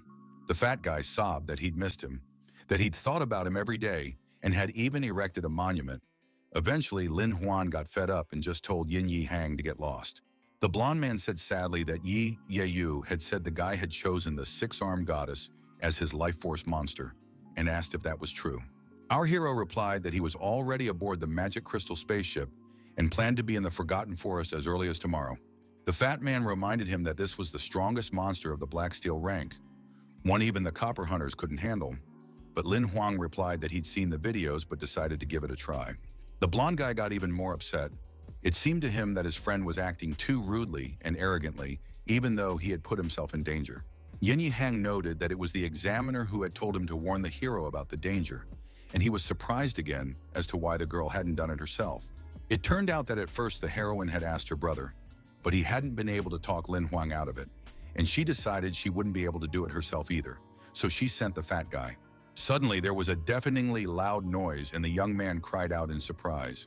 He ended the call, promising to call back later, and jumped up from his seat to find out what had happened. The other passengers also rushed into the corridor screaming. The entire ship was shaking, and many feared they were under attack. An announcement came over the intercom stating that the ship had been attacked by monster birds. For everyone's safety, they were asked to return to their cabins. Almost everyone obeyed the order immediately, but Lin Huang was exactly the kind of person who would never do that. A huge flock was approaching the ship, and it was rocking violently in the air, so staying on deck would indeed be very dangerous. Looking at these countless monsters, our hero thought that the birds were constantly chasing him, no matter where he went. These were dangerous monsters with a wingspan of up to 2 meters and sharp claws capable of lifting even large livestock. The sparrows always attacked in groups. The passengers were terrified. The wind sparrows fed on human brains. Their only hope was that a ship like this wouldn't be taken so easily, or else they were all doomed. Lin Huang thought that these were the most unpleasant of all flying enemies, and just at that moment, one of the monsters attacked. The attack was unsuccessful because the ship's protective shields had already been activated. Everyone was asked to remain calm. Our hero sensed that something was wrong. The whole point of what was happening was to prevent panic, but things were looking bad. While the others began discussing the ship's strength, the young man watched the monsters closely, and what he saw did not inspire optimism. A golden raven, the king of sparrows, was hurtling straight at them at a terrifying speed. It was simply gigantic and clearly hungry. The beast plunged downward, intending to pierce the ship's shields. Given its size, that wasn't all that difficult. Its talons dug into the energy barrier, and the energy streams became jagged and uneven. It seemed the monster had good reason to be so confident. Everything around them shook. Debris from the shield struck the deck, and it was only by a miracle that it didn't hit anyone present. Lin Huang sat down, leaning against the wall. This wasn't the first time he'd encountered a gold-rank monster, but it was the first time he'd seen one so aggressive, and on top of that, winged. An old man dropped to his knees, trembling all over, explaining that the monster was quite capable of shattering the shields. Nothing would save them. The young man tried to calm the passenger down, but the man kept repeating that once the barrier was destroyed, they would all become sparrow food. Just at that moment, the Golden King attacked the spaceship's shields again, and everything around them flashed pink once more. It all stopped as suddenly as it had begun. Lin Huang tried to make out exactly what had happened. A figure of a winged man, illuminated by a fiery ball, appeared in the sky. Not only could he fly, but he was also quite effective at killing birds. Our hero was surprised that the ship had its own hunter, but it turned out that the player's level was lower. He was simply using gold-rank equipment. The old man laughed happily, saying that they were now saved. Li Yangxin would handle the monsters without any trouble. The passenger explained that he was number 5 on the list of gold-rank hunters, a celebrity, so to speak. The young man was indeed skilled. Without hesitation, he attacked the golden eagle, hardly doubting his success. A single strike was enough to kill this powerful monster.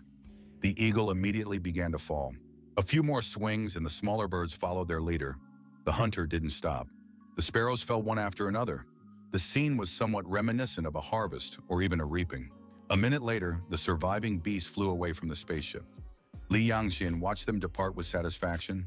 He had dealt with the threat. The passengers were thrilled. Everyone shouted words of gratitude. Lin Huang was impressed that a single sword had neutralized an entire flock. The young man thought that even this single attack would be enough for him to gain a grasp of the new sword technique. The main thing was to try his best. He rushed back to his cabin to repeat the movements and practice. The old man didn't even have time to thank him for his help. The hero explained to his assistant that he wanted to combine the player's skill with the sword technique he already possessed, enhancing it. Zhao He suggested watching a recording of the battle.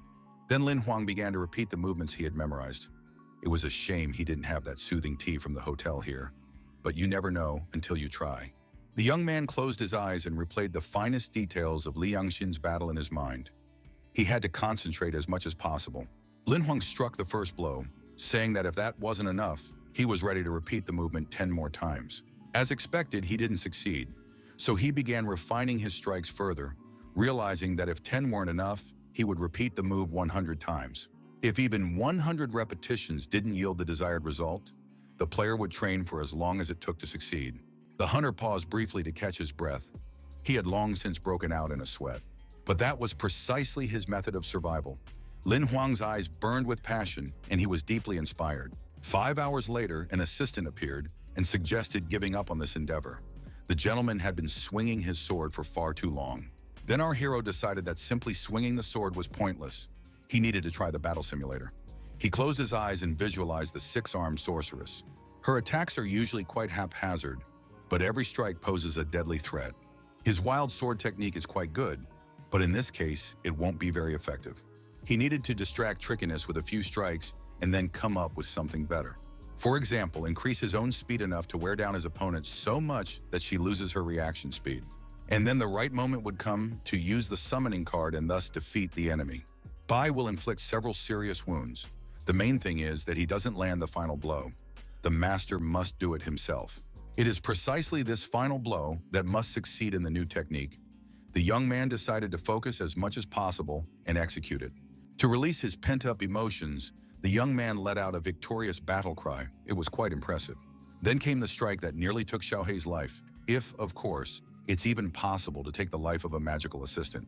The little monster managed to fly off to the side just in time, and the sword fell to the floor, leaving behind quite significant traces of the player's power.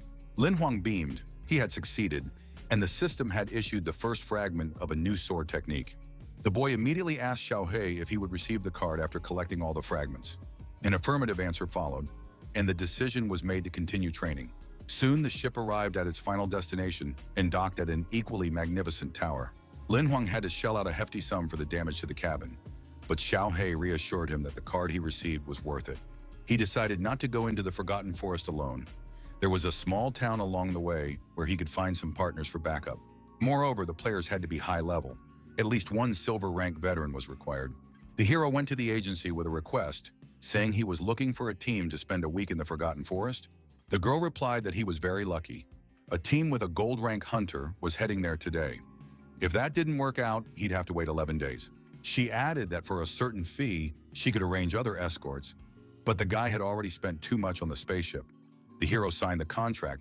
For 12,000, they would escort him to the forest, and from there he would have to improvise. The administrator informed him that the team captain would contact him as soon as he approved the document. After leaving the agency called Adventurous Paradise, Lin Huang spent some time wondering if he had made the right decision. Xiao Hui insisted that he should look for someone else. The Forgotten Forest was dangerous and he could die there. But the young man decided to take the risk anyway. His ring vibrated. The message from the captain arrived unexpectedly quickly, as if he were in the next room. The hero was delighted. They had to be ready to set out from the southern gate at 9 o'clock. This gold-rank captain seemed truly powerful. Lin Huang headed toward the southern exit of the city, anticipating that he would soon defeat the monster with his life energy. He arrived on time, but there wasn't a soul around. It looked a little suspicious, but the young man decided to wait a bit. Just then, someone called out to him, asking if he was the player who needed to be escorted to the Forgotten Forest. The young man turned around. Standing before him was a girl who introduced herself as the team captain, Lin Yexin. If he wanted to survive, he had to obey her orders. Two burly men nodded in agreement. Surprised that the captain was a girl, Lin Huang confirmed that he needed to be escorted. The beauty asked if he had read the contract carefully. In the forest, the team would split up. Lin Yexing began to explain their mission in the forest, but then one of the players placed a hand on her shoulder and asked her to wait. The hunter smiled and explained that their mission was very important, but the agency had thrown in some extra work. At first, everything seemed fine, but now they were forced to decline. It was Li Yangxin, and his appearance came as a complete surprise to our hero. The player apologized for not being able to take on an additional team member and promised that the guy would get a full refund. Lin Huang thought he had mastered this hunter's sword technique, but the hunter turned out to be so irresponsible and didn't want to take him into the squad. Lin Yixing added that they would pay the young man enough to hire another team that would not only escort him to the forest, but also help him achieve his goal there. The young man smiled and was about to agree, but then Xiao He appeared and cut him off before he could finish. The assistant held up a glowing rectangle and congratulated the player on receiving a special mission card. The task was to follow Lin Yixin into the forest, ascend to the Black Steel level, and then follow this hunter to the City of Forgotten Fears. He had 15 days to complete the task. If he finished on time, he would receive a skill card as a reward. But if he failed, he would lose one of his summoned monsters as punishment. Lin Yixin realized he could make even more money. While Lin Huang was thinking about what to do, he waited with a smile. Finally, he looked at the hunter and exclaimed that he hadn't agreed yet. It was quite aggressive and unexpected. Besides, the reaction seemed too intense and puzzled the gold rank player a bit. It looked like new circumstances had arisen. Finally, Lin Yexing simply asked if the guy wanted to go on the mission with them without any guarantee of survival. He decided the threat would work. Lin Huang replied that he had already signed the contract, so he had no reason to change his plans and would go with the squad. The captain turned and walked down the road, saying that in that case he should follow them and not show off. Realizing that the young man was in no hurry to carry out the order, she asked him not to waste time. Finally, Lin Huang smiled and set off after them, saying he understood everything, while the other hunters looked displeased. One of them tried to calm Lin Yexin down, but he waved him off, saying it wasn't necessary. Everything was fine. He whispered that they only needed to escort the guy to the forest, so everything was fine. It seemed the player's mission was very important and secret. The team moved fairly quickly, but at night they decided to take a short break to rest, after which everyone mounted the birds. Now the hunters were soaring above the ground at such a speed that even the lizards scattered in fear. A 3-kilometer stretch could be covered in just 5 minutes this way. This method of travel filled Lin Huang with sheer delight. He sat behind the captain and didn't hesitate to share his impressions. It seemed the players were either incredibly lucky or came from wealthy families, since they could afford such a thing. And yet not everyone was pleased with what was happening. The monsters and the gold rank equipment did little to lift Lin Yexin's spirits. He was still extremely dissatisfied and flew on his winged pet with a look on his face as if the guy had insulted him.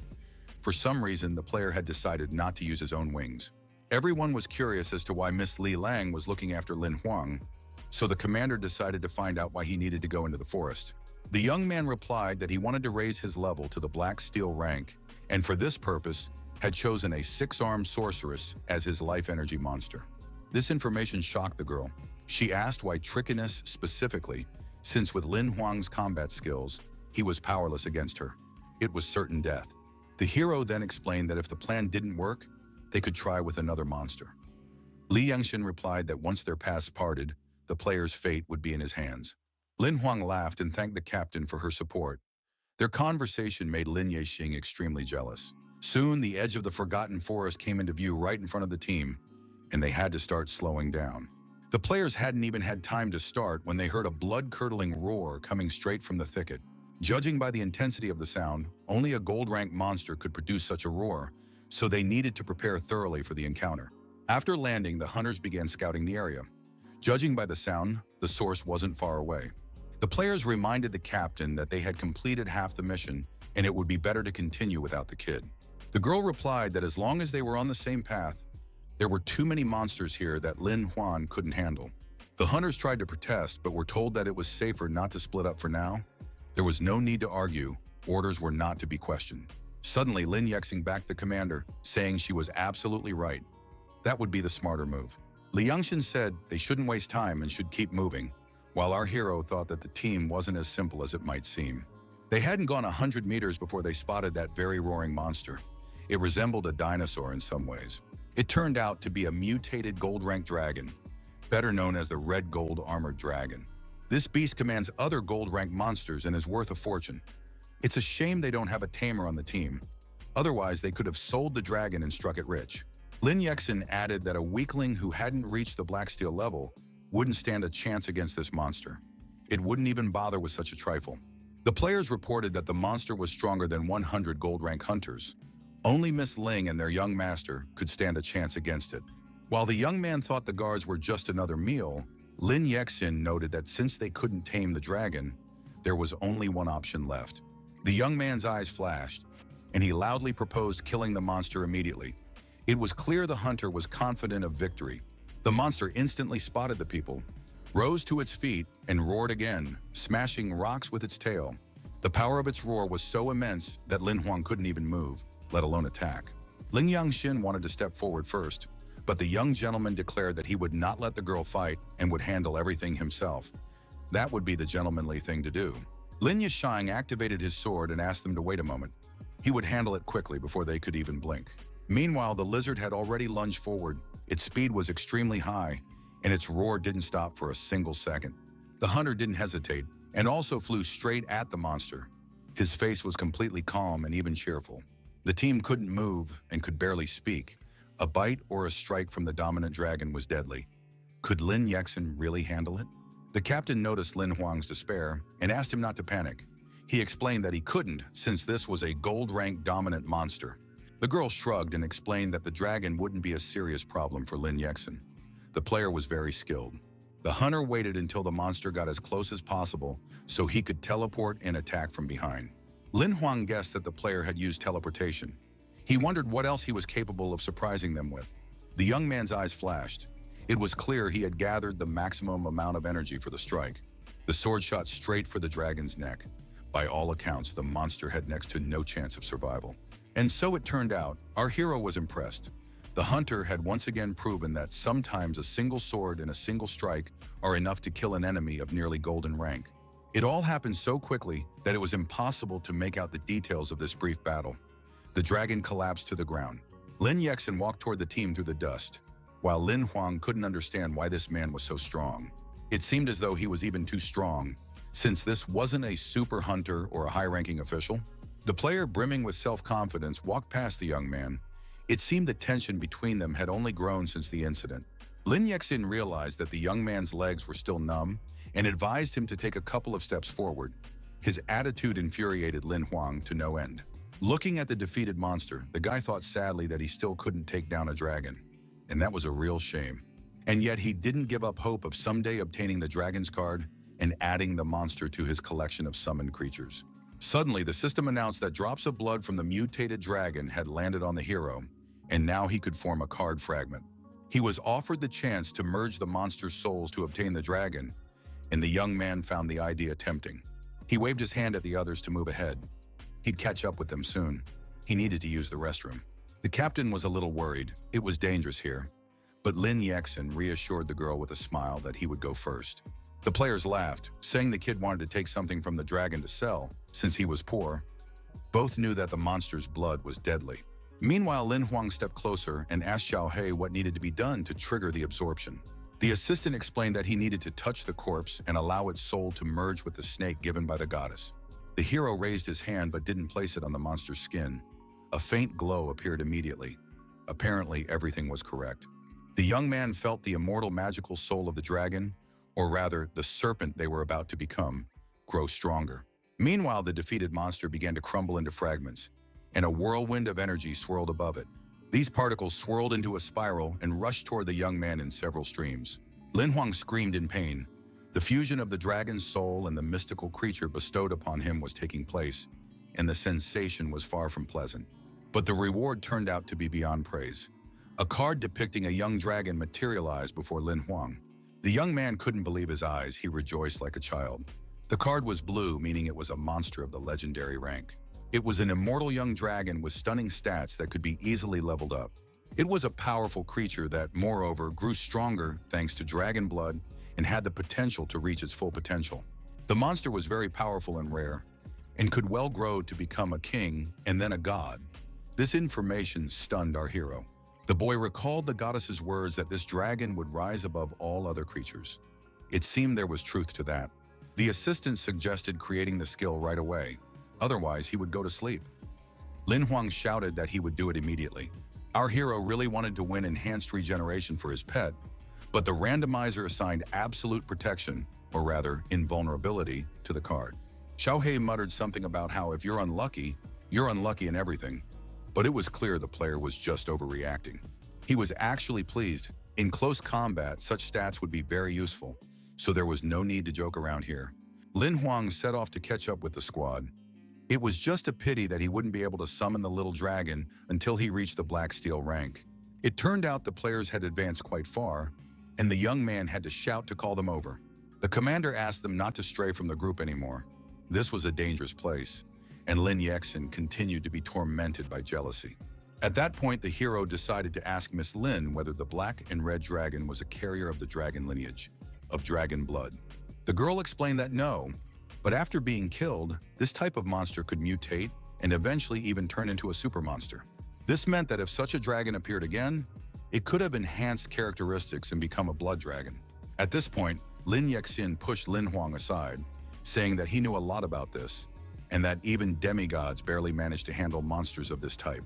The player added that the association didn't share this information widely, and our hero realized that the monster was very rare, practically unique. Finally, they reached the clearing where the young man had to part ways with the rest of the group. The six-armed sorceress was about 3 kilometers from this spot. The young man was already ready to say goodbye and leave when the team captain tugged at his shirt. The girl asked him not to rush things. There could be up to 3 life energy monsters, so he should assess his strength wisely. Lin Huang laughed, saying he knew they could choose someone else if this one proved too much for him, after which he wished the players luck on their mission, even though he didn't know what it was. Lin Yangxin smiled and thanked him. It seemed she liked how the young man was riling up his teammates. Our hero was pleased. It was the girl's first smile. She seemed rather cold, but she was clearly a kind person. Well then, the time had come to fulfill the reason the player had ventured into this forgotten forest. There was no putting it off any longer. The guy summoned Bai and told him that now they were going to hunt the 6-armed sorceress. They needed to hurry. A grove of withered trees appeared ahead. Lightning constantly flashed above them. It seemed this was the monster's lair. Tricky Ness was an immortal being, so after victory, her energy would pass into the hunter's wheel of life. But the monster was particularly powerful at night. Observing her behavior, our hero decided not to take any risks and to postpone the battle until morning. Besides, there were now 2 6-armed creatures nearby. He could have defeated one of them alone, but against 2, he stood no chance. The hero asked the vampire to scout the area to see if there were any other monsters nearby. Something happened, and both guys took off without waiting to be attacked, caught off guard. Lin Huang decided to check his stats. To level up, he still needed to kill 2 monsters, a difficult task. Suddenly, Bai grew alert and placed a hand on the young man's shoulder, urging him not to make too much noise. It seemed there was something interesting nearby. What he saw really made the guy tense up. They'd stumbled upon a rare type of this monster, a true rarity. It was a mutated 6-armed sorceress. Her dress was purple, and she was busy casting a spell. The hero knew that killing 2 at once was practically impossible, but if he killed this one, he could earn more points. It was a great opportunity. He immediately ordered the vampire to begin, making sure not to deviate from the original plan. These monsters had no voices, so they couldn't call for help. One had to be distracted while Lin Huang dealt with the second. The 6-armed monster noticed she was under attack and turned to face the danger. The vampire was rushing straight at her. The monster's weak spot was its mask, but Bai couldn't get close enough to strike. His opponent was faster. Then the vampire decided to use ranged attacks, since he could send flames forward from his wings. Flaming projectiles rained down on Trickiness, but she managed to block most of them with her hands. Thinking that he could now attack unnoticed, Lin Huang rushed forward. His chances of success were quite high. His target was the 6-armed sorceress in a purple dress, who was still completely unaware of anything. Unfortunately, the monster turned around at literally the last moment. The player cursed. His plan had failed. His opponent reacted very quickly, and she was much stronger than her friend in red. Realizing that Trickiness had combined physical and magical attacks, the young man was quite frightened. He looked flustered. A whirlwind of energy crashed into the grove. Everything around them glowed with the blue energy of the mutated monster. The attack was so powerful that Lin Huan barely managed to stay on his feet, though he didn't sustain any serious injuries. Bai looked at the gentleman, waiting for orders. The man shouted for him to deal with his prey and not pay him any attention. The young man drew both pistols and started firing, but the six-armed sorceress was faster than the bullets. In response, the monster attacked with its spikes. The guy barely managed to jump aside before it pinned him to the ground. If this kept up, he really wouldn't make it out of this mess alive. Well, it was time to adjust the plan. A new volley of spikes flew at the young man. It seemed as though one of them had pierced right through his chest. Fortunately, that wasn't the case. Our hero used his stealthy gait and moved far away just in time. Now he was behind Trichinus. Meanwhile, Bai was holding his own quite well. His wings glowed yellow and served him well in the hunt. The six-armed woman in red was securely bound by streams of vampire energy. She could no longer move. Lin Huang appeared right in front of her, preparing to deliver the final blow with his sword. He was certain he had won this round. It turned out he wasn't the only one capable of moving at superhuman speed. A monster in purple appeared right behind the hero. Neither the young man nor Bai had expected this at all, and now they were frantically trying to figure out what to do. The system announced that when the master's life was in 100% danger, the rescue plan would activate, allowing him to use any monster card. This time, the transformation function was available. Trichinus's claws were already inflicting wounds, and the game asked if Lin Huang wanted to take advantage of the offer. The young man shouted his agreement so loudly, it was as if the speed of the transformation's activation depended on the volume of his voice.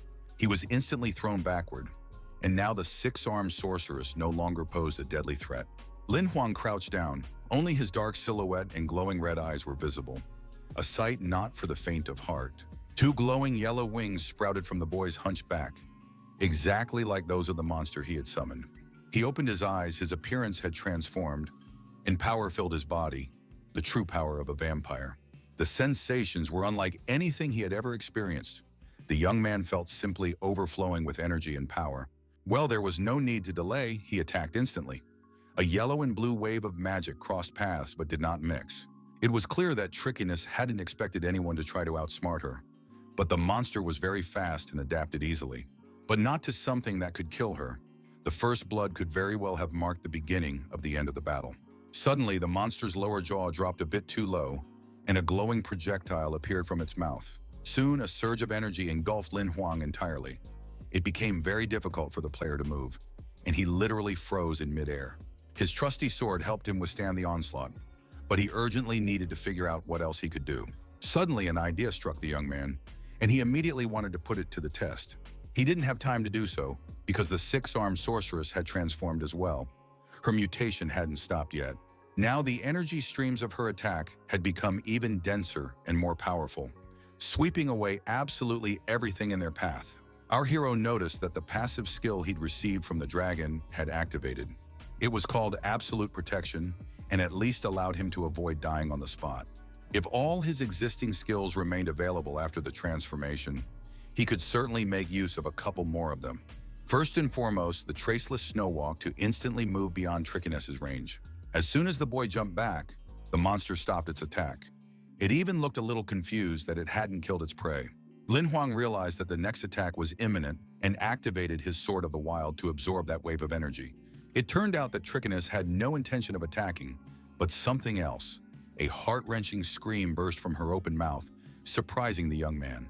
The possibility of calling the second six-armed sorceress for help was exactly what he hadn't expected at all from the monster he was fighting. Bai was also a little taken aback, but immediately realized that now he would have to fight on two fronts at once. No doubt about it. The vampire moved behind the monster in the red dress and tried again to bind it with the energy streams from his wings. This time, things didn't go as smoothly because Trichinus managed to swing her arm in response just in time. One of her sharpest claws caught the vampire's forearm, but despite this, Bai tried to stay calm. Not only that, but the summoned monster was seriously enraged.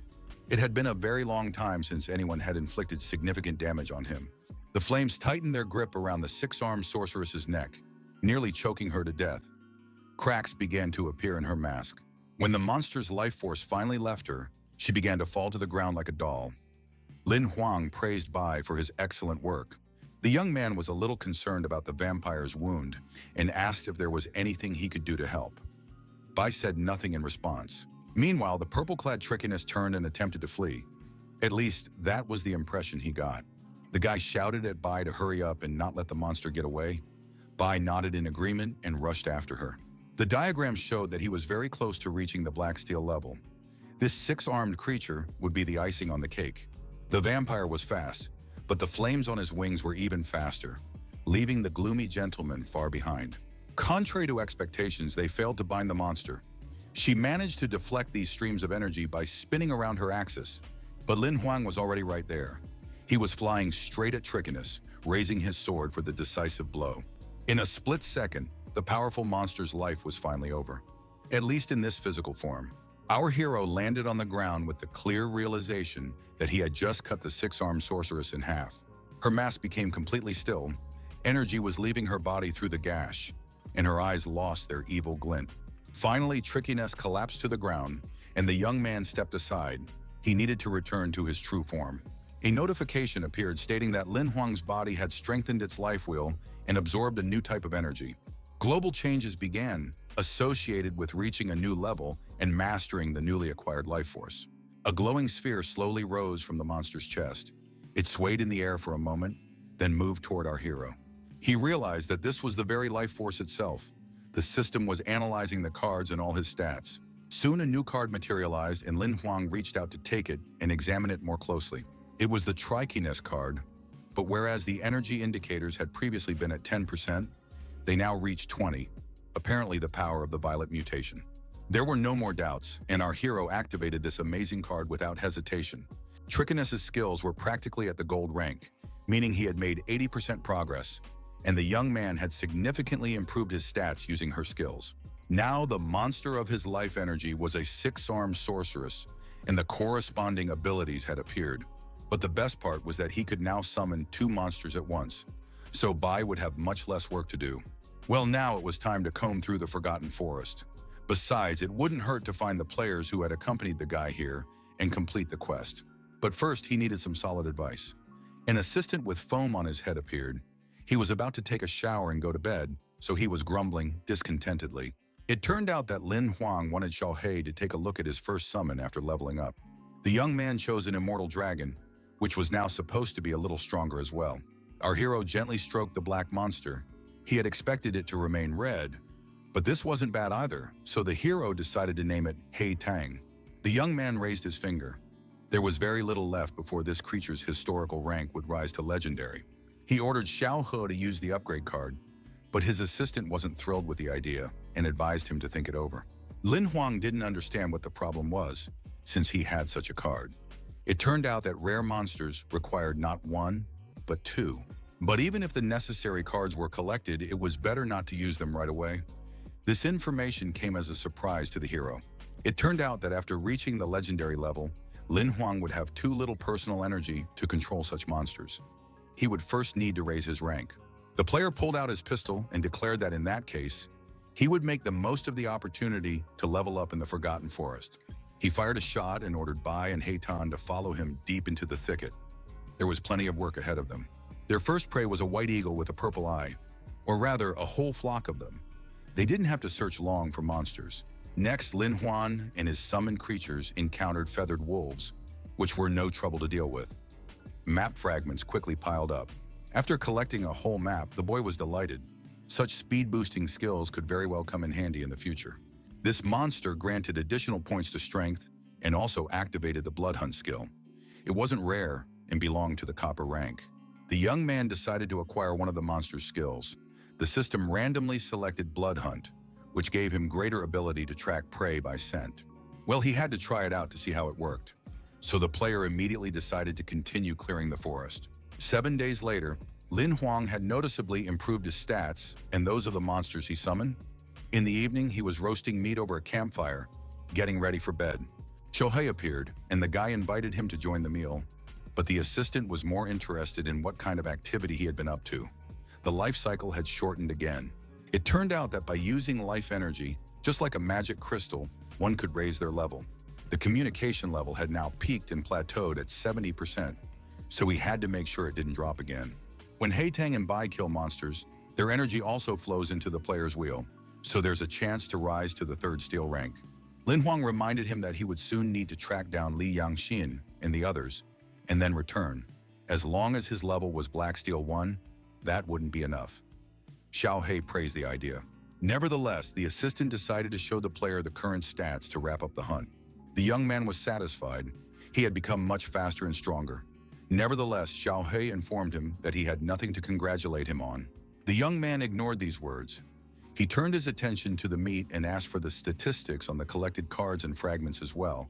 There were plenty of those too.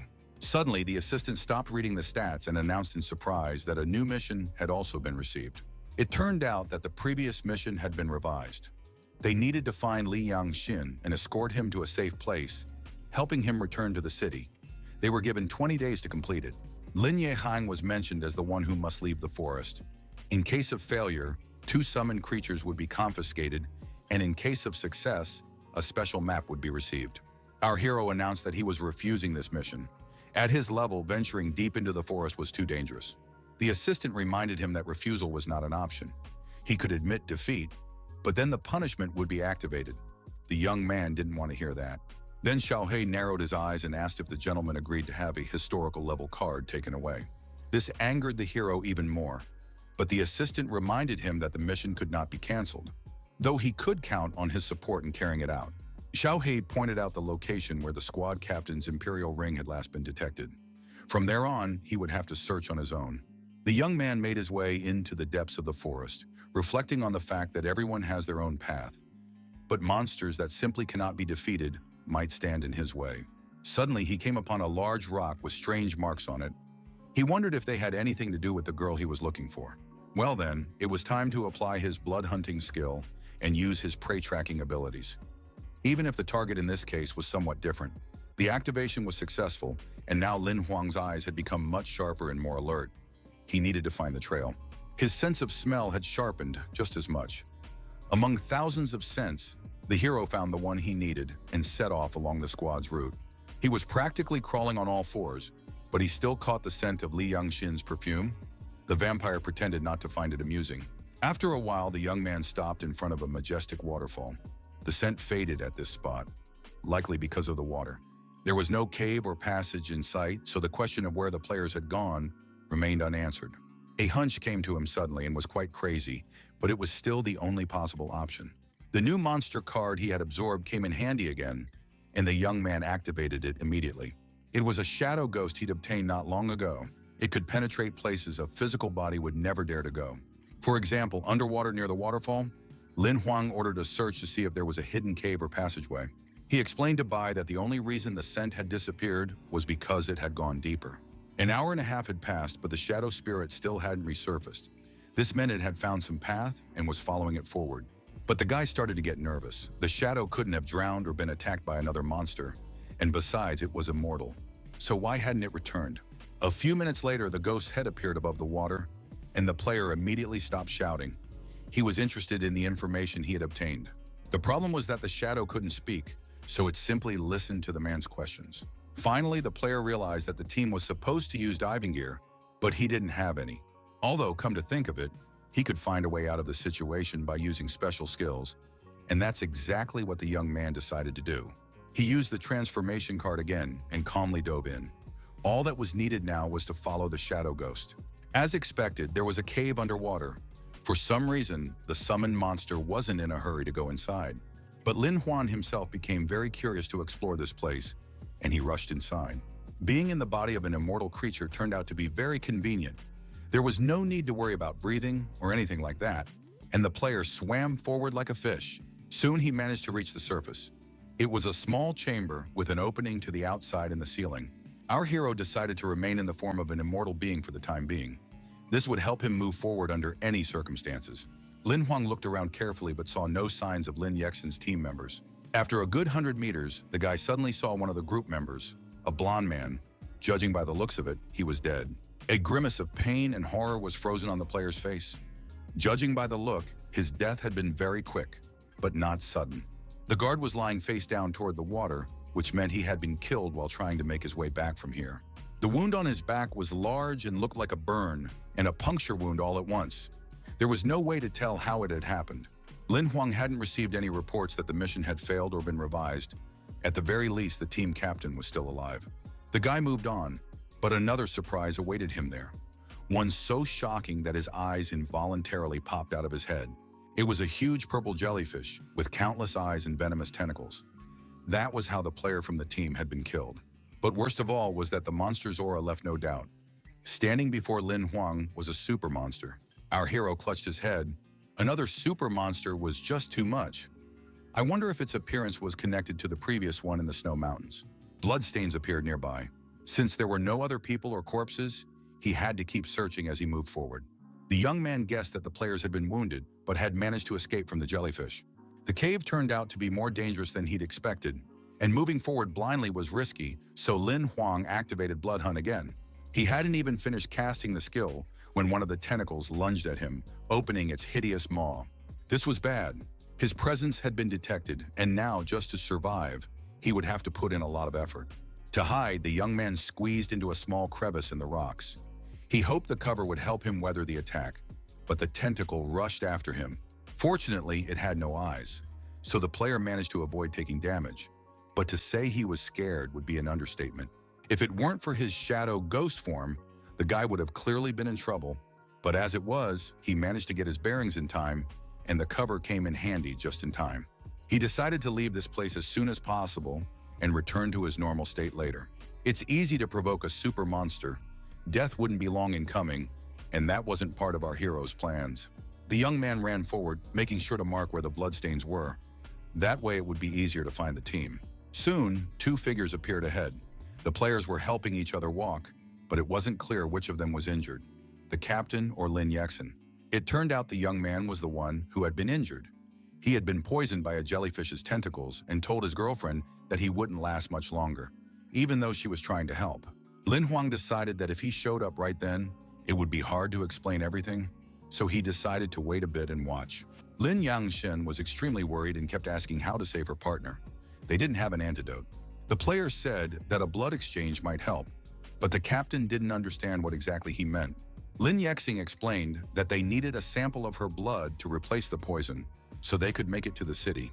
He didn't have to ask twice. The girl immediately pulled out a knife and began to follow his instructions. The stream immediately glowed with energy and headed toward the fallen hunter. The heroine asked him to wait a moment, saying it would get easier soon. Lin Huang thought there was some logic to it, but he doubted they could defeat the super monster's poison that easily. Then it dawned on the guy. Lin Yexing was planning to trade one life for another. He had tricked the captain. Lin Yangxin began to feel her strength waning and warned the player that she was going to stop the blood transfer.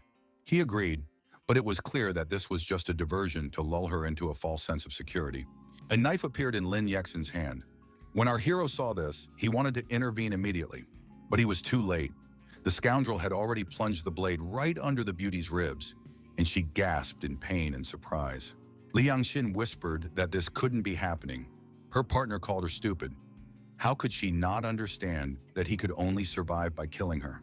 There wasn't enough blood. The captain began to fall, and the scoundrel prepared to strike one more blow. It seemed nothing could stop him now. Li Yangxin cursed, calling the hunter a heartless scumbag. It seemed the girl had no strength left to resist. She had lost a lot of blood. The player looked at her with contempt. The tough girl he'd tried to hit on earlier was about to meet her end. At least, that is, unless Lin Huang intervened. And the guy had just decided to act right here and now. He didn't attack personally, but entrusted this crucial task to Bai so that the vampire could neutralize the villain, while the hero himself helped the captain. A battle ensued, and the young man helped Miss Lin to her feet. It seemed her condition was even better than it might have appeared. Lin Yehang flew into a rage, threatening that death would soon overtake anyone who dared to stand in his way. He teleported to settle the score with the young man, telling him he shouldn't have attacked a gold-rank hunter if he wasn't tired of living. The knife in his hand proved that the criminal's intentions were more than serious. He believed he had already won. But Lin Huang was far from that simple. He was prepared for such a turn of events and had taken precautions in time. The dragon attacked the player from behind. Without even looking back, he sensed the movement and the imminent mortal danger. Lin Yixing hadn't expected the guy to be able to summon two monsters at once now, and a dragon no less. The villain asked in surprise when the hero had managed to level up. The hero was already approaching with a gun in his hands and replied that it didn't matter. What mattered was that the enemy was wounded and had lost his strength. In the next instant, the young man fired a shot, simultaneously ordering the monsters to kill this man. Lin Huang himself also continued firing, shouting that the bastard was only polluting the world with his presence. The bullet hit his shoulder. The player winced in pain. He was already in bad shape, and now he was wounded by gunfire as well. Meanwhile, the vampire didn't waste any time either, and entangled him with streams of energy from his wings. This was necessary to make it easier for the dragon to attack with fire. His combat experience wasn't very extensive yet. The player still couldn't figure out why someone would dare to attack a gold rank hunter and kept shouting about it almost non-stop. He managed to break free and even draw his sword. But Lin Yexin couldn't decide who to attack first. A few swings of his blade nearly grazed Heitan. The scoundrel raced toward Lin Huan at breakneck speed, declaring that the trash shouldn't even dream of defeating him. Our hero remained calm. He watched his enemy closely and simply reloaded his gun. Suddenly, the villain's resolve vanished into thin air. Now fear was evident in his eyes while his opponent continued to advance confidently toward his goal. Declaring that he was the main character here, the young man activated his vampire ability and pierced the villain with streams of energy from his wings. Lin Yexin collapsed to the ground. He could only whisper in surprise that he hadn't expected the young man to be a vampire. Lin Huang asked what difference it made to him whether he was human or a monster. He was going to die today anyway. He activated his wing attack again, and a system notification appeared announcing his victory over a gold rank hunter. The guy received 2 skill cards at once, Shocking Lightning Sword and Cloud Stride, and he hadn't even known that killing a player would also earn him a reward. There was no time to figure out this unexpected win right now. First and foremost, he needed to help the captain. Our hero had almost forgotten that he had a mission and that he needed to save the girl, but now he returned to those duties. Saying that he couldn't let Li Yangxin die, he used one of the available cards. It was a healing card, though not the strongest one. Nevertheless, it was enough to bring the captain back to consciousness and heal her wounds. The girl opened her eyes and immediately asked what was going on. Lin Huang told her not to worry and assured her that she was fine now. The beauty was curious about who had saved her. She looked in surprise at the summoned creatures, and the guy explained that they'd had to kill the villain. They could have discussed what had happened for a long time, but then the jellyfish intervened, attacking with one of its tentacles. Our hero cursed. They needed to run, but Li Yangxin said that his dragon could help defeat the super monster. It was the dragon that had attracted the monster's attention. Then Lin Huang ordered Bai to take the girl away, while he would lure the jellyfish into a trap and try to solve this problem. The young man told the captain not to worry. He wouldn't die so easily. Everything would be fine. She shouldn't doubt it for a moment. Bai immediately picked up the girl and took off, but she continued to look at the young man in fear. The jellyfish's tentacles attacked the exact spot where Lin Huang was standing. He managed to jump out of the way at the last second, and overcome with emotion, the young man cursed. Clearly, a super monster was a far stronger opponent than a gold rank hunter. One had to fight it more cunningly, without engaging in direct confrontation. While our hero had a skill perfectly suited for this, he took the form of a shadow phantom, which granted him immunity to poison. Another advantage was speed, which gave hope that the player would hold out until the vampire returned. What came as a surprise was that eyes appeared on some of the jellyfish's tentacles, and now it could aim its attacks, shattering the stone walls of the cave. The monster was simply enormous and found Lin Huang faster than he could find a new hiding spot. Then the young man decided to take a risk. He noticed an opening in the ceiling leading outside, so he could try to leave the cave, or at the very least, climb to the upper level. The player immediately began taunting the tentacle, luring it after him. He rushed upstairs first. The super monster followed him and smashed through the ceiling with ease. The tentacles tried to grab Lin Huang, but to no avail. The hunter didn't let his guard down for a moment. Unfortunately, this didn't help much when faced with the huge maw the jellyfish revealed, hoping for a tasty lunch. The young man could think of nothing better than to order his assistant to immediately give him the transformation card. The jellyfish was gathering speed and rushing toward its prey. The young man had to put his plan into action immediately. He transformed into a white eagle with a crimson gaze and could now escape the threat using the power of his wings. The small patch of light in the ceiling was getting closer and closer. Who would reach the surface first was merely a matter of luck. Beneath the blue sky lay an ordinary mountain landscape, until something smashed through the rocks from underground with a terrifying blow. It was the tentacle of a super monster that had burst out, chasing after Lin Huang, who soared upward. The boy had merged the forms of a shadow ghost and a white eagle, so he could fly without returning to his physical body, just like a shadow. The jellyfish was too large to reach the sun, and besides, the light was damaging its delicate skin. Its tentacles began to thrash convulsively. Lin Huang flew at a fairly great distance. While it was dangerous to descend any lower, it was clear that it would all be over soon. The jellyfish was stuck in the rocks, and there was no way for it to get out. For a while, the hero simply looked down. Then he decided to watch for a while longer to make sure the monster was incapable of destroying this mountain range. A multitude of the super monster's evil red eyes peered out from the crevice, but the jellyfish didn't even dare to expose its tentacles to the sun. Realizing there was nothing left to worry about, Lin Huang ran toward the waterfall. He had to find the others. The captain had diving gear. The vampire was supposed to bring it back the same way the team had entered the grotto, but there was no one on the shore. The young man began looking around anxiously when suddenly a small pebble from the river flew right at the top of his head. It was Bai, and the man screamed viciously. Could it be that the summoned creature would die if it spoke? The vampire hadn't uttered a single word the entire time. The situation gave the player pause. He suddenly realized that he hadn't heard a single sound from Bai the entire time. Turning the corner, our hero spotted Li Yangxin behind a huge boulder. The girl was soaked to the skin, and by the looks of it, was about to dry off or change her clothes. When Lin Huang appeared, she let out a startled scream. The young man tried to apologize, or at least explain that he hadn't meant to be spying. Without listening to him, the beauty slapped him across the face and ran off into the bushes. Bai chuckled quietly at his master. Finally, Lin Yangxin came out onto the clearing and said that if the guy hadn't been asleep, she wouldn't have forgiven such rudeness and disrespect. He apologized once more. But it turned out the captain wasn't angry anymore. She stepped closer and knelt down to thank the hero. Straightening her hair, the girl promised that she would definitely repay the favor. It was clear that she didn't like being in anyone's debt. Lin Huang replied with a smile that he was glad to help. But all he needed from her was to return to the city. The player chose to keep quiet about the fact that this was the goal of his mission. Almost immediately, the captain summoned the very bird they had flown here on, so that the return journey wouldn't take too long. As the guy said goodbye to Bai, Li Yangxin asked about the Golden Hunter. The hero replied that he was dead. The poison had weakened the scoundrel, and the two summoned monsters and the cannon had finished him off. The girl replied that Lin Yixing's two guards were also dead, so she would tell the Li family that a super monster had killed them all. The heroes mounted their vehicle. The bird instantly took to the air, its speed simply excellent. Lin Huang was surprised that the captain had decided to sweep everything under the rug, since the scoundrel had tried to kill her. But she explained that the Li Shi family was noble and well-connected. No evidence, no trouble. Realizing that the captain was worried about him too, the guy changed the subject and asked about the jellyfish. It turned out that this super monster had been sealed in the grotto by her ancestors. She had planned to kill the monster to level up, but over the past 100 years, its power had grown.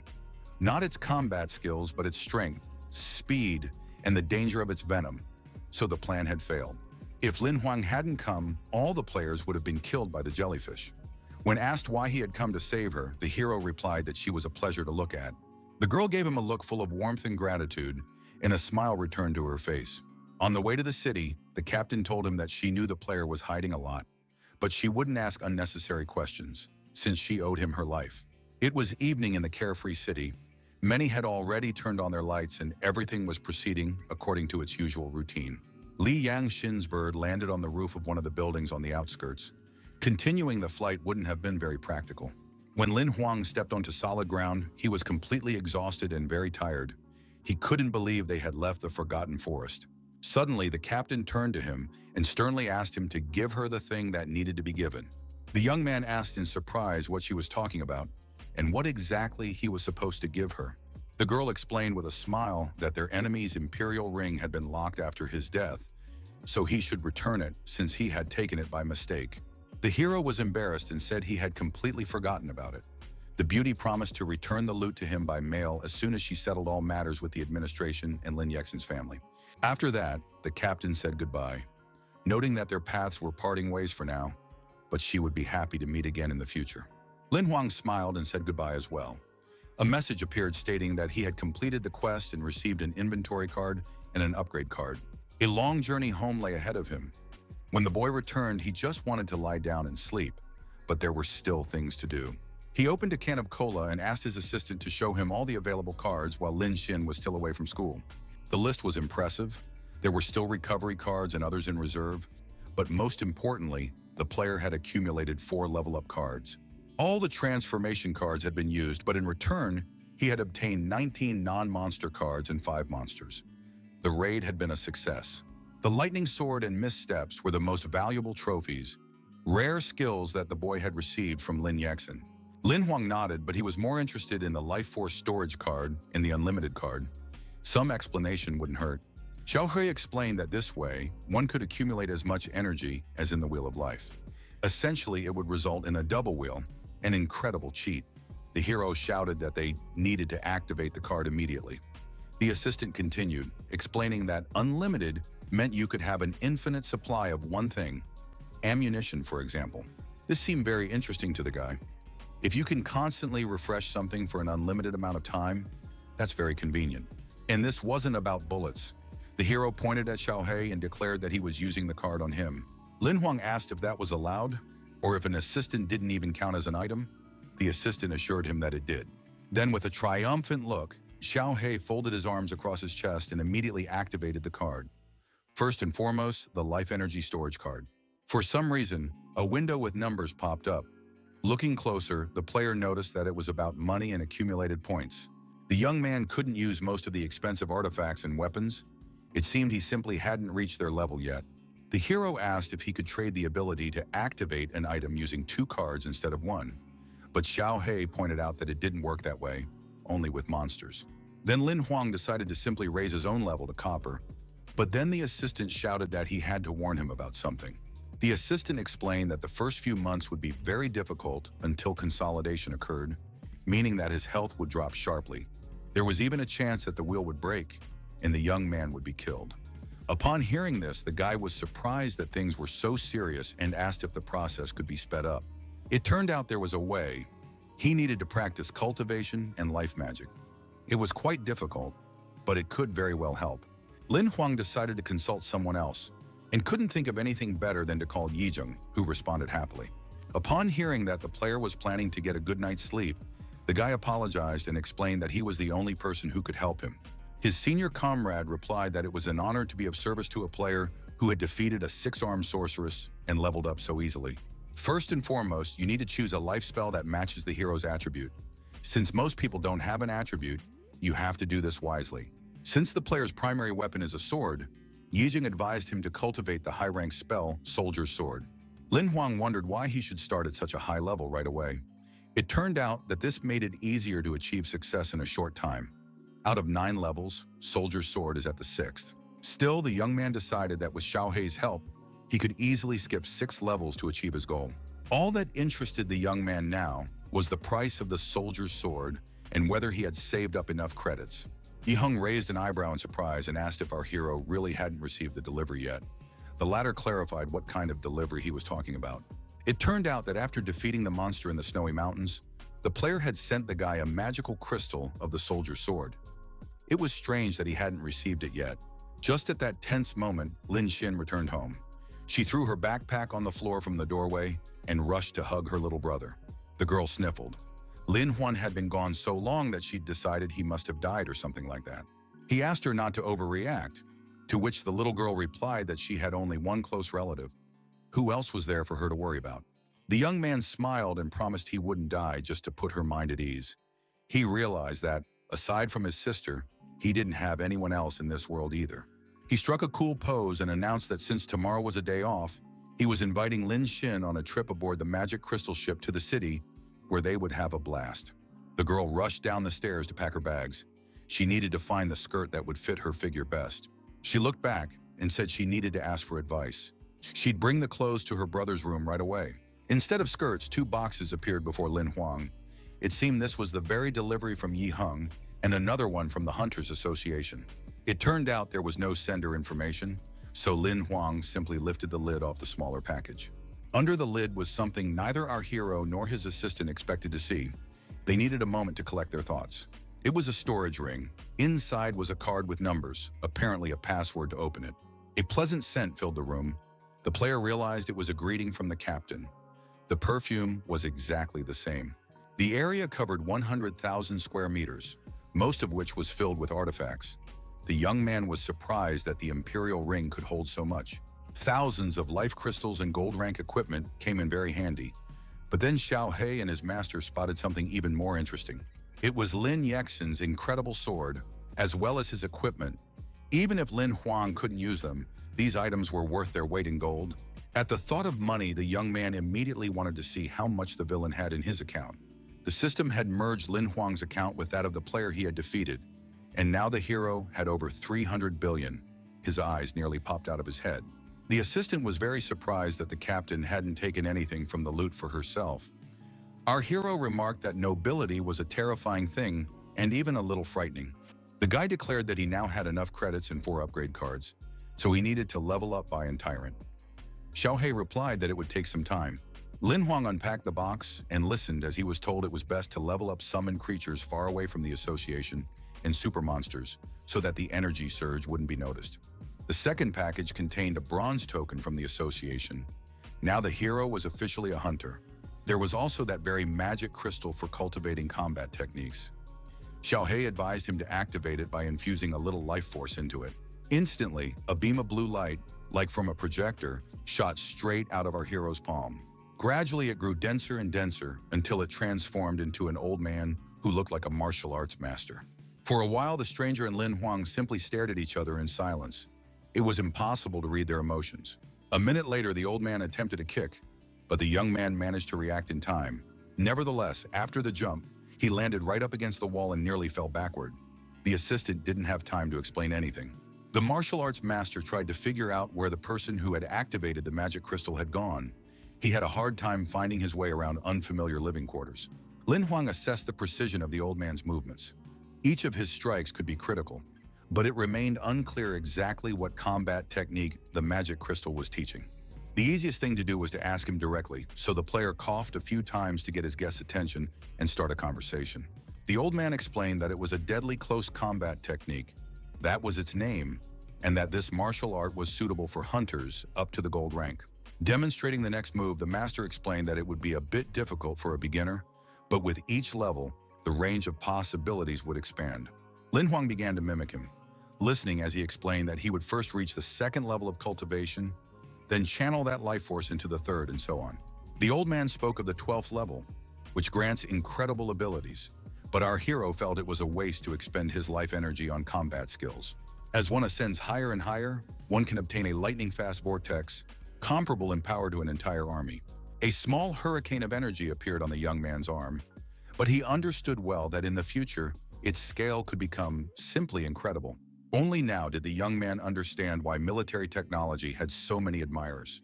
With its help, one could give energy absolutely any form. The idea occurred to him to work directly with 12th level energy, but doing so with his hands turned out to be no easy task. Suddenly, the stream began to take on a more concrete shape. It seemed the force had transformed into some kind of object. An excellent first-level battle axe formed at the center of the vortex. This was quite unexpected. Xiao He explained that it was now possible to create a map of cultivated techniques and embed a specific combat skill into it. This would allow one to develop and improve their mastery over time. Our hero clarified exactly how the level upgrade worked. The card was rare. If skill fragments were added, its uniqueness would gradually increase. The assistant explained that 200 fragments are needed to reach the second level, 400 for the third, and so on. The number constantly doubles, with 810,000 fragments required for the 9th level. At the same time, each level has its own capabilities. Many actions are simply unavailable to a player with average skill. Lin Huang decided to try to reach the 6th level. Xiao He noted that the hero was far from a genius, and that there were people capable of doing it faster, but let him try. It took the guy a whole night to master the first level. He was exhausted, and realizing this didn't exactly lift his spirits. Just then, his sister appeared with a huge spoon in her hands and asked if our hero had slept well. Lin Huang replied that he had slept enough, but was far more surprised by the strange smell spreading through their apartment. The girl exclaimed that the weekend had begun, and since her brother was taking her out to have fun, she decided to do something nice for him too. On the table was a bowl of soup, apparently made with seafood, and that was the source of the strange aroma. Lin Xin was eagerly waiting for her brother to try the food she had cooked, but he just couldn't bring himself to do it. He had even scooped up a full spoonful and was now just staring at its contents, which, by the way, were quite interesting. It seemed the girl had begun to suspect something. Now her gaze was slightly offended, and the huge ladle began to rise menacingly. Lin Huang realized that until he tried her cooking, he wouldn't be leaving the house. He had to steel himself and do it. So he grabbed a spoon and began shoveling the food into his mouth as fast as he could, which sent Lin Xin into a frenzy of delight. She decided the guy liked it. The girl announced that there was still dessert, and if he wasn't in the mood for sweets, he could just have seconds. Her brother kept shoveling with his spoon, like an angel in the flesh. Morning was gradually turning into day, and if this kept up, they'd have to forget about the trip. Finally, our hero collapsed onto the table with a groan. The system offered a healing potion, suspecting the player had been poisoned, and his little sister noted that it was time to get going. Lin Huang asked in a weak voice not to rush. They wouldn't be using eagles to fly. He had a better suggestion. The girl was already packed and intrigued. Her brother reassured her, saying he had his own methods for a successful journey. The player activated one of his monster summoning cards, explaining that this way they would reach their destination much faster. A shadow eagle appeared. It looked very impressive and was indeed many times faster than a normal one. Lin Xin asked in surprise when her brother had become a spellcaster. He replied that it had happened while he was taking the exam. They flew over the city and the girl couldn't stop marveling. The only thing that bothered her sister was that she hadn't found out about Lin Huang's abilities sooner. The girl immediately announced that she'd brought along a slice of the pie she'd baked and suggested they celebrate. The player barely managed to come up with an excuse. Soon they arrived at the very city where the tower stood, serving as the launch site for spaceships, including the magic crystal. Lin Xing really loved the tourist district. The girl was literally overwhelmed by the number of Instagram-worthy spots. Lin Huang suggested they check into the hotel and then go shopping, but his sister had already made a list of sites on the plane and wanted to visit them all. Saying that it wouldn't be easy, the guy agreed to follow her plan, and it actually turned out to be quite interesting. The bustling streets were full of delicious food and various entertainment options. The couple had a pretty good time, even though the player had a rough time at times. After all, he hadn't slept all night. They didn't skip the shopping either. The heroes updated their wardrobe and bought a very funny yellow hat. Soon it ended up on Lin Xing's head. The only thing her brother had asked her was not to get into trouble and to be careful. He simply couldn't keep up with her. A news summary was airing on one of the screens, which is how Lin Huang learned that the Leng Shi family was one of the most influential in the city. Their daughter Li Yangxin had become a super hunter. She was a true genius. No one had ever achieved such a career at 19. The young man was happy for the captain. His sister interrupted the young man before he could finish listening, eagerly dragging him aside. Soon, Lin Huang and Lin Xing finally arrived at their hotel. It was called the Cicada and was quite respectable.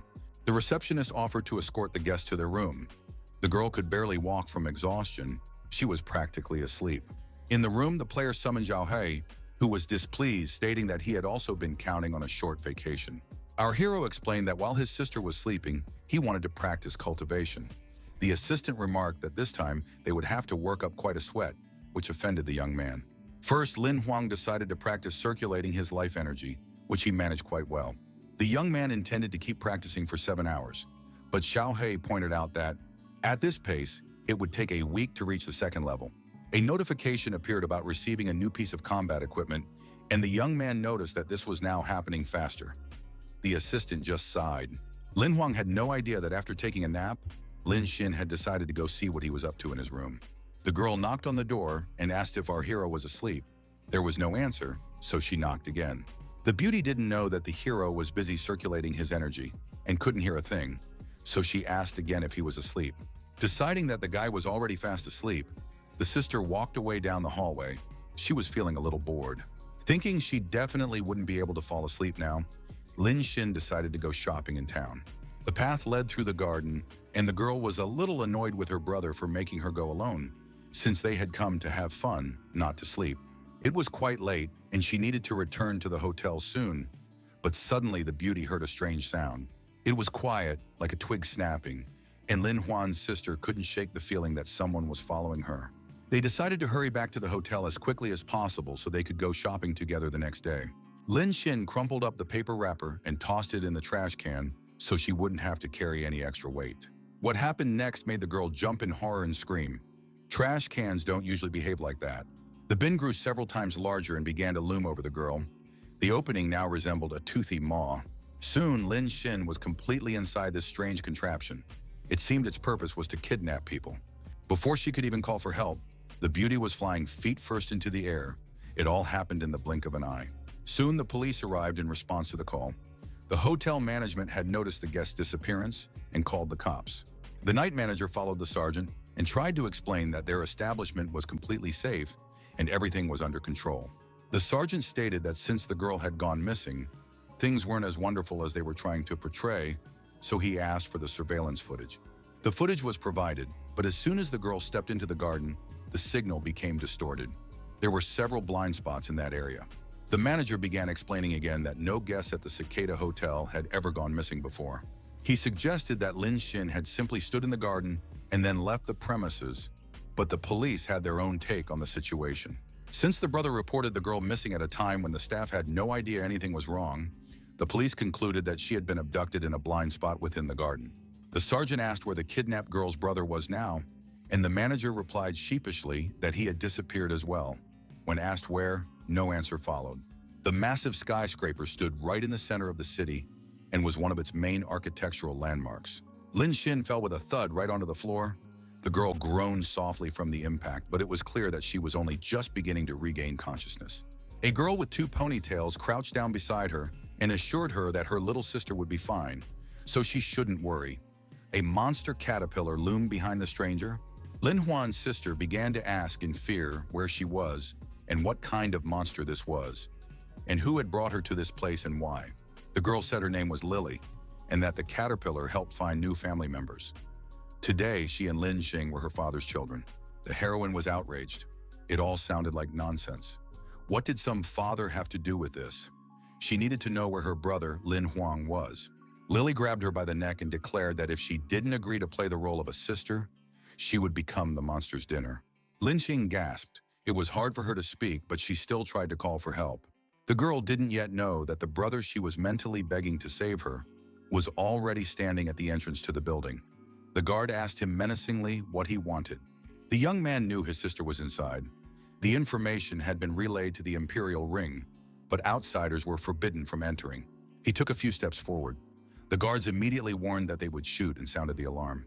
They hadn't expected the intruder to be a hunter, and Bai's appearance behind him was an even bigger surprise. A couple of shots, a few blows, and a flap of his fiery wings effectively solved the problem of entering the building.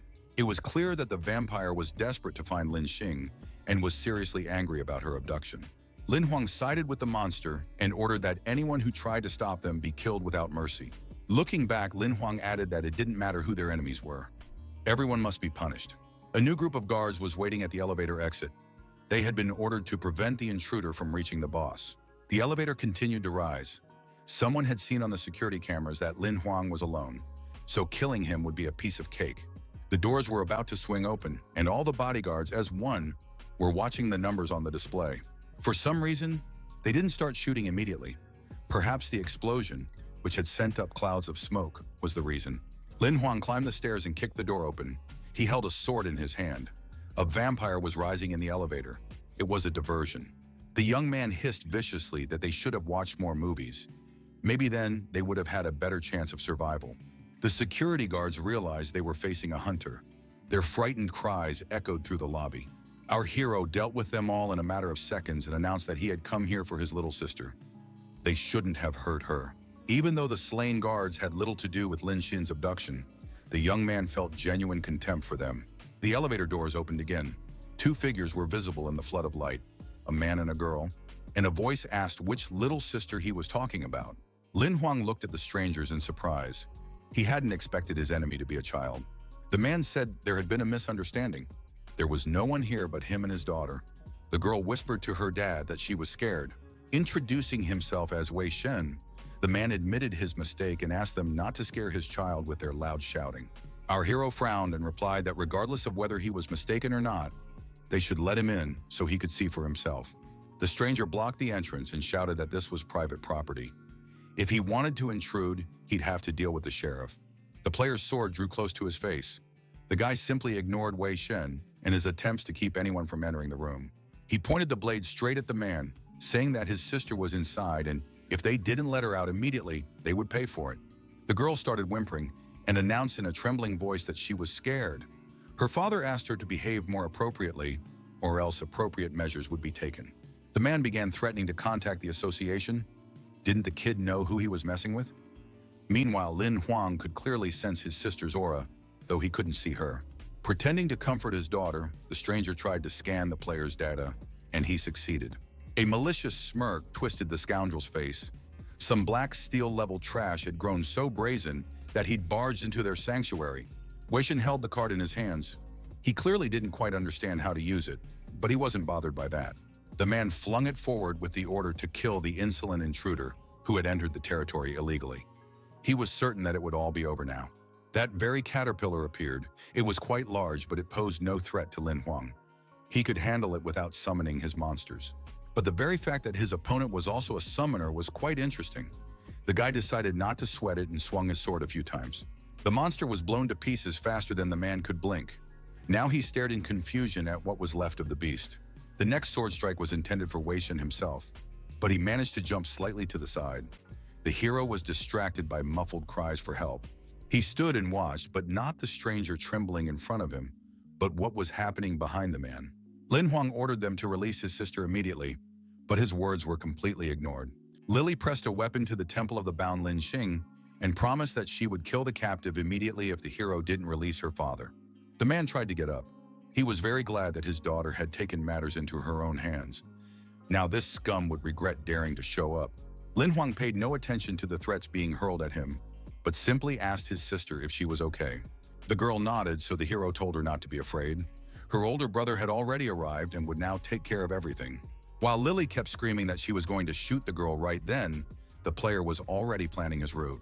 In the blink of an eye, he moved behind the criminal and demanded she lower the gun or she would die. The girl refused and was struck on the head with the hilt of a sword. Our hero didn't want to kill her, only to neutralize her and free Lin Xin. Lily collapsed to the floor. Her father crawled forward to make sure the girl wasn't too badly hurt. Meanwhile, Lin Huang cut the ropes binding his sister. He was relieved to see she was unharmed. The first thing the girl did was hug the boy. She was too scared to even open her eyes after everything she'd been through. Her displays of affection were driving Lily's father to the brink of a nervous breakdown. He vowed that everyone here would be killed. This did not escape Lin Huang's notice. The young man could not afford to relax or lose focus, so he kept watch over the villains to prevent them from escaping. He ran the tip of his blade along the girl's dress, as if ordering her not to move or she would die. Lin Huang could easily have cut her in half. Besides, he was eager to try out some new martial arts moves. But he didn't get the chance to test his strength. The doors burst open and the police stormed in, the sergeant shouting for the young man to stop and not do anything stupid. The young man wasn't thrilled, but he was told that he had found his sister and that law enforcement would now handle everything else. Two police officers grabbed Wei Shen by the arms.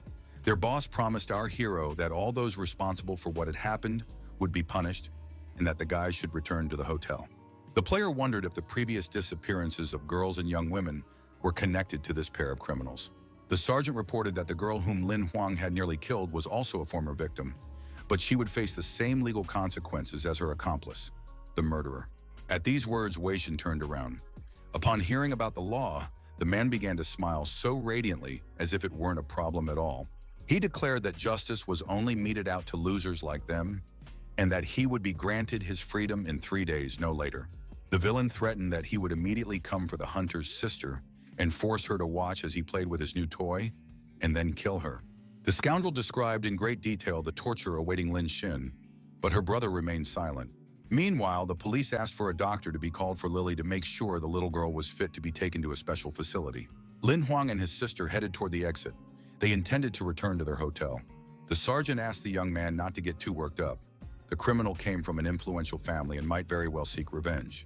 The gambler asked if the police didn't believe in justice. He turned around and looked the man straight in the eye, declaring that he himself believed evil would be punished. His partner approached and asked the chief if they shouldn't arrest this guy too. He'd maimed a lot of people. The chief yelled that he should take a good look at the slain monster. It was clear that the hunter was no ordinary man, and they didn't need any extra trouble with the association. The police led Wei Shen out onto the street to take him to the station. There were many officers present, and morning was approaching. Suddenly, the man pushed the law enforcement officer's hand away. shouting that he shouldn't dare touch him. The scoundrel continued to hurl threats and curses, once again directed at Lin Huang and his sister. A vampire landed from the sky like a comet. Apparently, he had urgent business here that brooked no delay. A bright flash behind him made the man cut off his tirade mid-sentence. He looked frightened. The vampire's appearance frightened the police as well. They didn't understand where the monster had come from, but we know it's Lin Huang. Thin yellow streams of energy, like threads, shot from our hero's hand toward his enemy's neck. The enemy began pleading in fear to wait, but the player had no intention of waiting. Soon the threads were already wrapping around Wei Shin's head, after which a heart-wrenching scream was heard. The man collapsed to the ground. The police officers understood perfectly well that there was practically no point in taking him to the station now. He needed the morgue. The sheriff rushed out. When asked what had happened, the officers reported that the criminal had escaped. Lin Huang listened to this, standing on the roof of the house and shaking his head. A map of Bai appeared in his hand. He needed to use its services to escort his sister to a safe place. The Shadow Eagle was perfect for this, and soon the girl and the vampire were ready to head as far away from here as possible. Lin Xin asked, a little frightened, if they could fly away. It seemed she wanted to say something else to her brother. Lin Huang replied with a smile that it was all over. She could go, and they would talk a little later when he returned. The young man promised that no one would dare threaten her safety again. He guaranteed it. The young man didn't know that a few floors above, a hooded stranger had received a message containing his image. A clear order to eliminate this man came from the Emperor's inner circle. It seemed someone had been assigned a corresponding quest. The hooded man reported that Wei Shin was dead, and he would send the corresponding photo of the young man to everyone immediately. They were ordered to find out everything about this man and his connections. If he had no connections, they knew what to do. The hooded man didn't beat around the bush and ordered Lin Huang's death if no one was backing him. It seemed Lin Huang had made new enemies. The hero walked down the street, thinking that now his little sister would need time to recover. Lin Xin held a new toy in her hands and enthusiastically invited him into yet another clothing store. The girl needed to relieve some stress. The young man smiled and gave his permission, and she dashed inside. It turned out that the fairer sex was quite easy to calm down. Lin Xin liked the dark blue color, but she was afraid she would look too formal. Lin Huang declared that she was beautiful in any outfit. Suddenly, the player sensed a threat. Someone had clearly entered the store looking for a victim. It was evident from the aura of murderous intent. He transformed back into a vampire, and this didn't escape Lin Xing's notice. The girl immediately grew wary. The beauty realized that the warrior's appearance wasn't without reason and asked her brother if everything was okay, though the answer was obvious anyway. Just then, from behind the clothing racks, a sales associate asked if the customers needed any help. She looked suspiciously familiar. Lin Huang pointed to Bai's cloak and asked how much the outfit cost. Lin Xing was interested in the price of the purple dress. Soon, the brother and sister continued their walk under the vampire's reliable protection. The situation no longer seemed so dangerous. Lin Xing remarked that it was rather strange that they had gone shopping first instead of to the hotel. The player replied that it had to be that way. They kept moving down the street, ignoring the stares of onlookers. Bai wasn't the only one in a hood here. It seemed as though Lin Xin was under the watchful gaze of his new enemies from above. He could feel it on his back. But the main threat wasn't in the distance. Someone intended to get as close to the guy as possible, and the thug's weapon was a dagger. A ghostly wolf suddenly appeared in the path of the hooded assassin. It bared its teeth, signaling that it wouldn't let the player be harmed. The monster was getting closer and closer. Only hunters and mages could see it, so there was no panic in the crowd. It was now clear that 3 silver-clad assassins were hunting Lin Huang. As the monster approached, they all became clearly visible and froze in place. Realizing that the plan had failed, the assassins simply vanished into thin air, as if they had never been there. The only one who saw this was our hero. He looked around, thinking the enemies might have just moved, but then realized they were gone. The boy and his sister continued down the street, heading toward the hotel, while a man with a ponytail watched them from the roof of a building. A pet sat on his shoulder. The stranger told him that this kid had a bright future. He had managed to recognize the silver assassins. Then the man noticed another pursuer. He reported that the second team had also failed, but he didn't know the details. That same player with the pet on his shoulder appeared behind the assassin. He was curious as to why the killers were so careless. Grabbing the villain by the wrist, the man tried to deactivate his imperial ring to prevent him from spying. Looking at the assassin's finger, the stranger with the ponytail laughed. Apparently, he had just caught the boss of the gang tasked with eliminating Lin Huang. His ring was unlike any the hapless assassin had ever seen. From it came only one question. Who was the client? The gangster screamed in terror. A guess flashed through his mind, but he didn't have time to voice it before the man with the ponytail's pet clamped down on his throat. The stranger nodded with satisfaction. Since they'd recognized him so quickly, there was no need to waste time talking. The monster lunged at the enemy's neck. The villain was choking and confirmed that this was indeed the case. He simply needed to find out who was backing the talented young man. Then the player with the ponytail said that in a few hours, when it got dark, they should go to the ancient clock tower and listen to the chimes. It was a veiled invitation to meet, apparently so that the assassin would reveal his employer. The man rubbed his neck and agreed. He stood there for a while longer, holding the bite mark. It had turned black, but was gradually returning to its normal color. The enormous, gaping maw of the wolf, or whatever creature resembled it, instilled such terror that there was no doubt the assassin would keep his word. The man with the pigtail sent the monster to make sure all conditions were met and that he wasn't being tricked. The tower, or rather the pagoda, was indeed ancient and very beautiful. But the events destined to unfold here were far from beautiful.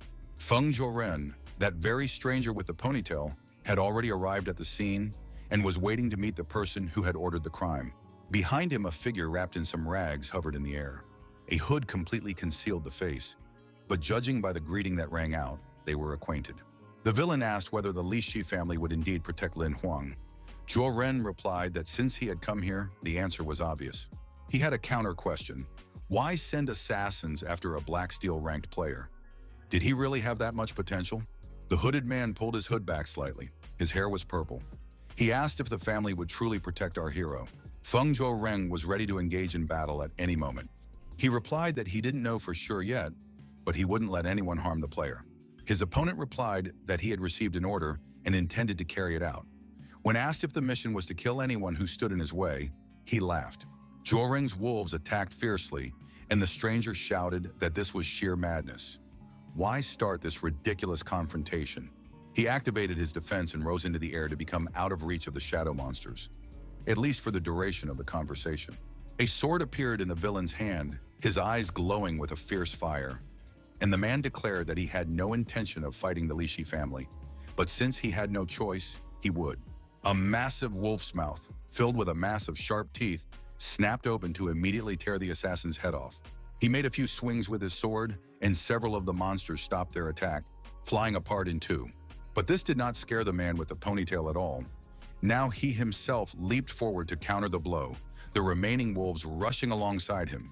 The opponent thrust his sword forward. He knew he couldn't handle so many enemies, even if he used all his abilities. Zhou Reng shouted that it was time for the old man to show what he was capable of, but even better to reveal his face so there would be no misunderstandings. There was no reply, and the wolves launched their attack with renewed vigor. The beast looked extremely dangerous. The attacker cursed. There was not the slightest doubt that if he didn't escape, he would die. Meanwhile, a representative of the Li Shi family had already begun casting an offensive spell to join the battle. His opponent transformed into a shadow and flew through the air even faster than one might have expected. Rubbing his imperial ring, Feng Zhuoreng thought that the man had fled just in time. Everything had gone strictly according to plan, and he hadn't even had to exert himself. Li Yangxin appeared from the ring. She asked her uncle excitedly how Lin Huang was, and he replied that everything had been fine during the few days the boy had been under his protection. The girl turned out to be quite perceptive and immediately guessed that something unpleasant had happened after all. Then Feng replied that someone had hired a super player to kill the boy, but he had scared him off. He wondered what was so special about Lin Huang. The captain replied that the problem wasn't with the hero, but with the man he had killed, who belonged to an ancient clan from the 2nd District. Li Yangjin asked her uncle, a key figure in the family, to help her with the investigation. For a while, the villains would be scared off and wouldn't interfere. Feng smiled and replied that he would do everything possible.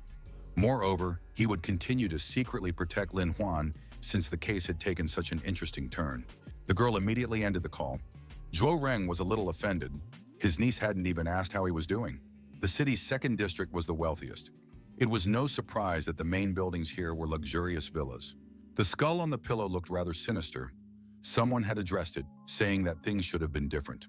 A woman's hand stroked the forehead bone, saying that if he liked little girls so much and needed so many of them, he should have just gone to the village instead of looking in the city. The woman took the skull in her hands and said that the Wheel of Life energy was broken and it was now impossible to defend himself. so let him take the guards. He deserved it. Pressing the skull to her chest, the stranger replied that he was her son, so she couldn't let anyone kill him just like that. Tears were ready to spill from her eyes. A real family drama was unfolding, but there was nothing to be done now. Suddenly, the skull's jaws began to move. A sound like a gust of wind called out to the mother. Blue life energy glowed in the skull's eye sockets, and suddenly it screamed that his mother must avenge him. Wei Shen asked his mother to kill Lin Huang and make his immortal soul their slave. The woman replied that the hero was protected by a family from the 7th district, so it would take time. She added that her son's soul would take 3 years to recover, and during that time she would find a suitable body for him. In the meantime, she had other important matters to attend to, and Wei Shen asked what could possibly be more important than revenge. The woman, looking businesslike, rubbed her hands together and said that it was far more important to get to her, their main target. Just then, a maid appeared in the doorway. It seemed they had sent the maid after the girl not long ago. The little girl ran up to the skull and called out to her father. He was very glad that she had managed to escape as well. The woman said it would take her father 3 years to return to their world. When she asked if her daughter wanted to avenge him, the girl nodded happily. Lily said she wanted to tear the scoundrel to pieces, the one who had robbed her and Wei Shen of their happy life. The grandmother declared that in that case, she would send her to cultivate. If she survived for a year, she would gain enough strength to carry out her plan. The girl and her maid headed for the door, and the woman asked the little girl not to disappoint her or her father. The girl looked back with eyes full of hatred and promised that she would definitely survive to take her revenge.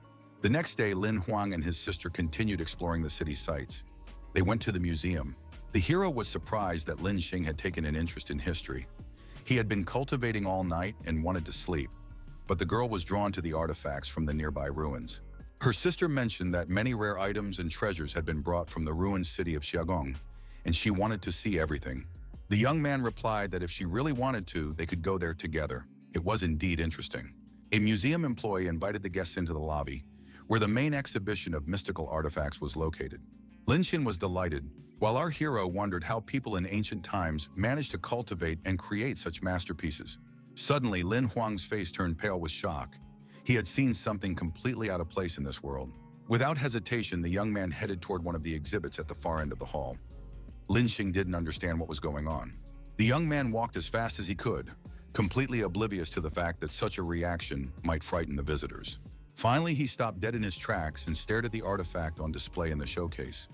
His little sister followed him, her curiosity piqued as well. The tour guide began to explain that this object was a true treasure.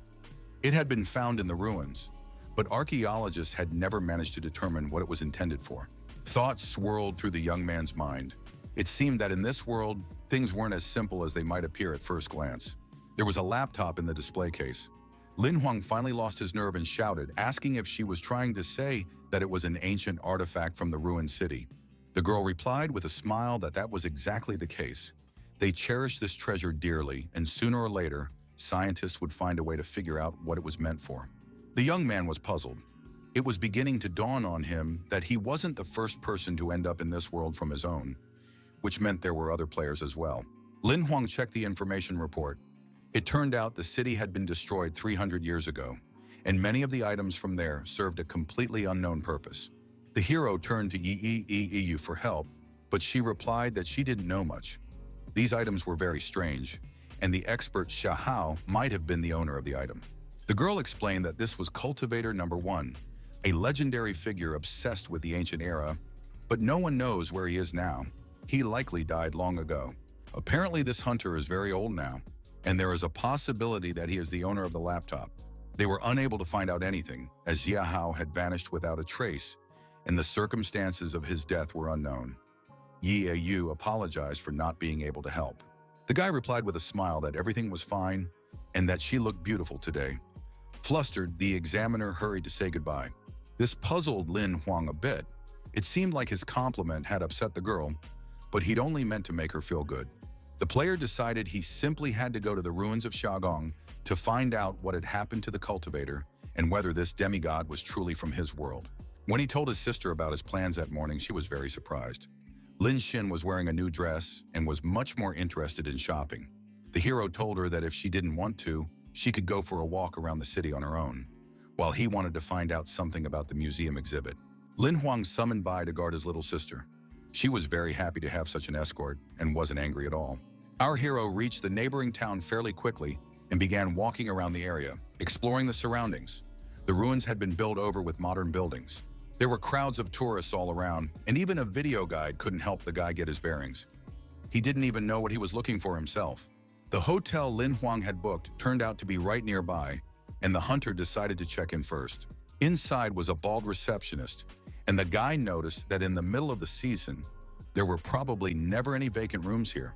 A conversation ensued, and our hero tried to find out something about the ruins. The man replied that the place was mystical and that there were several interesting stories associated with it. The manager had been serving tables for many years, and over that time he had accumulated plenty to say about the place. At the door to the room, the man said that if the guest was interested, they could continue their conversation inside. The manager stood by the window and explained that, back in the day, Xiahao had built a veritable empire of cultivation and martial arts here. This had been his residence. But one night, everything here simply vanished, just as the cultivator himself had vanished without a trace, which greatly surprised Lin Huang. Only modest ruins remained, and now all tourists can see are the remnants of walls and a few towers. Our hero immediately headed to the specified location, but to explore it, he had to wait in line. There were so many people wanting to see it. Finally, the guy lost his patience and declared that there was nothing special here. Xiaohei objected, saying that everything here was special. It was a mystical place. The guy replied that all he cared about was the gamer with the computer. They needed to find out what had happened to him. The assistant didn't understand what he was talking about. Then it dawned on him, and Xiaohei dashed off to the side, shouting for the gentleman not to fall behind and to follow him. Soon the assistant led the hero to a dent in the middle of the columns. Apparently, Xiao's personal belongings had been found right there. He explained that these marks in the stone were unique. Even super players couldn't leave a scratch on the material, but someone had managed to break through it. Suddenly, Xiaohei felt a surge of energy, ancient energy, which came as a complete surprise. If used, it could open up new possibilities for the player. Lin Huang asked if this was really the case. It would be nice. The young man asked if this was definitely the right place and was told that this was the center, with a radius of up to 3,000 meters. Our hero decided to come up with a plan and then return. At the hotel, Xiaohei asked what else was needed besides mastering this special energy. Perhaps the young man wanted something else. The assistant reported that he had sensed the presence of 2 mutated monster guards downstairs. Only Hei Tang could handle them. The player thought that even a dragon would have a hard time, and besides, he had already used all his transformation cards. He couldn't even use a phantom shadow here. The assistant reminded him that there were 60 card fragments that could be exchanged for a level up to bronze, but it wasn't clear if that was worth it. Finally, Lin Huang made up his mind. He sighed, thinking that since there were no other options, he was ready to make the exchange. Suddenly, there was a commotion in the neighboring room, and the guy decided to eavesdrop. Maybe the neighbors were up to something interesting and spicy. Xiaohei chuckled. Suddenly, the lights went out. Standing in the darkness, our hero couldn't understand how such a blackout could have happened in a tourist town. The sound stopped too. Now the room was not only dark, but also completely silent, and the hero began to feel uneasy. And for good reason. He sensed someone's presence behind the door and realized there was an intruder there. His anxiety grew. Finally, Lin Huang could think of nothing better than to grab his gun and approach the door, shouting, "Who's there?" There was a knock at the door, and someone who vaguely resembled the manager told the guest that everything was fine. It was him. The man added that there had been some electrical issues. Apparently, he was hinting that he wanted to come inside. Our hero replied that everything was fine. He was going to sleep anyway, so if that was all, the manager could go. The man wouldn't let it go and claimed he'd remembered another story about the ruins. The player realized he couldn't let him in and suggested they talk in the morning. The next second, the room's panoramic window was smashed, and a woman, clearly a hunter, jumped inside. Her eyes glowed with energy. Lin Huang was, to put it mildly, surprised by such an extravagant entrance. But he seemed to recognize the one who had come to him. She was a zombie or something like that. The girl stood there with a completely vacant stare, a predatory smile frozen on her face. The whole scene was extremely unsettling. She attacked with lightning speed. The guy barely managed to dodge. Xiaohei shouted that she was a parasite, a controlled creature being manipulated by someone. The assistant shouted that if the control slipped, the woman could be saved, so they should try to keep her alive. Our hero had just aimed to fire a shot. This information came at just the right moment. The hero looked at the assistant and asked him to repeat what he had just said, but the moment wasn't exactly ideal for a debriefing. The manager continued to pound on the door, shouting that the guest apparently was still awake, so he should open the door as soon as possible. The guy asked if the man was also under control and received an affirmative answer. To break the spell, he needed to kill the one controlling these puppets. The manager entered, saying that the master had ordered him to kill Lin Huang and bring him the hero's body. He had something that belonged to the master. Lin Huang decided that since that was the case, he had every right to defend himself. If they planned to kill him, what made him any worse? A shot rang out. The bullet, and not just one, hit its mark, and the man's body jerked backward. He roared like a wounded beast. The door swung open, and a whole crowd of people stood in the doorway. There was no doubt that they were all parasites. The zombies rushed inside, and Xiaohei advised the gentleman to simply run away. That was the most sensible thing to do in this situation. The window was already broken, so all our hero had to do was jump out of it onto the street. The city was also full of zombies, and every one of them was obsessed with the goal of destroying Lin Huang. It was complete madness. The guy had no choice but to use one of his mystical creature summoning cards. The Shadow Eagle turned out to be the perfect way to escape. The controlled creatures clearly couldn't fly. After flying to a safe distance, the heroes decided to discuss what had happened. Xiaohei guessed that the master who wanted something from Lin Huang was the monster beneath the ruins. The young man thought for a moment, then asked if, since the assistant had been able to sense the energy in the ruins, the monster could sense Xiaohei himself in the same way. Lin Huang asked if that meant that when the assistant decided to steal the creature's energy, it decided to steal theirs instead, but the idea wasn't confirmed. And although the assistant assured him that the creature wasn't that powerful, it was obvious that the monster had enough skill to send people to kill the young man. In fact, an entire city. The assistant asked why they didn't just leave the city, but the hero explained that he was the monster's target. So fleeing to a neighboring town would put everyone there at risk, including his sister. The player decided to call the association and consult them about the situation. He really hoped they would help him. The guy reported what was happening in the city and asked them to send hunters to cure the infected people. The assistant wasn't thrilled with this decision. He stated that before saving others, it would be wise to ensure his own safety first. Lin Huang said that his sister was currently under Bai's protection, so he had to fight the monster. This meant that only one of them would survive, either him or his opponent. Xiaohei asked again if they were going to the ruins. The guy replied that yes, they couldn't hide forever. They'd be found sooner or later anyway. There were a lot of parasites. They had already started attacking the townspeople, so the sooner it was over, the better for everyone. Flying over the city, Lin Huang realized he didn't want to be left without a partner. In this situation, it would be the same as dying. The streets were in utter chaos. Our hero raced forward with a single thought. Soon this monster would devour every living thing in the vicinity, perhaps including them. Even at night, there were quite a few people around the ruins. It was possible that they were all infected. The young man asked if there was any way to conceal their presence so the monster wouldn't sense their energy. The assistant replied that he could block it within a 100-step radius. He thanked the assistant for his wisdom, and the assistant replied that he shouldn't praise him too much. He simply didn't want to die again. Our hero didn't take kindly to these words. He sternly placed his hand on Xiaohei's head, signaling him to be quiet. Besides, the infected had appeared again, and the guy didn't want them to be noticed. The assistant reminded him that he was the only one who could see and hear him. The infected puppets were getting closer and closer, repeating that they had to kill a human and obtain energy for their master. Lin Huang realized that they couldn't sense Xiaohei, only him, but there was a way out of this situation. The Shadow Ghost card. More and more men were gathering between the columns, but now they looked somewhat lost and disoriented. Our hero was very pleased with his shadow transformation and invited his assistant to follow him. They were approaching the energy source the master used to control his puppets. Ahead, a glowing core appeared, entwined as if by blood vessels, with some sort of red branches bearing thorns. This was the monster they were looking for. Xiaohei noticed that the beast was bronze tier, but could already control tens of thousands of people, and was on the verge of becoming a super monster. His assistant admitted he was scared, so the boy activated the dragon card, declaring he wouldn't let this creature live. Heitan appeared surrounded by a halo of warm, yellow energy. He wasn't yet experienced enough to adapt to the situation immediately. The dragon was also currently at the 3rd bronze level with several mutations and a bloodline.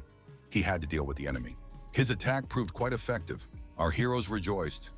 Their opponent was a mutated plant, and the flames dealt it significant damage. The effect didn't last long. The monster recovered in a matter of seconds. It possessed an incredible regenerative ability. Not only that, but the monster instantly attacked and plunged its spikes into Heitan's body. The dragon was knocked over by the blow. Xiaohei shouted that he wanted to help, but the guy reminded him that as soon as they were spotted, they would simply be eaten, devoured as a source of energy. The dragon was still effective against the parasites, but a human stood no chance against them. Heitan attacked again. He had to drive the monster away from the core from which it was drawing energy. The monster wasn't in a hurry to leave the orb. If he didn't force it to do so soon, everything would end very badly. Suddenly, Lin Huang regained his usual appearance. It seemed the transformation card's effect had worn off, and the boy cursed. The energy body sensed him instantly and released its tendrils. He had to run immediately. The hero realized there was no point in running. The monster had so many spikes that any movement would simply pierce him through or paralyze him. The attack followed in a flash, but the mountain of rocks behind which the young man was hiding took the full brunt of the damage. The tentacles seemed to detach from his body and began crawling chaotically across the ground, but the player was no longer there. Fortunately, he had another transformation card in reserve, and the guy took on the form of a shadow ghost again, but that didn't help him feel safe. A black spot appeared in the center of the energy core. It was evidence that the detected target had vanished, and the monster was puzzled. Obviously, some process had been triggered in its body. All he could do was hope it wasn't a transformation into a super monster. Lin Huang cursed under his breath. He realized that the monster was releasing all its parasitic spores outward in order to detect a target as quickly as possible. A pink glow began to spread from the crack in the stone between the columns. The sight was beautiful, but it carried a serious danger. More and more people on the city streets were becoming infected, and each of them had a mission to find and kill Lin Huang. But these spores were killing the people themselves, causing them to choke so they could take over their bodies and bend them to their will. Men gasped for air, clutching their throats, and then were no longer in control of themselves, having lost control of their bodies. Now they were zombies roaming the streets in search of our hero, or any other source of energy. The life energy of the captured people left them, rushing first into the sky and then straight into the ground. These streams of energy rushed from the city toward the ruins to strengthen the monster and help it level up. They strengthened the energy core, and the number of sprouts was also constantly increasing. They were growing larger and stronger. Xiaohui informed the master that the monster was about to reach the silver rank. If they didn't hurry, the dragon would be completely powerless against it. While Heitang was immobilized but unharmed, the assistant reported that there was a card capable of killing such a monster, but to obtain it, 1 million fragments had to be gathered. They had to kill the monster now, and Lin Huang was the one who had to do it. No one else could handle it. Otherwise, a super monster with 3 mutations would appear within a couple of months. The guy noticed that there was a lot of energy here. Could this be Xiao Hao's legacy, which was far stronger than any of the existing ones? There are certain rules that cannot be circumvented. Energy cannot exist in isolation, and this parasite is direct proof of that. The guy remarked that he envied this parasitic plant. Xiaohei replied that it was completely pointless. He would find a way to defeat it, but the rules must be followed. If they want to deprive the enemy of its ability to absorb energy and regenerate, they need to find a way. Then the dragon will easily destroy the parasite. Our hero didn't understand how to do this, but Xiaohei seemed to have some ideas on the matter. He said the guy needed to approach the core and place his hand on it for about 3 minutes.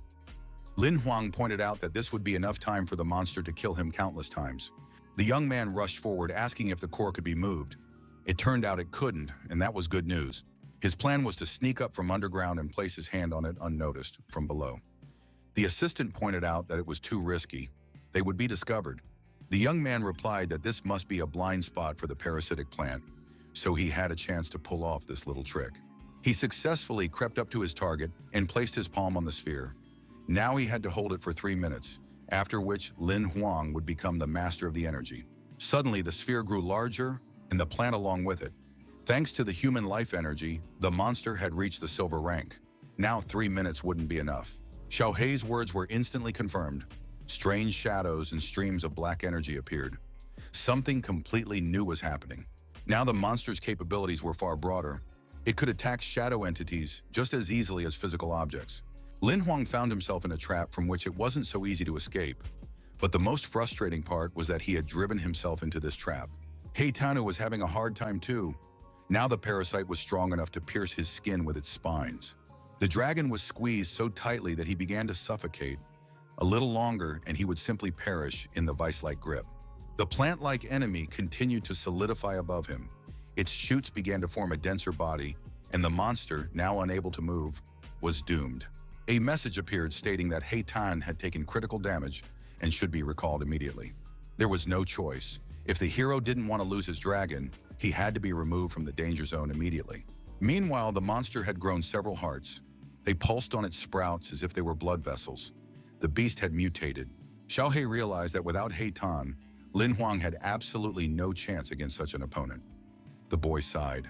Despite everything, the hero kept his hand on the energy core, but now it was completely unclear how long he should keep doing so. It was getting harder and harder for the player. His shadow shell began to crumble again, and he warned his assistant that he simply couldn't hold out any longer. Suddenly, a system message appeared stating that the ability to absorb energy was finally activated, which greatly pleased the hero. He was pleased that he had absorbed the orb, but Xiaohei replied that this was only a temporary ability. The hunter wasn't strong enough yet, and besides, the monster needed to be killed. Lin Huang asked him not to worry about it. He had come up with a plan. With those words, the young man summoned one of his mystical creatures. The assistant shouted that this was complete madness. In such a confrontation, the vampire was doomed to die. Instead of answering, the hero ordered the use of 2 level-up cards to immediately power up his monster and trigger its evolution. Now a dense aura surrounded by. Energy was literally surging around him, and he looked very determined. Xiaohei praised the idea. A normal level-up can be stopped, but when it's done with a card, even the gods are powerless to influence the absorption process. When they both stopped laughing, the young man admitted that this was the first time he'd heard of it and received a well-deserved slap from the assistant. Sprouts almost identical to those that made up the monster appeared around the vampire. It seemed as though the 2 mystical beings were merging into a single entity. Soon it began to resemble an improvised egg. Cracks ran across it, and then the hand of the renewed vampire appeared. Lin Huang noted with admiration that Bai had changed quite a bit after his evolution. Xiaohei confirmed that something amazing had happened. 4 bright pink wings appeared behind the vampire. He now possessed far more energy and power. The system congratulated the player on the fact that his summoned creature was now a 4-winged vampire of divine rank, and Bai rushed toward the enemy. He approached the monster's spawn, which was enormous but, without a source of energy, had lost its ability to regenerate. Lin Huang shouted that now was the perfect time to have some fun and activated another card. They had every chance of winning. The dragon attacked the monster immediately upon its appearance. Now that bastard was guaranteed to die. According to the original plan, everything was supposed to go exactly like that. But suddenly Xiaohei shouted that something strange was happening. The monster absorbed far more of the energy released by the dragon than it should have based on its level. Not only that, but spores continued to burst out and could soon infect the neighboring town. The more people gave up their life energy, the stronger the monster would become, and the faster it would level up. Somewhere nearby, Lin Xing slept peacefully. Thinking of his sister, the young man declared resolutely that they simply could not afford to lose. The hero ordered the vampire and the dragon to cover him so he could attack, but his assistant reminded him that even a single blow from the enemy would be fatal for the young man. The player pushed off and leaped forward, saying that otherwise everyone would die, him and thousands more. Bai rushed forward like a torpedo. It seemed he too wanted to resolve this problem as quickly as possible and test his new abilities. He crashed into the thickest part of the sprouts and attacked what seemed to be the most vulnerable spot, the cluster of hearts. Xiaohei shouted for everyone to be extremely careful. The monster was about to begin its transformation. The dragon attacked with fire, and the player struck with his sword, but their actions yielded no visible success. Then the pair decided to join forces. Lin Huang would strike with his sword, and Heitan with his flame simultaneously. The young man was unable to carry out his plan, or perhaps he simply couldn't. He got too close, and one of the monster's tendrils pierced his chest. The assistant screamed, and the vampire froze. None of those present were at all prepared for this. Even though they were all aware of the risks, our hero's vision darkened. Only one thought pulsed in his mind, the thought that he was dead. Then Lin Huang tried to lift his heavy eyelids. Xiaohei and the dragon leaned over the player, realizing he had woken up, and asked him to say something. The guy opened his eyes and simply asked why he hadn't died. It seemed this fact struck the player more than anything else. The assistant reminded him that at the very last moment, the hero had managed to use a recovery card. He really was very clever. The player groaned that he would have been better off dying. This was largely because Heitan was licking his face. Then Lin Huang sat up abruptly and asked what had happened to the parasite. The assistant enthusiastically reported that thanks to his final blow, the monster had died. This was excellent news. The young man already held the reward in his hands, another historical level card. He decided to name it Magic Vine. The stats corresponded to the 3rd bronze level. All of the parasite's skills had been preserved. Not a bad option. Lin Huang suggested that everyone get some good rest and recover. Now that the monster had been defeated, they could relax a little. Xiaohei confirmed that once the parasite's main body was destroyed, all the infected would return to their normal state. Lin Huang declared that this was excellent news, and now he wouldn't miss the chance to level up the tyrant by 2 levels as well. The card instantly shattered into pieces. In the process, it dawned on the hero that the Magic Vine only had 2 skills. Why not as many as Tyrant? The assistant explained that this was due to the very nature of the parasite.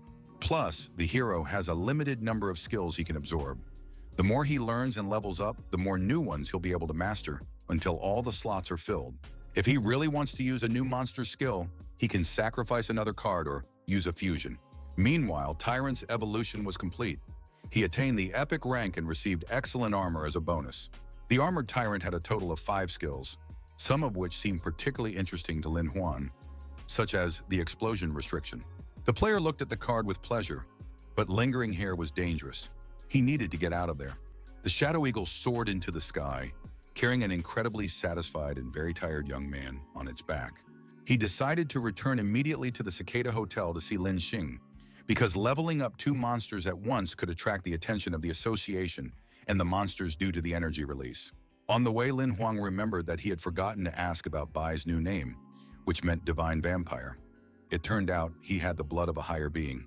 All of the monster's core stats had significantly increased, and he had also gained several new skills. It was simply incredible. The hero also remembered that Xiaohei himself had absorbed a considerable amount of energy. He declared that he could now replace the death card, and the boy asked for a more detailed explanation. In the event of death, you can swap 1 monster card for another, especially if it happens suddenly. In that case, the card will disappear automatically. Any card would work, not necessarily a monster card, but its rank had to match the specified one. If none was available, 2 or 3 lower-ranked ones would suffice. The player whistled. Jumping over the fence, Lin Huang said that everything looked pretty peaceful here, so he was going to sleep. But there was one more important thing to do. Xiaohei reminded him that there was something else to check, and the young man immediately headed for the window. He peeked inside quietly, listening to a new wave of complaints about how he dared to ask Xiaohei not to make noise, since no one could hear him anyway. Lin Xing slept peacefully in her bed, a thin stream of drool trickling from her mouth. It looked very childlike. Lin Huang barely managed to hold back a laugh. He would remind his sister of this later when she decided to act all wise and lecture him on life. The assistant reminded him of his presence again and asked what important thing the guy had wanted to talk about. The player looked at Xiaohei and asked about his well-deserved reward, since he had helped with both the energy absorption and everything else. The assistant crossed his arms over his chest and declared that in that case, he would live up to expectations and reward the young man. He deserved it. He suggested that our hero draw 10 cards himself. Glowing rectangles flickered around Lin Huang. Gradually, these card templates became more and more real, but the young man stubbornly didn't understand exactly what he was supposed to do. Then a whole wall of cards appeared before him. There were significantly more of them, about twice as many. The player asked what was going on. The assistant reminded him that the hero's level wasn't very high yet. Out of these 18, only 10 cards were good, so he should just choose and stop showing off. The young man got angry and declared that despite his stats, he intended to use them all. Right now, he randomly poked his finger at 10 glowing rectangles. The choice was made, and now nothing could be changed.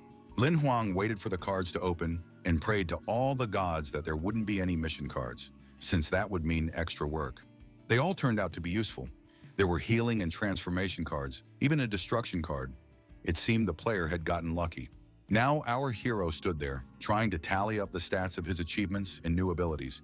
He needed to organize the cards he had. One of the rectangles caught the guy's attention more than the others. It was an insight card, and he was seeing one for the first time. The picture showed something resembling a constellation against the backdrop of a human figure. I wonder what that could mean. The assistant explained that if one hits a wall during cultivation, one can use this card, but only once. It will help one see through and remove the obstacle. Lin Huang was very pleased and thanked Xiaohei for the great tip. He replied that it was nothing to do with him. The kid had just gotten lucky. The two began arguing about what had happened. Each thought he was right, and neither was willing to admit he had a crush on the other. The next morning, the young man woke up surprisingly well-rested, and his mood was excellent as well. Linchen was already up and had started her day by checking the latest news. She didn't know her brother had already returned. He knocked and walked in, telling her he'd brought breakfast and that she should get dressed and come eat. His little sister was a bit surprised. The girl began to scold the hero for not warning her about his return. Bai had suddenly disappeared, and she guessed that her brother had needed his help. She had been worried. Lin Xin read in the news that a super monster had appeared in the ruins where her brother had gone, but it had been defeated in time. Could this really be the work of Lin Huang? He claimed he had nothing to do with it. With his rank, he would have died the moment he got close. The little girl wouldn't let it go, noting that the timing coincided with Bish's disappearance. The player started to get annoyed and asked his little sister not to fill her head with nonsense. She'd be better off remembering that breakfast was getting cold. He advised Lin Xin not to linger and to get ready quickly after eating. They needed to go somewhere. The little girl said a bit sadly that she'd already played and rested enough, so she just wanted to go home. This surprised the young man. He asked what had happened. Maybe she wasn't feeling well, or something like that. The girl simply explained that she had her graduation in September, and if she was going to play, it would have to be after that. Right now, she needed to prepare for her exams. She needed to improve her academic and combat skills to achieve the best results next year. Upon hearing this, Lin Huang gently hugged his sister, saying he was very happy that she had grown up and become more sensible. He said that in that case, he would go to his room to pack his things and then book a ticket for the ship. The girl readily agreed. Lin Xing continued watching the news. An interview was beginning with a young hunter who had reached the gold rank at 18 and was also an excellent mechanic. The beauty on the screen declared that if young people don't want to be a burden to their loved ones, they must study diligently and develop their skills. Lin Huan's sister decided that she would never be a burden to him and that someday she would definitely surpass that hunter. As soon as she crossed the threshold of the house, the girl called out to her brother that she would unpack her things a little later, but for now she would stay in her room for a while. Our hero stood by the stairs and chuckled. He'd thought Lin Xing had grown up, but in reality, the girl was still just as much of a little kid as she'd always been. The guy took out the mission card left over from last time. Since he had nothing else to do anyway, why not complete the quest? He unfolded the rectangle, hoping that this time the task would be more enjoyable than the last one, and not so difficult. The mission wasn't just difficult, it was extremely difficult. He had to reach level 6 in combat skills within 30 days. Lin Huang cursed himself for his carelessness. Now he'd have to work his butt off.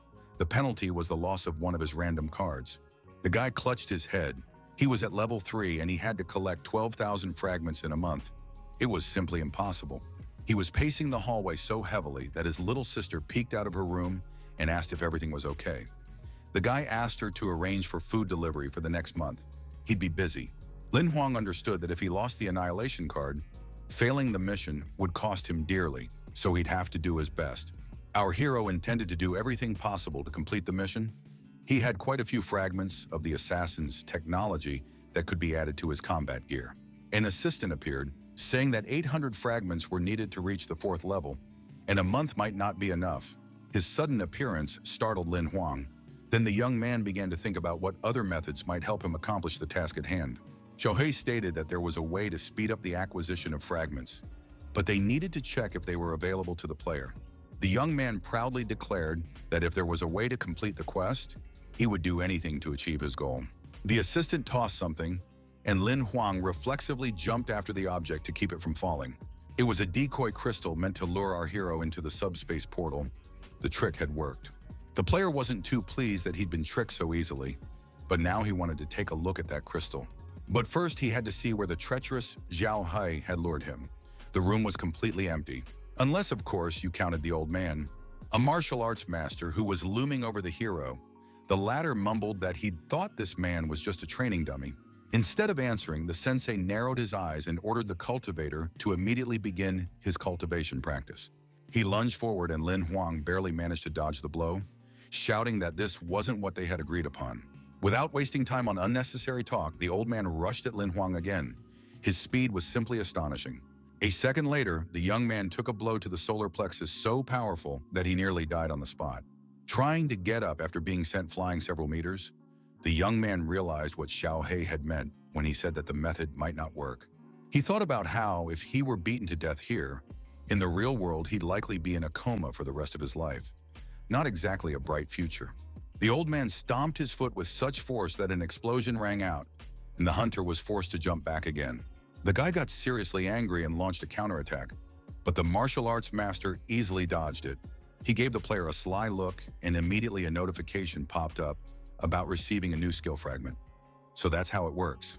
Realizing that one hit equals one fragment, Lin Huang was very pleased. It turns out there is a way to bypass the system. The sensei attacked again, but this time he no longer provoked such a burst of anger in the young man. The hero decided that he had a perfect opportunity to earn all the necessary fragments faster than before. It would be foolish not to take advantage of it. He understood that if he didn't die here, he would be able to quickly rise to the necessary level. The main thing was not to lose his fighting spirit. The master swung his leg, but Lin Huang managed to hit it with his fist. A corresponding message appeared immediately. The assistant was right. This was a perfectly viable method. Since it didn't matter how technically perfect the strike was, he could hit the old man however he pleased. Every touch yielded a fragment. The thing was, the master realized he'd been figured out and was now doing everything possible to keep the player from getting to him. The battle promised to be interesting. Time flew by quickly, and skill fragments poured into the system's reservoir even faster. Our hero was extremely pleased. When the notification appeared that he had reached level 5, the guy didn't even pause for a moment. He was ready to push forward to the very end until he achieved his goal. But Xiaohe decided to call a break. He needed to talk to the master. Lin Huang collapsed onto the floor, saying he was very tired. The assistant reported that they needed to speed things up. 24 days had passed and time was running out, and they still needed to collect another 4,000 fragments. This news completely floored the guy. He couldn't understand how this was possible. After all, he couldn't become any more efficient, and besides, he had practically no strength left. Xiaohe replied that there was no choice. Either the hero would come up with something, or he would simply fail the mission. The fragments had to be obtained. At that thought, Lin Huang jumped up. He hadn't spent 24 days fighting non-stop just to find out he'd failed the mission. He might have made it if he'd had 10 days left, but 6 was too few. He had absolutely no idea what to do about it. His assistant tried to console him by saying they didn't know exactly which card he would lose as punishment, but that offered little comfort. This got Lin Huang thinking, if he couldn't turn the luck in his favor and was afraid of losing the insight card, why not just use it? Xiaohe wasn't thrilled and reminded him that with the player's current abilities, it could be dangerous, but the guy's decision was unshakable. He confidently confirmed to the system that he wanted to use the card, and the corresponding process was activated. Increasing cultivation speed would affect his body, his mind, and even his soul, but the assistant had already informed him of this too late. The young man let out strange gurgling sounds, and then his body arched backward. The changes didn't take long to manifest. Xiaohe clutched his head. The boy was too weak to control the card. Most likely, he would simply die. Lin Huang muttered through clenched teeth that he only needed to level up by 1 level. He just had to do it, and that was all. Suddenly, the black energy surrounding the player began to take on a clearer form. He even managed to sit up. The assistant replied that this wasn't what he'd meant by control, but in reality, things hadn't turned out so badly. And although Lin Huang's physical body wasn't moving, cultivation was taking place and working at full strength. At this rate, the hero would reach the 5th level in just a few hours, but how to endure that long was a mystery. When the notification came that the player had reached the 6th level, a surge of energy, more like a whirlwind, rushed through his body. For some reason, the process didn't stop, and Xiaohe began to worry. He tried to call out to the young man, but he couldn't hear him. A multitude of martial arts masters appeared around Lin Huang, each of them ready to attack. Our hero clutched his head, trying to stop what was happening, or at least influence it in some way, but to no avail. The young man realized with horror that he couldn't stop the cultivation. This meant only one thing: the end was not near. The monks lined up in neat rows in front of and behind the young man. There was not the slightest chance to hide or escape, but the hero didn't even try. He was strong. The elders ordered the cultivator in unison to begin cultivation. Their voices sounded almost identical. Instantly, several senseis launched their attack. To avoid becoming a punching bag, the young man had to mobilize himself as much as possible. But first, he had to at least dodge the attack. Out of fear, the hero was ready to scream, but that wouldn't help him at all. Lin Huang lay motionless on the floor. His muscles were relaxed, but suddenly one finger on his hand began to move. Soon the boy stirred and even managed to sit up. He was exhausted, with scrapes and scratches visible on his skin, as well as numerous bruises. Xiao He sighed. He stated that Lin Huang still hadn't been able to master the card. That was the hardest part, since it didn't take into account the player's physical condition or abilities. Our hero whispered that he wasn't ready to keep waking up beaten up, so he would return immediately. Before he could even open his eyes, the boy was struck by one of the old men, who shouted that he wouldn't be able to escape this time. Lin Huang stated again that he had no intention of running away. This time, he wasn't going to give up and would see it through to the end. To back up his words with action, the player immediately attacked one of the martial arts masters, landing a punch right in his face. The young man was furious that he couldn't control the map as he wanted to. The sounds of the blows were in another dimension, but Lin Xin constantly imagined that she could hear her brother's screams and the noise of the fight. One day, this background noise suddenly stopped, and the girl decided to go to Lin Huang's room to check if everything was all right. The sun was already sinking toward the horizon, bathing everything around in a calm, warm light. Our hero's house looked very picturesque in its rays. The blue crystal, which Xiao He had used a month ago to lure the master into the subspace, rolled across the floor and began to shimmer. Lin Huang suddenly sighed loudly and opened his eyes. He was trying to figure out where he was and why he wasn't in pain. It turned out that the young man was lying in bed, and Lin Xin was carefully tucking the blanket around him, pleased that her little brother had woken up. The girl said she had been very worried. The doctor said that physically everything was fine, and he had no idea why the player was sleeping and wouldn't wake up. The guy asked how long he'd been asleep, and it turned out to be a week. His little sister immediately said she was heading to the kitchen to get him some food. She promised to bring him the most delicious food. The hero sat up in bed and thought that he had most likely failed the mission. Too much time had passed while he was asleep. A system message appeared stating that for reaching the 8th level in martial arts, he would receive a card. This information shocked the hero. It turned out he had succeeded. It was a rare quality military technology skill card. It stated that the player was at the 8th level and had greatly improved all his stats. The guy eagerly dug into his food, never stopping to praise the insight card. Xiao He objected that the player's own potential had played the main role in this success. The young man laughed, saying he'd been saying he was a genius for a long time. The assistant muttered spitefully that showing off wasn't the most appropriate thing to do here. The cultivation had been successful, and the young man's life energy had stabilized, merging with his body. It seemed he was ready to advance to the bronze rank. The hero wiped the last bits of food from his face and asked if that meant he needed to take down a new life cycle monster. Lin Huang noted that there were far more monsters of the appropriate level in the Book of Destiny. Xiao He promised to compile a list of at least 11 suitable for the hero. The player asked wearily how he should choose, to which he was told that, being a genius, he would have no trouble making the right decision. Last time, Yiqing had helped him. Perhaps he would have some advice now. The main thing was that the association shouldn't be alarmed by his rapid progress. The young man began to wonder who else might be useful so as not to draw unnecessary attention to himself when, as if in response, the imperial ring vibrated. It was Miss Leng, the very girl who had become a super player. The captain cheerfully greeted her friend. The beauty smoothed her hair and said that Lin Huang hadn't been in touch for a long time. She was calling just to see how he was doing. The guy said she'd shown up just in time. He'd just come up with an interesting question and was counting on her help. Xiao He wasn't thrilled, but he put up with it. The girl replied that she'd be happy to help, so our hero immediately explained the situation to her. He needed to choose a life cycle monster to level up. It was clear that Li Yangxin was looking at the list of monsters. Her face became focused and even a little stern. Lin Huang didn't know that this expression was actually caused by her surprise at how quickly he had leveled up. Finally, the captain informed him that most of the monsters suitable for him were characterized by a sturdy build and armor. But once he became a super player, that wouldn't be necessary. The hero asked if he would need the sleight of hand skill. Li Yangxin replied that he certainly would. For a super player, it would become the demon-slaying hand skill. The guy tried to clarify which of the bronze demons, in her opinion, was best suited for these purposes. The captain took a sip of coffee and replied that she needed to think about it some more. With a satisfied look, Li Yangxian announced that it was the vile puppet. It wasn't very strong, but it was resilient and also possessed the ability to replace its physical body with an artificial one. Defeating the monster grants psychic abilities to your life cycle, which is very useful for a super player in the future. Few choose the puppet, and they're wrong to do so. If the ability can currently only be activated 3 times a day, it can later be leveled up into a skill that allows one to avoid death. The hero was puzzled. The girl promised to send him all the details so that Lin Huang could weigh the pros and cons before making a decision. He sincerely thanked her. At the end of the conversation, the young man declared that he was truly lucky to have such a girlfriend, which left Li Yangxian with mixed feelings. The beauty immediately ended the call, and the guy decided he was being too emotional. Xiao He called him an idiot.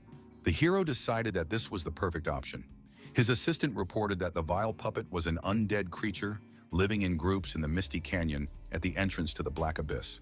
And while only super players would risk venturing into the Black Abyss, the unforgettable lands were much safer, so it would be better to plot a route through them. The assistant stated that in any case, Lin Huang had little chance of success, so he suggested not going to the misty canyon at all. The player's imperial ring vibrated again.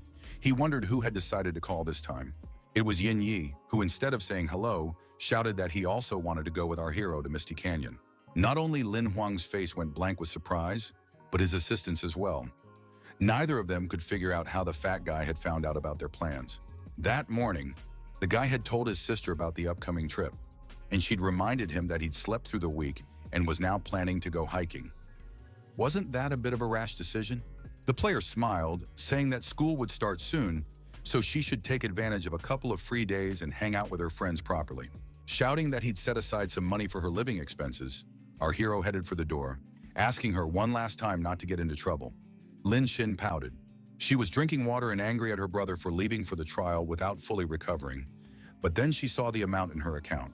In shock, the girl spat out every last drop of liquid from her mouth. Life hadn't prepared her for this. Couldn't he have warned her? Lin Huang had transferred a whole million to his sister's account for pocket money. Her joyful scream was clearly heard by all the neighbors on the street. Meanwhile, the young man was already boarding a ship bound for the city of the Misty Spirit. He looked simply enormous. 11 days later, he and Yin Yi disembarked at the settlement closest to Misty Canyon. The journey had been quite exhausting and boring.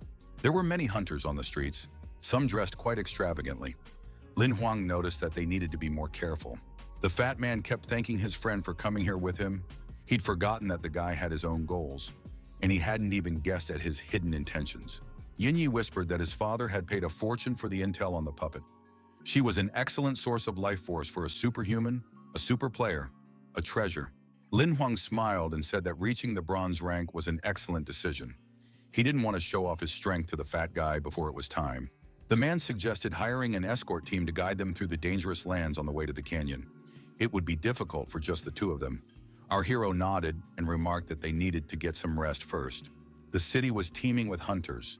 Since the surrounding area was swarming with monsters, choosing random adventurers was quite difficult. Many looked quite shady, so our hero decided he'd have to stay on his guard with them and not let his guard down for a moment. Just then, his ring activated again. It was Yin Yi. But they had only just parted ways. What could have happened? Bonin reported that he had found a team, and the plans were changing slightly. He should head to the Eastern Gate, where they would be waiting for him. This seemed strange to the young man. Why rush and sacrifice rest when there were so many teams around heading in the right direction?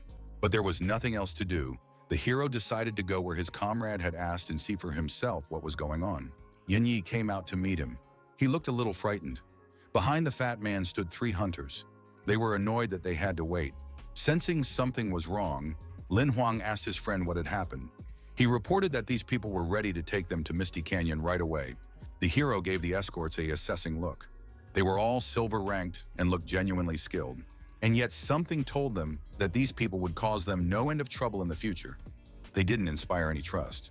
The dinosaur-like monsters the players were planning to ride were eager to take flight. The players started urging the guys to hurry up again. They'd already been waiting long enough. Yin Yi muttered that they needed to get moving. His partner decided there was no other option right now, but they had to stay alert. Soon the squad was already racing across the desert. The beast turned out to be capable of reaching excellent speeds. The hunters realized that Lin Huang was using the wolf Qinlin as a mount. This was uncharacteristic for a kid of the Black Steel rank. Replying that money could buy anything, the captain ordered them to speed up. They had to reach the canyon before dark. The journey went according to plan, and the riders reached their destination on time, a welcome relief. Jumping off the wolf, our hero noticed that the atmosphere in this misty canyon was rather unpleasant and strange. The players accompanying them also recalled their monsters, which spectacularly vanished before the astonished Yin Yi's eyes. The leader spread his arms wide, saying that they had done their job. It was time to pay, and the price was 30 life crystals. The blond man with a face bandage stared intently at Lin Huang and thanked him for the payment, as if hinting that there was no way around it. The price was so high that the young man assumed it was some kind of joke, and Yin Yi began to get nervous. Our hero glanced back at his friend with a silent question. The latter was ready to sink into the ground out of shame. He was clearly having trouble speaking. The fat man blushed and clutched his throat, but still managed to whisper for his friend to be careful. Barely breathing, the guy whispered that these people could control what he said. The trio was approaching menacingly. The leader of the group stuck out his tongue. A pentagram was clearly visible on it. The hunter looked completely insane. He was clearly a psychic. The hunter reminded him of the payment. Lin Huang hadn't expected to encounter something like this. It was a rare profession. A single word could decide a matter of life and death. But the squad's affairs were clearly not going too well. Despite the leader's silver rank and qualifications, the hero declared he wouldn't let them rob him, and the fat man froze in fear. The criminals began to threaten him, declaring that it would cost them nothing to kill the men and take all their possessions for themselves. Wouldn't it be easier to just hand over the crystals? The young man held up 3 fingers, saying that there was another possible outcome he was proposing. They could pretend that no misunderstanding had occurred. They would go on their way, and he would pretend that nothing had happened. Yin Yi howled in terror. The squad leader declared that the player was acting as if he came from an influential family, but they knew his surname, so he'd better not show off if he didn't want to die. Lin Huang remained silent, so the psychic hissed that if that was the case, he had only himself to blame for what would happen next. He stuck out his tongue again and simply ordered our hero to paralyze himself by activating the corresponding skill. When the guy heard this, he immediately regretted deciding to confront the hunters, but it was too late. Nothing happened for a while. Then it became clear that everyone except the psychic and Lin Huang was paralyzed. As soon as this became clear, the thug stuck his tongue back in his mouth and canceled the effect, ordering the guards to kill the insolent man with their weapons. The guy raised a finger and declared that it was now his turn to attack. Bai was already right there. The hunters rushed at our hero, but he managed to move out of the way in time so as not to hinder the vampire's attack. He swept through like a hurricane, slicing through everything in his path with his glowing wings. His speed left no doubt as to who would emerge victorious from the confrontation. The enemies were finished in a split second. They didn't even have time to realize what had happened to them. The squad leader threw his hands up in confusion and asked, "Isn't that kid a black steel ranked? Where did such a powerful summoned monster come from?" Lin Huang smiled and said that he should have thought about that the moment his psychic ability failed him. But now it was too late. It was a shame to be a fool. He hadn't finished speaking when the criminal took off, kicking up clouds of dust and sand behind him. Suddenly, Yin Yi collapsed to his knees. When asked what was going on, the fat man explained that this was his way of expressing admiration for his friend and that his legs had gone weak. After a while, the young men walked along the gorge, and the fat man kept asking what rank our hero actually was. The blonde was curious how a 4-winged vampire of the gold rank could be subordinate to Lin Huan. He explained that Bai was of the silver rank but had mutated. As he continued to listen to the compliments, the guy suggested they talk about where they would spend the night. They needed to find a suitable spot. A cave appeared ahead, and since there was nothing better anyway, the players decided to wait there until morning. Watching Yin Yi sleep, exhausted by his ordeal, his partner sighed heavily. The fat man had truly been through a lot. Our hero told Bai that there was no need to guard them all night. The psychic had fled and wouldn't dare come near. Still, the canyon was a dangerous place, so certain precautions wouldn't hurt. In the morning, a deafening scream woke the player. It seemed as though even the rocks were beginning to tremble. So piercing was the sound. Lin Huang grumbled at the fat man to keep quiet, saying it would attract monsters. The man, eyes wide, declared that they were already surrounded and doomed to die.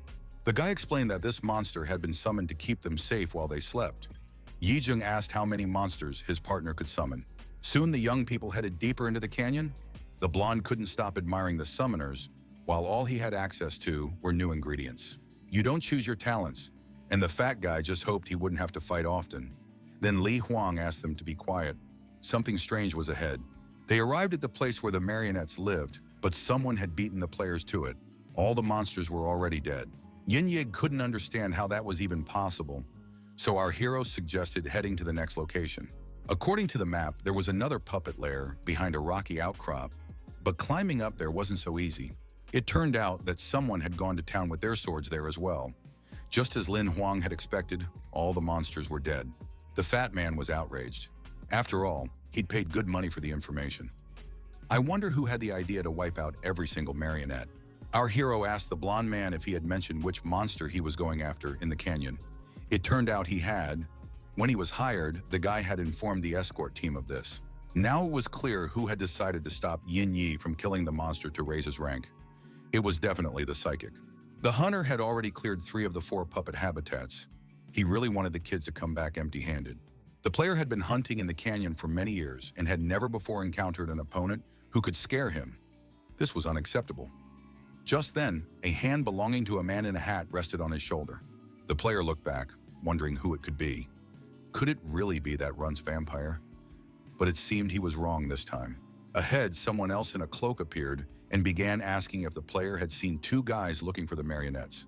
It was a girl. She looked quite friendly, but the psychic's ability didn't work on her either. The hunter ordered the guard to grab the hunter. She claimed he could help them find their target. Now there was no doubt. These were people from the Purple Raven organization. The Purple Raven frightened the leader of the escort team so much that he completely forgot all his skills. The girl ordered the prisoner to be tied up. The guard immediately set to work. The player didn't even try to resist, only screaming at the last moment. Lin Huang grew wary. He had heard that scream and was now trying to figure out what might have happened in the canyon. The blonde man was examining something among the rocks, and when asked, he claimed he hadn't heard anything, which was very suspicious. Yin Yi didn't think so.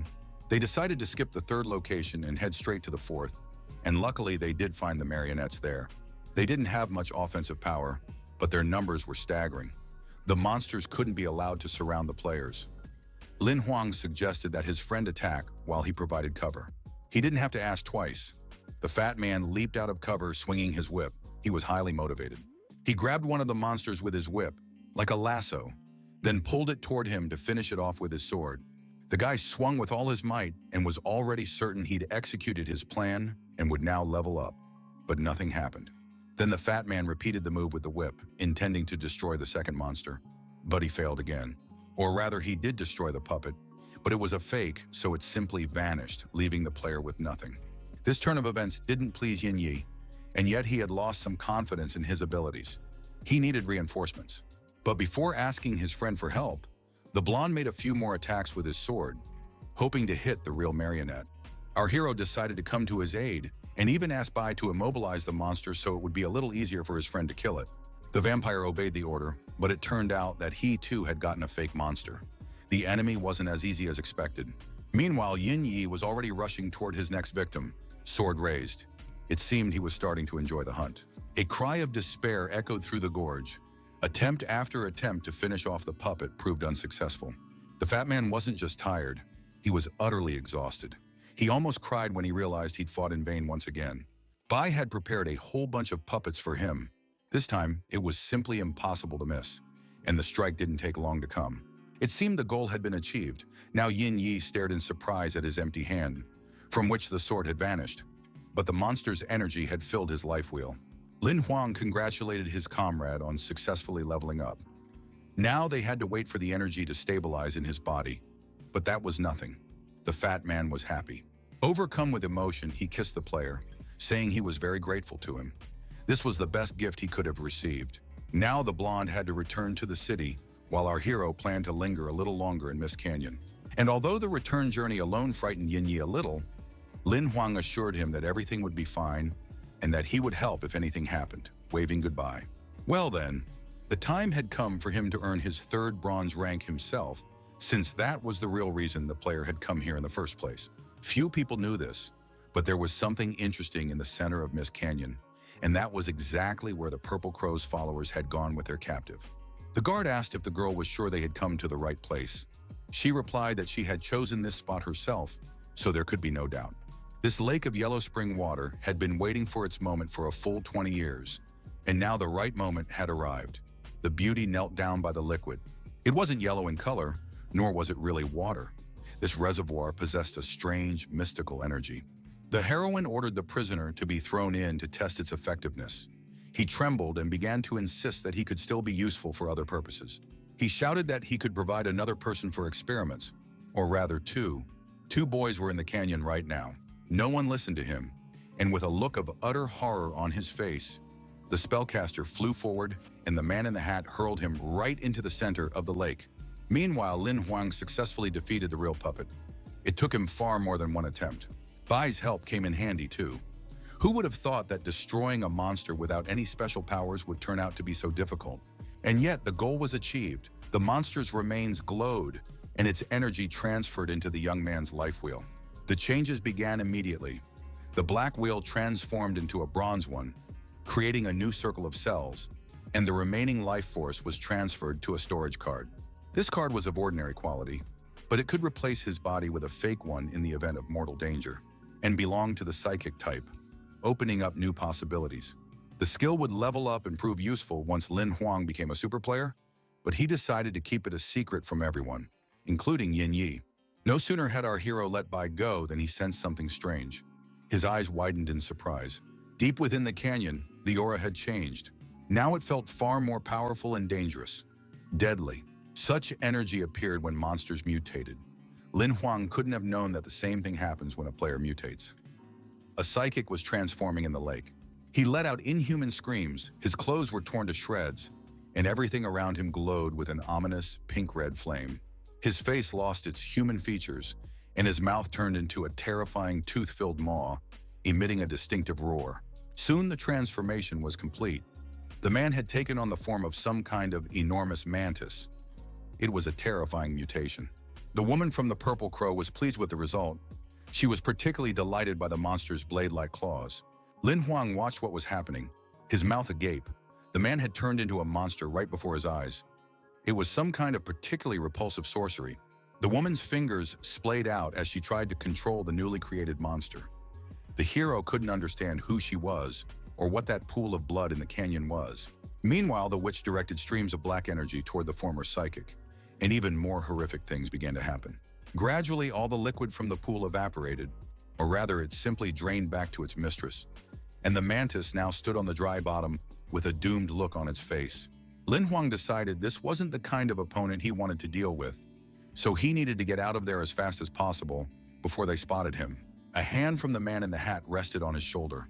It seemed to be a signature move.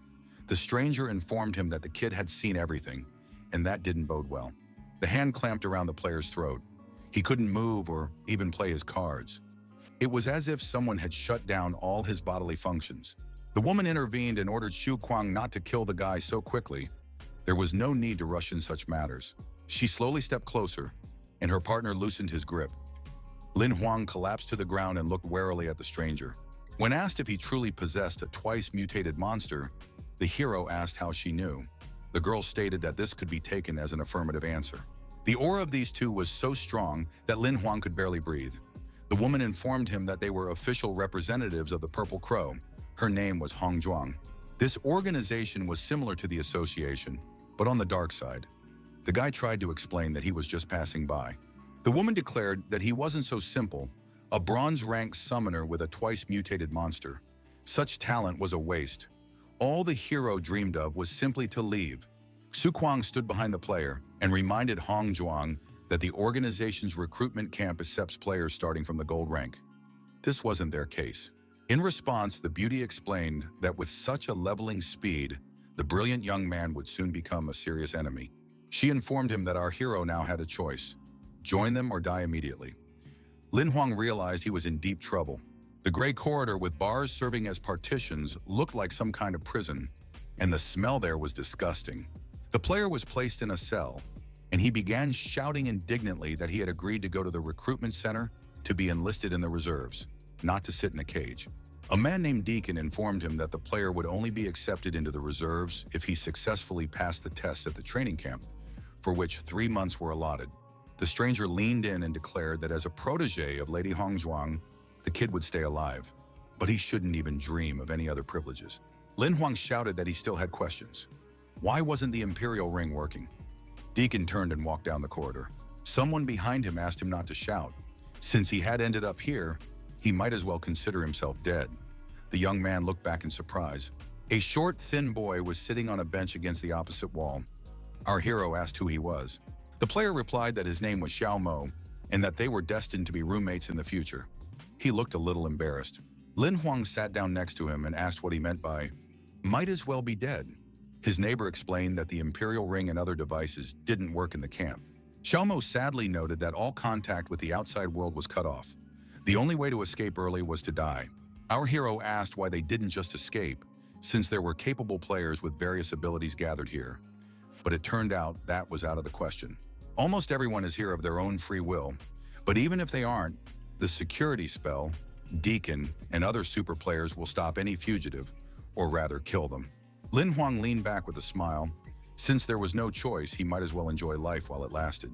He expressed hope that he would get along with his neighbor over the next 3 months. The guy instantly lay down on the pillow and fell asleep. Xiao Mo was indignant that this was his bed, but then he thought the player had a kind heart, so he'd let him sleep it off this time. The Purple Raven organization's training camp looked quite modest. The only interesting feature there was a tall, cone-shaped tower. At the top was something like a crucifix or a cross. It looked ominous, but none of the players had looked up in a long time. They were just ants in an anthill. Lin Huang looked around and asked Xiao Mo if that was the tower for trials, where they tested the players' readiness. He nodded, saying you could choose the floor yourself. The hero asked what the trials were for. It turned out they were to level up and improve stats, as well as earn points. But right now, the main thing was not to miss breakfast. Suddenly, his neighbor grew nervous, but not because they were late and might go without food. Something else had caught his attention. He explained that the players who accumulate the fewest points over the week are publicly executed, after which he demonstrated exactly what that looks like. The ring suddenly displayed a message about points. It turned out they could be exchanged for items, food, ammunition, and even skills. The boy didn't finish his sentence. His face took on a pitiful expression, and his hand reached forward to cover his face. He didn't have time to do so. Just as he said that little Xiao Mo was in last place in the rankings, some vicious hulk kicked him. Lin Huang hadn't expected his neighbor to be an underdog who might soon lose his life. Now it was clear why he was in such a mood. The bully stood right in front of the player and declared that trash, which would be a corpse by Monday, shouldn't worry about food. So his portion would come in handy for someone who'd be lingering in this world a little longer. The big guy reached out his hand toward the guy's face. Lin Huang grabbed his wrist. He was literally beside himself with rage, but tried not to show it. Xiao Mo wanted to apologize, but our hero asked him not to. The giant leaned toward the newcomer and asked if he'd been looking for death for a long time, whereupon he was ordered to immediately apologize to the one he'd insulted. There was no reaction, and the young man squeezed the scoundrel's wrist so hard that the man let out a howl that didn't sound like his own voice. Then someone's commanding voice ordered him to let go. It was Gong San Ying. Everyone around them began whispering and instantly stepped aside. This player was ranked second on the leaderboard, which Lin Huang had managed to glance at just before the incident, and he was the boss of the muscle-bound guy. Gong San Ying looked down on the newcomer and asked why he had decided to set his own rules. Our hero replied that survival of the fittest was the law of the jungle, and he was a human. This piqued his opponent's interest. Deacon appeared with a whip and ordered them to move on. There was no point in standing around idly. The food was getting cold. Gong Sang Yong went first, ordering the others to follow him.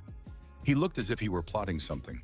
Shima was terrified and kept repeating that it was all his fault, to which Lin Huang replied that he'd have to put the bastard in his place sooner or later anyway, so it was better to do it now. He looked at his opponent and told him to watch closely. He was about to teach him a lesson in survival.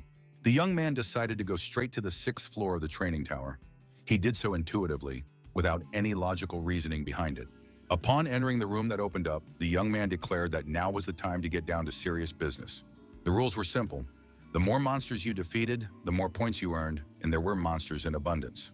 Most of the monsters hadn't been created in this place, but had been transported here from their usual habitats, so they were very aggressive due to their fear of the unknown.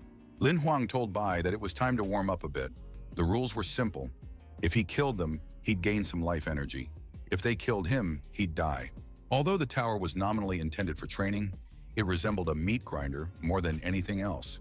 The vampire had really outdone himself. He could have started on the 10th floor, But it was the master who needed to level up his skills, and Lin Huang was barely managing on the 6th. Third-rank bronze monsters were still a serious threat to the guy who had just leveled up. His energy hadn't had time to stabilize yet, but because his life wheel and vampire wheel had merged into a single entity, his life force had become practically endless. The player could easily devote up to 8 hours a day to hunting. No one else in the camp had that advantage, and yet physically, the young man was getting very tired. Nevertheless, he wanted to rub it into his tormentor, Xiaomo, by outscoring him. On the 3rd day, the young man realized he needed a break. He had slain enough monsters to rest a little. Lin Huang headed for the tower's exit. Outside, the weather was surprisingly pleasant and sunny. The hero had filled the 3rd circle of his life force wheel. There were only 6 empty slots left in the next one. He needed to check the stats. He and Bai had killed 4,000 third-ranked bronze monsters and earned 160,000 points. The guy had moved up to number 300 in the player rankings. Considering he'd arrived here a month later than the others, that was a good result. The big guy whose boss he had challenged was right there. He announced that it was time to settle who was stronger. Another points-based match was quite ill-timed, but everyone seemed to envy Lin Huang's speed. So the guy just shook his head and said he wasn't interested, at which point the big guy shouted that if he was chicken, he'd challenge the player to a life-or-death duel. Immediately, a message appeared stating that Li Shihao had challenged the hero to a life-or-death duel, and it would begin in 10 seconds. Everyone around began whispering that the opponent's rank was much higher. Apparently, he was jealous, but the newbie had little chance. The big guy had already drawn his sword and stepped forward, saying that if Lin Huang refused, he would give him half the points. The young man accepted the challenge and immediately had to endure taunts that now all his points would go to the enemy because he would simply be killed.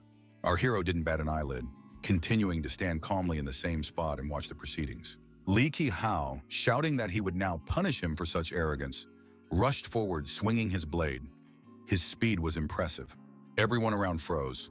The blonde was among the top 100 and one of the strongest guys in the camp physically. Everyone had already started feeling sorry for Lin Huang. The opponent was confident he would take down the rookie with his very first strike. His face twisted into a triumphant and angry grimace. The attack failed before it even happened. The guy simply jumped so high that he dodged the blow. It was a surprise. But an even greater surprise was his declaration.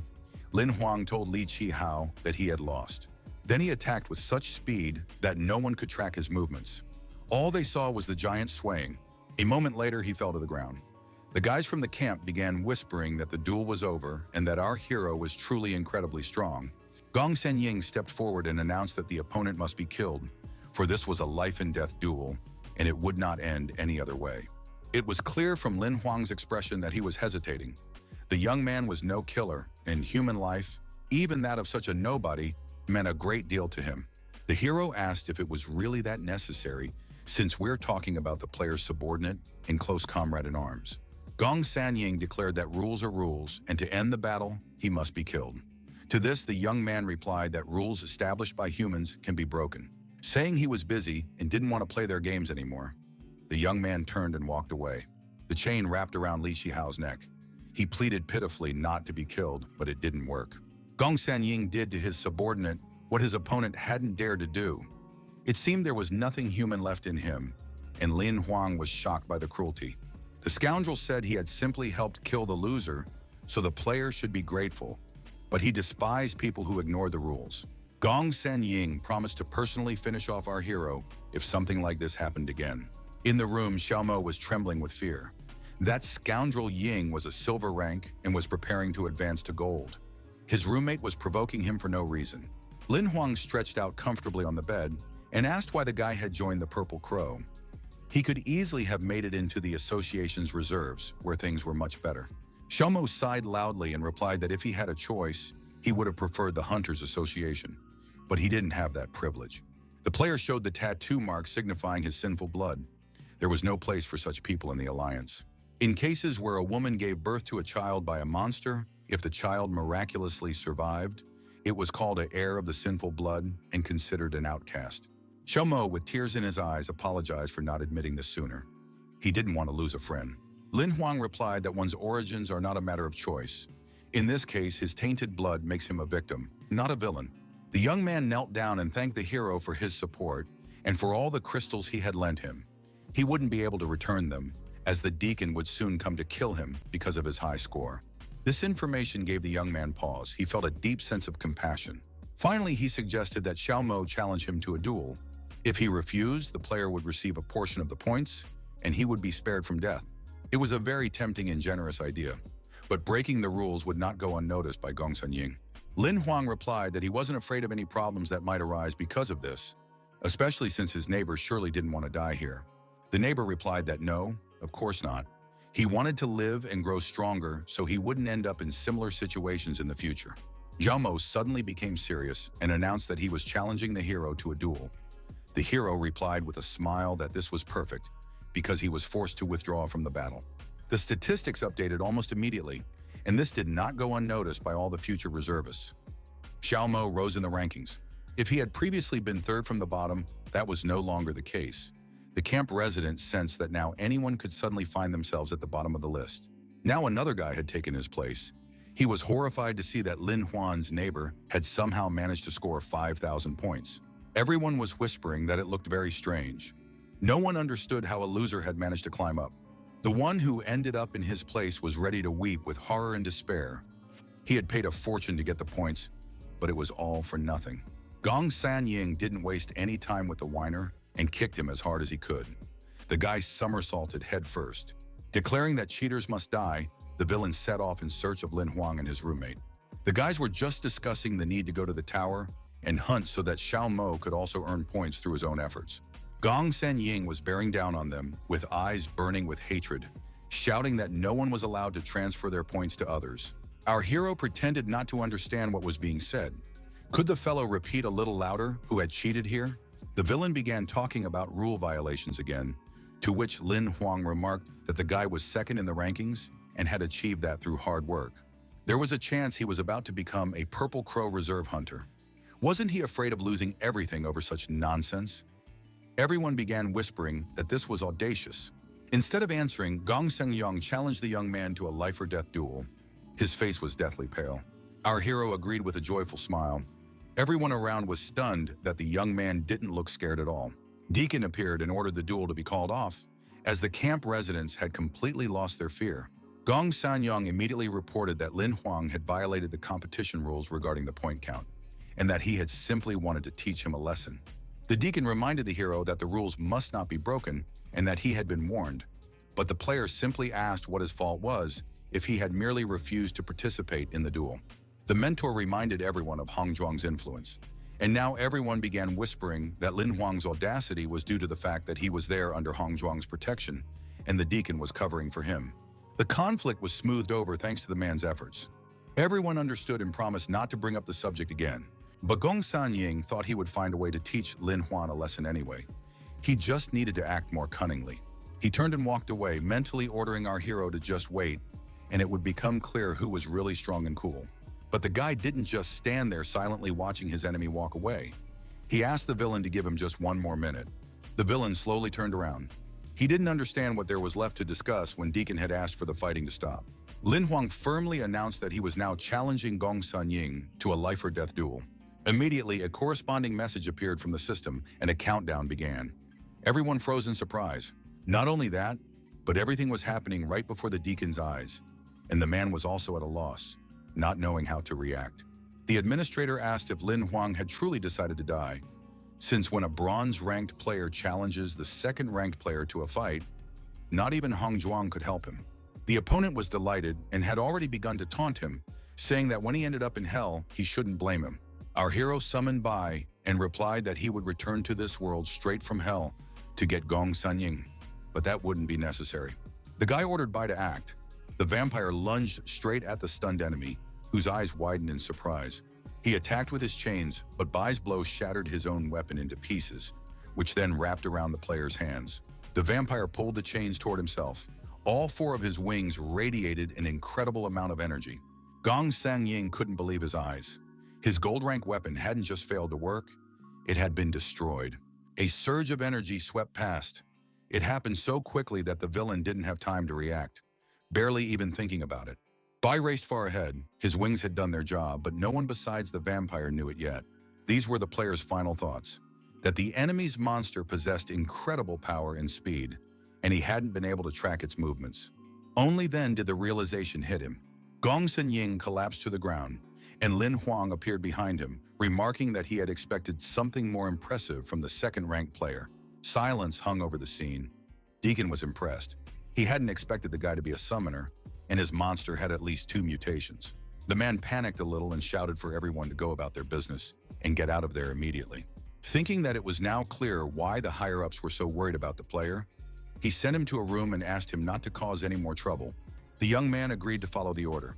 As soon as he finished, the man noticed that Gong Sanying was ready and that nothing could save him now. The hero received 2 talent cards, the likes of which he had never seen before.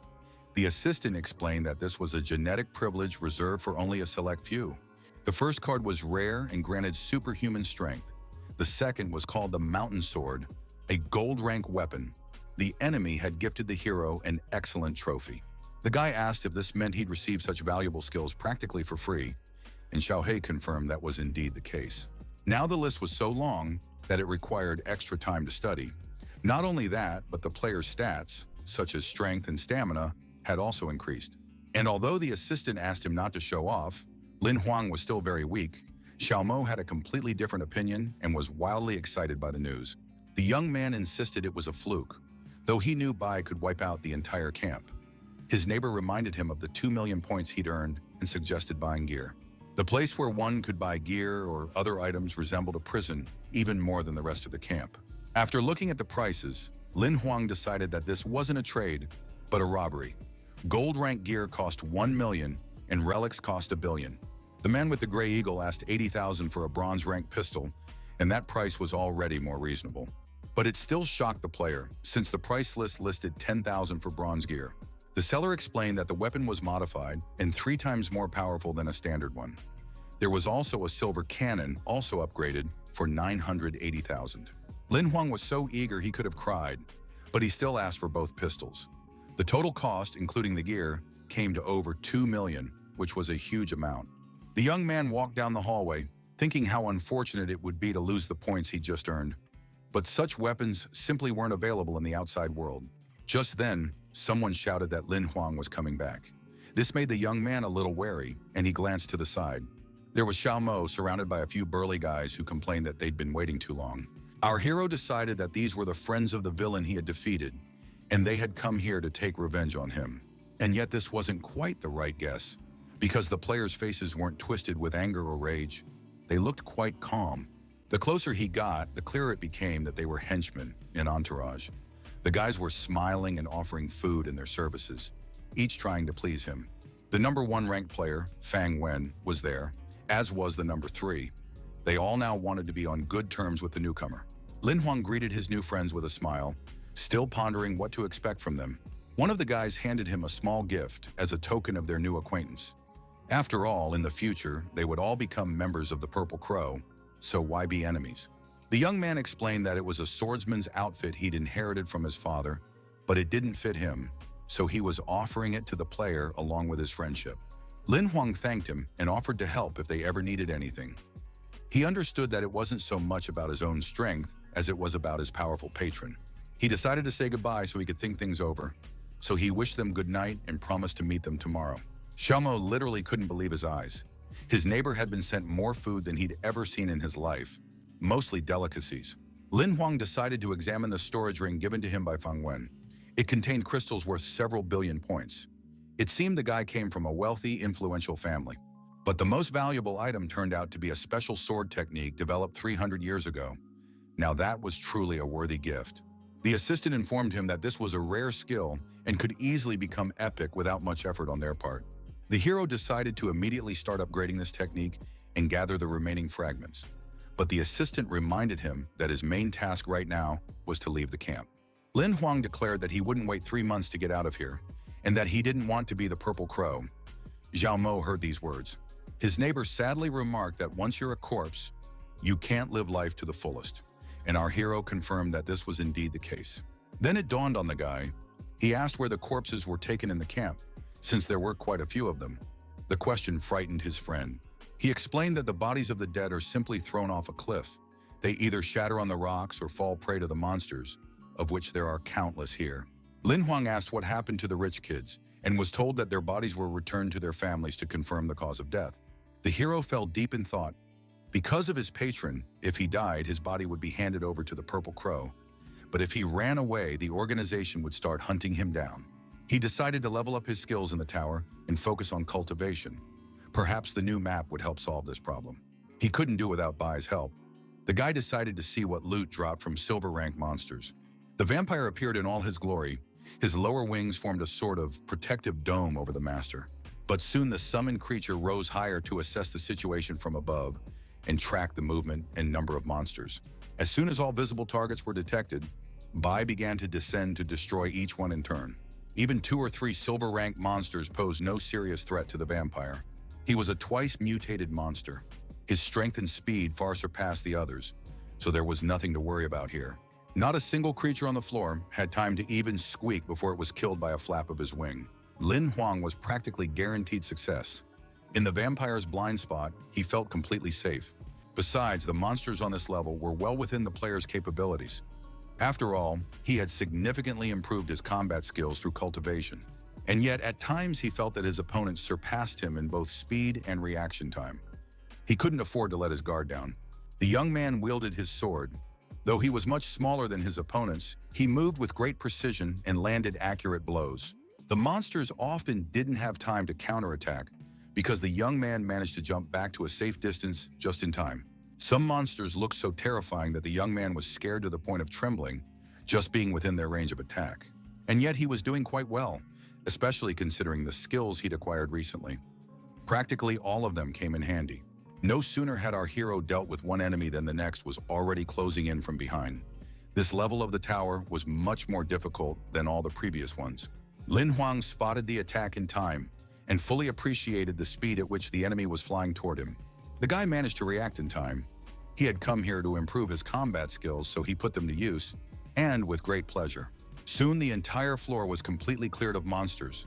The last one fell spectacularly right in the middle of its cage on the battlefield. The job was done. Our hero looked gratefully at Bai and proudly at the mountain of monsters they had destroyed. The reward wasn't long in coming. Lin Huang received several level-up cards, after which he let Bai rest, not forgetting to thank him. All 20 cards he received were quite unusual. There was a seal card, a deception card, several healing and transformation cards, a mission card, and much more. Among the item cards and other new items for our hero, 2 stood out in particular, and Xiaohei paid close attention to them. One of them could combine several skills into one, which made it possible to free up slots for new abilities. The second allowed him to seal any monster the player encountered, even if its level was many times higher. A very powerful and useful ability. There were certain conditions, for example. The monster's rarity had to match the player's capabilities. Any epic level opponent could be sealed. Lin Huang was thrilled. He decided that now he could travel without any restrictions. But the assistant reminded the young man that the card could only be used once. Then Xiaohei showed the young man another card, saying that this one should interest him more than the others. It was a deception card, allowing the player to replace any real event with a fictional one of their own design, as if they were a director. The hero took the card and thought that if his show was planned perfectly, he would be able to escape from this training camp. He headed for the tower's exit, deciding to spend a couple of days carefully thinking about the best way to do it. There was also the main monster. In his dreams, Lin Huang had already defeated it by leveling up and upgrading his skills. The guy stretched contentedly, anticipating it. All that was left was to check the mission map. This time, the mission was a series of tasks. The first part required reaching the top of the rankings and staying there for 3 days. The second part required escaping from the camp. A total of 10 days was allotted for everything, and if any part failed, the task was considered uncompleted. The reward was a 3-fold increase in cards, and the penalty was the loss of a skill and a monster. The young man began to doubt that the tasks were random, but Xiaohei assured him it was just a coincidence. The hero wanted to howl in despair. Some time passed. Deacon was in the player observation room. Everything was as usual. Suddenly, the man tensed up. He saw Lin Huang heading toward the training tower, but the hero looked somehow too confident. Not only that, but the young man headed to the training area where gold-ranked monsters roamed. Could the kid have decided to grow up? A colleague reported that the player had been training for 10 hours a day for 3 days straight. Deacon ordered them not to take their eyes off the player and to call him personally in case of critical situations. while the hero simply fought the monsters. The young man was determined. He knew that his every move was being monitored and acted according to plan. At the right moment, he asked his assistant to activate the skill fusion card. He had decided to begin his deception. The relevant skills were taken from two different monsters, and the process of merging them into a single entity began. The process didn't take long. Now the deception skill was much stronger and occupied one slot, which Xiaohei immediately reported to the master. The resulting card was called High-Level Camouflage. It was an excellent rare skill that completely concealed any entity, not just a monster, but even a super player. The guy decided to test it out immediately. There happened to be a suitable, massive monster nearby. Lin Huang activated the skill and swung his sword. The monster didn't notice him at all, even though the enemy had closed in. Several strikes followed one after another. They were hard to track, not only because of the camouflage, but also because of the speed. The player killed the monster by catching it off guard. He was simply delighted. This skill was exactly what would help him escape. But he still needed to reach first place in the rankings. Killing a monster of this level would be just in time to earn more points. In a few minutes, the hero cleared almost the entire gold rank floor. He felt more powerful than ever, and he hardly had to resort to Bai's help at all. He needed to consult with Xiaohei about the substitution card. It had also leveled up, but it still only allowed him to avoid death once, no more. Then the player told his assistant that he was going to max out this skill. He didn't even mind spending 3 level-up cards on it. The assistant was somewhat puzzled, but Lin Huang, with a sly smile, announced that he had come up with the final plan for his escape. The magically enhanced golden pistol cost just over 7 million points, and that was after a significant discount. Chomo asked in surprise why his neighbor had decided to spend all his points. He explained that they were only useful within the camp. Lin Huang asked if the crystals he'd given his friend would be enough. The friend nodded gratefully, saying they needed not only to survive, but to kill monsters and grow stronger. For some reason, the young man sensed that this was a farewell. As a parting thought, our hero advised him not to limit himself to just the purple crow. The world is vast. The young man asked Xiao Mo to return to the dormitory alone. He wanted to train a little more before dinner. The young man walked down the hallway, knowing for certain that they would meet again. This premonition was very strong, as if fate itself were speaking. The deception card was activated. The system reported that the mission should be completed as soon as possible. An employee at the monitoring center called out to Deacon. It seemed something rather strange was happening. When asked what had happened, the observer replied that the kid he'd been ordered to watch had gone to the second gold rank floor. With only a silver rank, he wouldn't survive there. The monster inside was extremely dangerous and surprisingly huge. Lin Huang looked very pitiful. Deacon declared that he would head there immediately and really hoped he'd make it in time.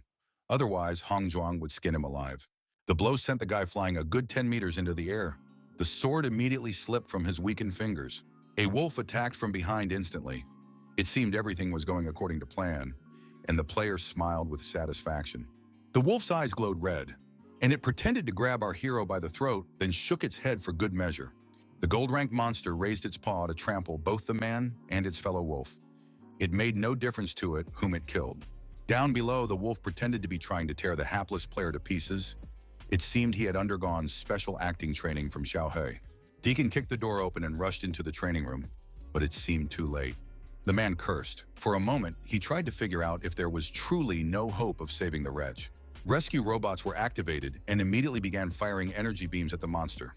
The monster and everyone else on the floor were cut to pieces in a matter of seconds, and a terrifying roar filled the room. When it was safe, Deacon stepped closer and once again carefully examined the spot where Lin Huang had been just moments ago. The boy's body was mutilated. His hand, still wearing the ring, lay limp on the floor. The manager had indeed arrived too late. The man called Hong Zhuang and asked him to come to the training camp. The boy they had been asked to watch over was dead, and a smile flashed across the shadow ghost's face. The effect of the deception card was simply astonishing. The system had not only generated a dead body, but also concealed the aura of the living young man. The card had been active for 1 month. Barely a few minutes had passed when a hideous female scream filled nearly the entire campus. Several blows to the face and stomach rained down on Deacon in a flash. He didn't even try to dodge and fell to the ground. When the man got up, Hong Zhuang asked how this trash had managed to let a genius player die. The manager explained that it had all happened very suddenly. He had tried to prevent the tragedy, but hadn't been able to. The girl asked if the guy was really dead. The man bowed his head and replied that he was absolutely certain Lin Huang was dead. He had examined his body and equipment. Hong Zhuang ordered everything to be burned so that no trace remained, but she knew about the capabilities of the cheating card, so she didn't rush to conclusions. Deacon faces punishment. The shadowy figure vanished from the room as soon as the conversation ended. He had a month to escape, but first he had to collect his reward for the first part of the mission. Around the corner, our hero spotted Xiao Mo and the top-ranked player. His roommate was crying, tears streaming down his face. It seemed the guy had managed to find another friend, which meant things in the Purple Raven organization weren't as bad as one might have thought. Not far from the training camp, rocky terrain began. Apparently, this was Misty Canyon, just the other side of it. Our hero climbed the first peak and looked back at the place where he had been forced to spend quite a few days. At last, he was completely free. The system congratulated him on successfully completing the mission and awarded him a level-up card.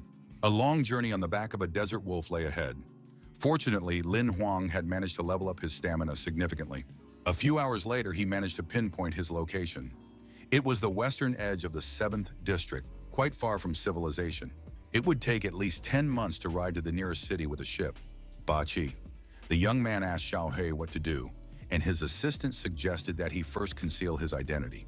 The nearest city was controlled by the Purple Crow, but there he could find a spellcaster to change his identity so that he wouldn't be recognized or found. Lin Huang realized he couldn't go to the city in his true form, but he now had a disguise skill he could use. His high level allowed him to take the form of a gorgeous red-haired girl. Riding a wolf, she looked particularly striking. But as soon as the hero laughed and praised himself for his quick thinking, the beauty's appearance became incredibly distorted. Xiaohei lost his temper, slapped the gentleman across the face, and demanded he choose something more normal and inconspicuous. A few days later, toxicity sprawled out at the wolf's feet, but before heading down to the city, the guy decided to prepare a bit. Several attempts to change his appearance didn't yield the desired result, but in the end, Xiaohei was satisfied, and a huge bump appeared on the back of Lin Huang's head. The player now looked a little older than he had before, but he tried not to attract the attention of strangers. He managed this quite well, but his assistant kept lecturing him. They even got into a fight, but it was impossible to kill Xiaohei without killing himself. They were one and the same. Someone was watching what was happening. Finally, her nerves gave out, and the stranger called out to her brother to take a look at the oddball too. Lin Huang turned around. A guy in a red shirt appeared. He asked if this was the player who'd decided to buy himself a fake identity. The hero replied that it was him, and then received an invitation to enter this man's house, which was quite nearby. The alley they had to walk through looked very suspicious, and doubts crept in as to whether it was safe. Then came another alley and a flight of stairs leading down. There, the front door of the stranger's house was visible, at least according to him. That turned out to be true, and they went inside. From behind the door, they could hear an invitation to sit down. There were piles of trash everywhere, and the apartment's owner apologized for the mess. Our hero remarked that there was nowhere to sit or even stand. The stranger said the price for the identity was 10 magic crystals. Not fragments, but whole ones. It would be cheaper, but if the buyer wanted to take the hunter's exam, it wouldn't work. Lin Huang stepped inside the machine and calculated that, converted to credits, that was 1 billion. The stranger assured him it was a good price. He had even cloned the identities of the Purple Crow's elite. You need to come up with a name yourself. The system will handle the rest based on the analysis of the initial data and the information received. Without hesitation, the young man said his name was Ye Xiu. It was a perfect fit for his appearance and disguise. The stranger suddenly burst out laughing. Lin Huang asked what was wrong, and the man replied that the name wasn't bad. That wasn't the issue. Finally, everything was ready, and the young man was offered a ring so he could appreciate the effort and, at the same time, take a look at his new self. Everything looked perfect. The young man praised the work and liked his new identity. 100 crystals were transferred to the merchant's ring vault. The seller smiled and remarked that it had been a pleasant collaboration. If Lin Huang needed anything else, he should feel free to ask for help. Before leaving, our hero suddenly spotted something in the corner of the room that made his heart race wildly in his chest. It was a beautiful, practically new and perfectly sewn soccer ball. It seemed this merchant, like himself, was from Earth. Noticing his interest, the stranger explained that it was a toy, a soccer ball, which he had sewn by hand as a memento of the past and his hometown. The young man's face was filled with a gentle sadness, as if he were recalling his childhood or something like that. All that interested his customer now was the reality of the ball and the certainty that there was no equivalent to soccer in this world. The seller asked once more if everything was all right, and Lin Huang replied that he had simply never seen anything like it before. It turned out that the stranger was quite successful in business, and he offered to buy the remains of super monsters at a high price if he could get his hands on them. Our hero looked at this man and couldn't bring himself to ask a question. Besides, now wasn't exactly the right time for new acquaintances. He didn't know if the person in front of him was a friend or a foe, so he decided to watch and see what would happen next. He asked for contact information so they could get in touch. The man willingly shared his information and gave his name, Wang Ling, after which he reiterated how pleased he was to meet him. Our hero left the city and found himself in a completely wild area resembling an overgrown forest. He had to make his way through it. The monsters didn't take long to appear, but Lin Huang was more than happy to go hunting, for which he received a new fragment of sword technique. Bai also fought for his master's sake, covering him from behind. The monsters appeared one after another, but just as they appeared, they perished. This situation suited our hero just fine, and he looked absolutely satisfied. About 400 fragments of this new fiery sword skill had been collected. An excellent haul, and all in just a few days. Lin Huang sat down on a tree branch and asked Xiaohei to combine all these skill fragments into one. The assistant replied that there weren't enough of them for that. New monsters appeared below, but the young man was in no hurry to come down. He couldn't understand what kind of technique this was that made it impossible to gather enough fragments. The young man declared that he wanted to master the technique at all costs. He could literally feel how well it suited him. His assistant was only interested in when they would get home. The hero decided that traveling by ship would take too long. He had spotted a space gate about a 10-day journey away. Teleportation was much more expensive, but also faster. Lin Huang began sharing the details of his journey, and Xiaohei listened attentively, though it was clear that the assistant wasn't too pleased. Before the young man could finish speaking, they were engulfed by a powerful surge of energy, accompanied by a thunderous siren. Bai instantly shot upward to protect his master if necessary, but it wasn't clear what monsters he was supposed to protect him from. However, the question was resolved rather quickly. A giant Eye of the Void, a super monster, appeared in the sky. The city and the entire surrounding area were instantly covered by a special protective dome, which always activated in the face of such a threat. A veritable deluge of monsters began pouring out of the eye, and they were of completely different levels and sizes. Dragons alternated with worms. There were even vampires and mutants. In short, the hunters would have no shortage of enemies. The people in the city stared upward. They had never seen the Eye of the Void open before, and they had never seen so many monsters. Almost everyone was convinced they were doomed. Seeing the widespread panic, the couple at the table wanted to intervene, but the boss asked them not to do so on the Purple Crow's territory. That was the organization's problem. Leng Song pointed out that millions of innocent people could die, but the girl reminded him that if they helped, they'd fail the mission and be exposed, and that defeated the whole point of being there. The boss said the young man was absolutely right. People's lives were more important than the mission, and that Zhu King should rewrite the rules for hunters 100 times when they got home. Suddenly, the man's eyes widened and he began to tremble.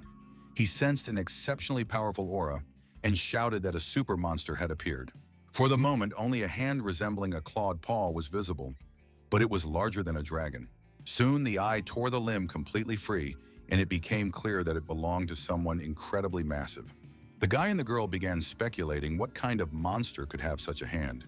They both agreed it was a sun dragon, a true giant, while their master remained silent. Soon the dragon emerged fully from the eye. Even at a glance, its armor looked particularly sturdy and shiny, though it was painted black. The monster looked down. There, hordes of its smaller kin were advancing on the hunters from the Purple Crow. The beasts were far from weak. Most were of bronze and silver rank. The humans had laser rifles for just such an occasion, capable of slicing the creatures into equal pieces in literally a fraction of a second. Garrison stood right in the middle of the battlefield, directing the others, pointing the way with his sword, and providing cover when necessary. Someone shouted to the Lord that a super monster had appeared, so he would have to switch up his activities a bit. The hunter declared that he could see it too. He wasn't blind. The sun dragon's snout was right in front of his face in the sky.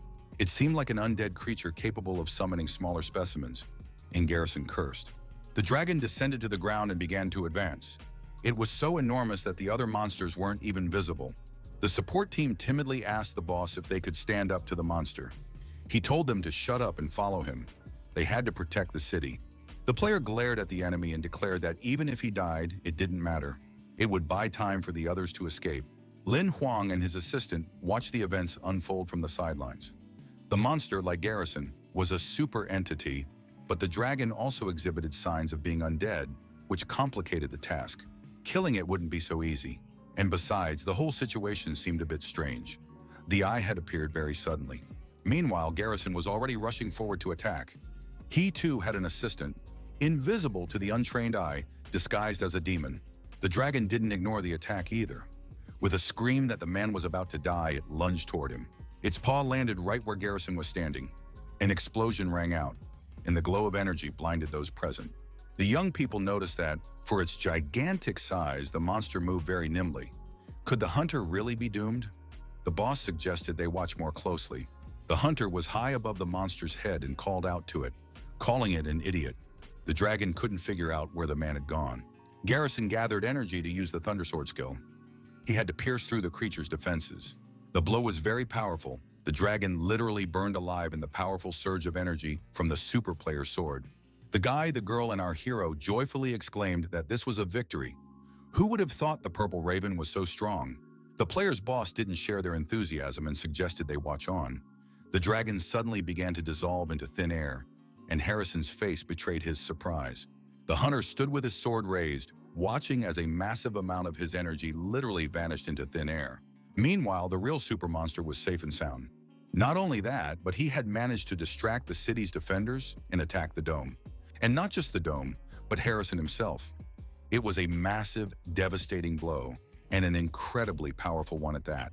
Explosions thundered one after another throughout the gorge. In the streams of flame, it was hard to make out even the city's protective shield dome. The hunters from the Purple Crow couldn't move a muscle from the shock. First, they didn't know if the super player had survived, and second, they couldn't understand what was happening. The shield withstood the monster's first attack, but all the city's buildings shook as if in an earthquake.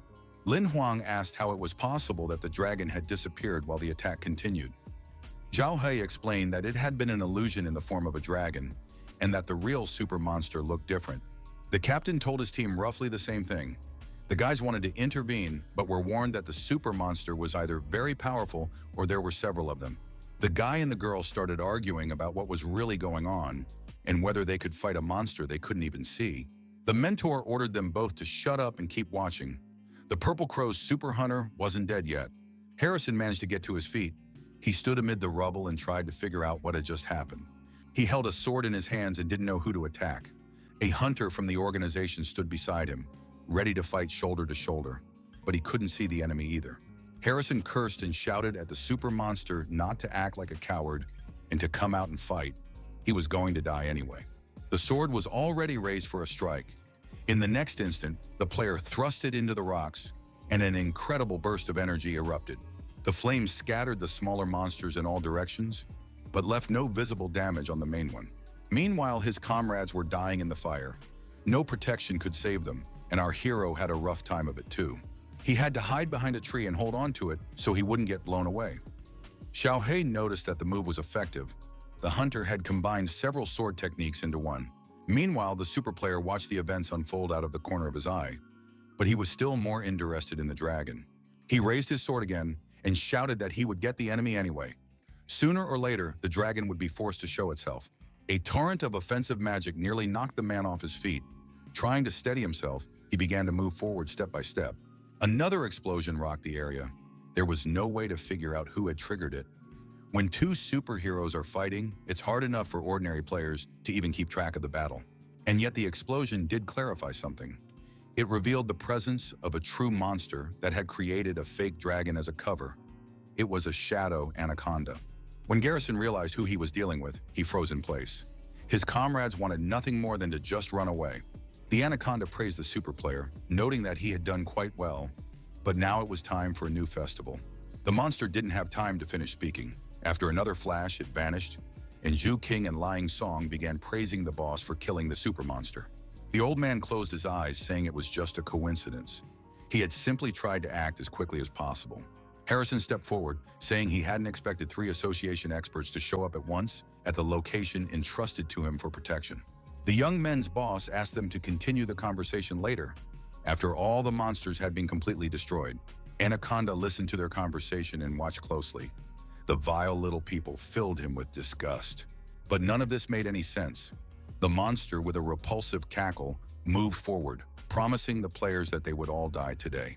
The girl suddenly decided to speak up as well, informing the monster that the odds were now 3 to 4. The hunters outnumbered them. The super monster pulled his mask back from his face and told the beauty that while her face was pretty, her personality couldn't be worse. The monsters went on the offensive. They weren't too fast, but they were still quite nimble. The hunters prepared to counterattack, hoping to settle this once and for all as soon as possible. The association team leader activated his flaming sword and ordered his students to attack simultaneously. The super monster looked closely at the girl. A look of contemplation froze on his face. The balance of power was completely lopsided. The boss turned just in time to follow the enemy's gaze. Ju King also sprang into action, but not as expected. The girl attacked her boss. An explosion erupted, and the old man barely managed to jump aside. Otherwise, he simply wouldn't have had a chance to survive. The players looked at each other in confusion. Garrison explained that their opponent could inflict possession on people. Now the teacher was forced to forget about the monsters. He had to fend off his own students' attacks. The man tried to reach the heroine's true consciousness, urging her to wake up, but it had no effect. The girl's lips answered him with the monster's voice. Until the mask was removed, the beauty would not return to her body. Lin Huang assessed the situation unfolding before his eyes and informed his assistant that things were looking very bad. The golem is resistant to physical attacks, so Garrison of the Purple Crow is powerless against it. The young man from the association wasn't in a better position either. The four-winged demons were very fast, so all he could do was hold them back, preventing them from getting close. Given all this, they can only rely on the old man's abilities, but he's alone, and there are 3 opponents. Harrison shouted that if they didn't kill the Lord of Obsession, they were all doomed. They needed to come up with something fast. Her boss could fend off Ju King's blows without much trouble, but he understood that this was only the beginning. If the monster took control of his second apprentice and Harrison, there would be absolutely nothing they could do. Then the old man gathered his courage and took a step forward. He had to neutralize the girl immediately and deal with more serious problems. He leaped, calculating the most optimal trajectory, and then swung his sword several times.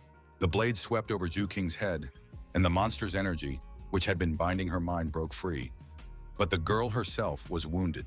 The boss's sword strike hit her squarely in the solar plexus, and the beauty was sent flying backward with terrifying force. Lin Huang once again noted the hunter's strength. Xiaohei remarked that if anyone was going to destroy the anaconda, it would be the old man from the association. He was clearly a top-tier player. Meanwhile, the man made sure the apprentice was alive and reassured her that it would all be over soon, that it wasn't her fault, and that she should rest and recover. The enemy hovered behind him and praised the hero's generosity toward the girl who had nearly killed them all.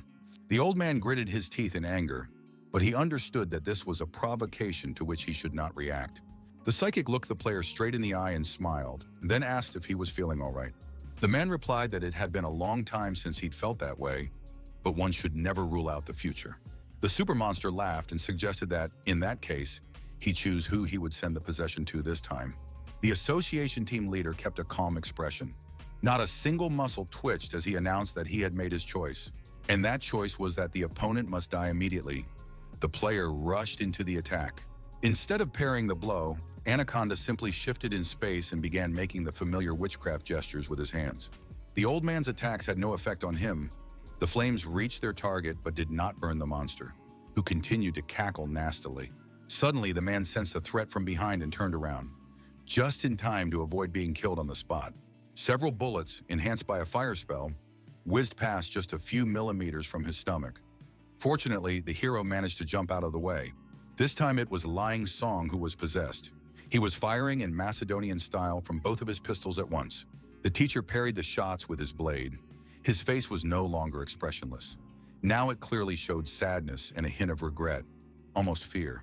He glanced to the side. Garrison of the Purple Raven had created a protective dome to shield himself from the monster's spells and avoid becoming possessed. But this did him absolutely no good in the fight against the golem and the other monsters. The hunter could not inflict physical damage on them. He tried using magic. An explosion thundered, but the result of this attack was still unclear. The dome vanished. Now he couldn't defend the treasure. The player retreated, trying to see through the clouds of smoke. Garrison shouted that the place guarded by the Knights of the Purple Raven was not subject to chaos. No one dared to sow madness here.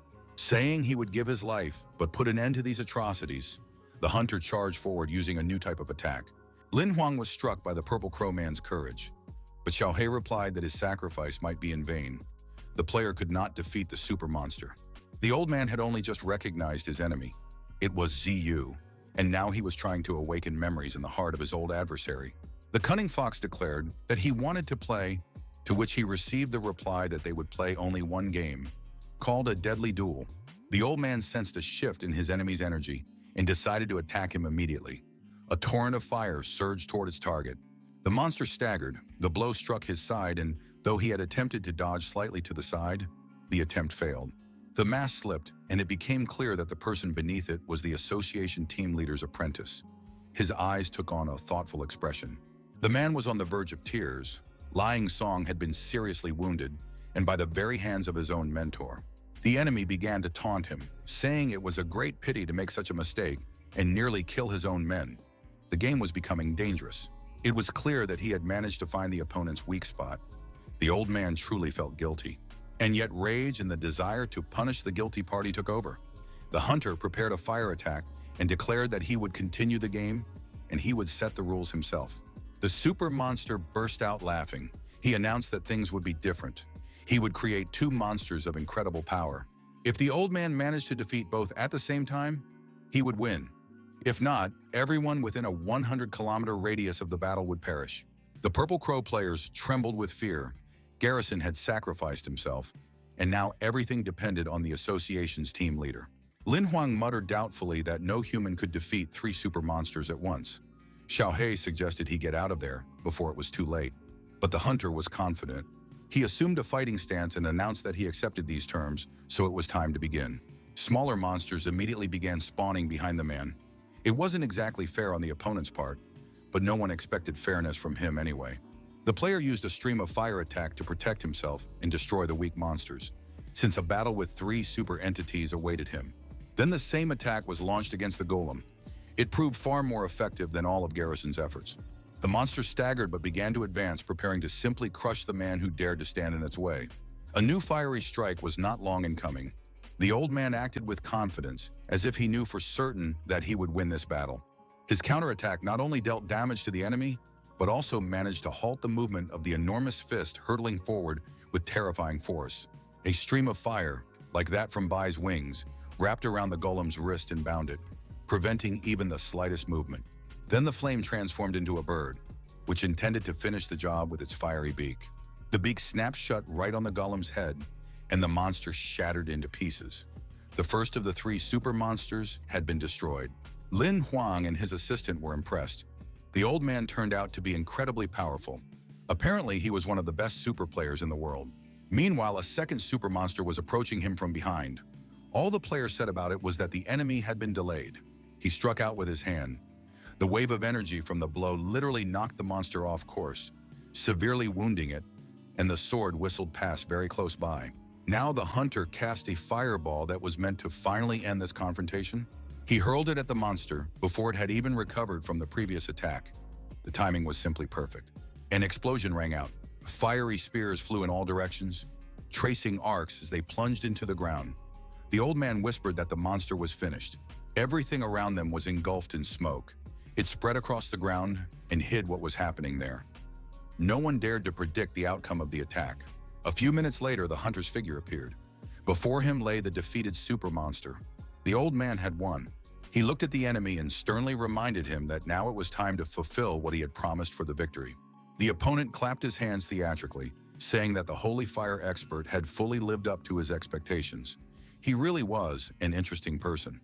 The super monster added that he wouldn't use his gift on him. That would be too boring. The player asked if the monster wasn't afraid of dying while chasing after fun.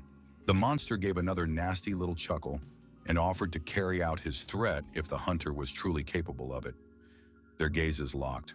The old man nodded. The sky split open as if the pupils of an eye had dilated, and a stream of radiance descended upon Zhu Nian, who assumed a prayerful posture. He rose into the air, bathed in light, and streams of rainbow-colored energy began to rain down around him, terrifying the super monster so much that it recoiled. The hunter was one step away from entering the heavenly realm of immortality. The heavens themselves were on his side. No one had ever seen such an aura. Lin Huang and Xiao He were stunned. More than 3,000 strands of curses rained down on the enemy. Junyan was so powerful that he could easily have dealt with the clown without resorting to close combat. Suddenly, the old man vanished, leaving only a powerful stream of light cascading from the heavens, striking toward the enemy. The monster managed to dodge. The threads didn't touch it. It seemed as though the beast had stopped being afraid, but had begun to grow angry. The second and third streams of energy also failed to reach their target. The super monster had somehow found a way to withstand them. Junyan's disciples noticed their mentor's disappearance and began to panic. They realized that without him, everyone here was doomed. Another beam struck the monster. This time, the result was more noticeable. The monster seemed to have shrunk in size. The old man reappeared. He managed to attack with a spear that his sword had transformed into. The magic staff had done its job. The player saw through the deception. His opponent was much stronger than he had pretended to be, and even the sacred fire had failed to destroy him. Realizing that the deception had been exposed, the monster declared that they themselves had wanted to believe in his power and had believed it, getting what they deserved for underestimating their opponent. Lin Huang asked in confusion what that meant. The assistant sighed, saying that things were bad, for even a master as outstanding as Junyan would be unable to kill the monster. The man realized his powerlessness.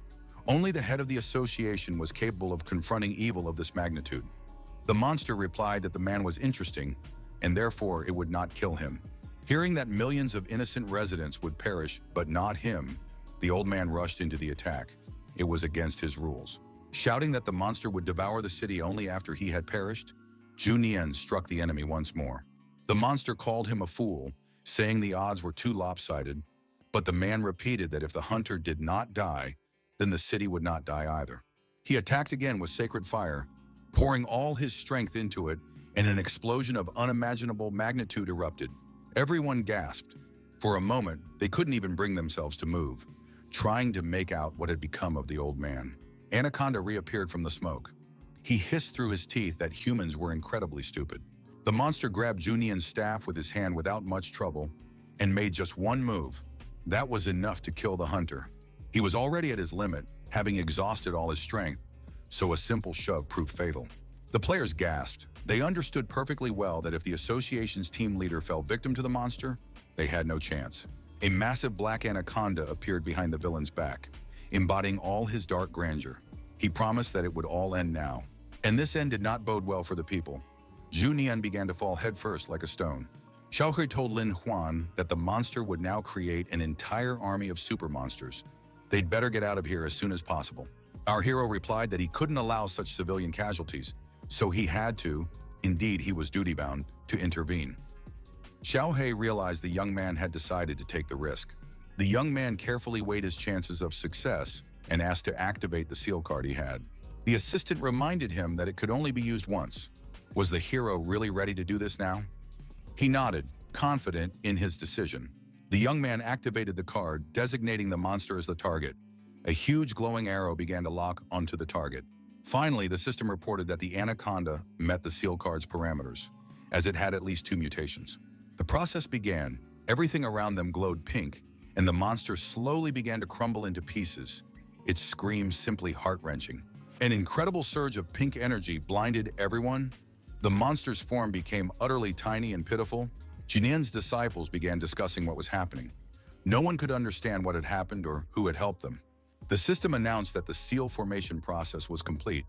The card in Lin Huang's fingers glowed with the same pink light several times. It was a card of an epic-level monster called the Ghost-Faced Clown. It had joined the player's collection of summoned creatures, and he was indescribably happy and proud of himself. Now the super monster had been defeated. The eye and all the creatures it had created glowed red and began to burn, turning to ash. The eye finally closed, and with it, all the monsters vanished. A red glow lit up half the sky. The association's hunters had managed to tend to the master. Now they watched as the empty eye vanished along with all the spawn of darkness. It remained unclear who had killed the monster. Then the players noticed that not all the monsters had been killed. There were still a few rather weak ones left, and they needed to be cleared out as well. This would fully stabilize the situation. The hunters were fully capable of handling such monsters, and they were determined to do so. Meanwhile, Lin Huang studied the parameters of the new map. Due to the use of the seal, he could only use one of the 6 skills possessed by the clown with the ghostly face. The guy asked to fill the empty slot as soon as possible. Xiao He reminded him that he wasn't very lucky, and it would only be a silver rank skill. But this time, luck smiled upon the hero. The system randomly selected the best skill, Mask Seizure.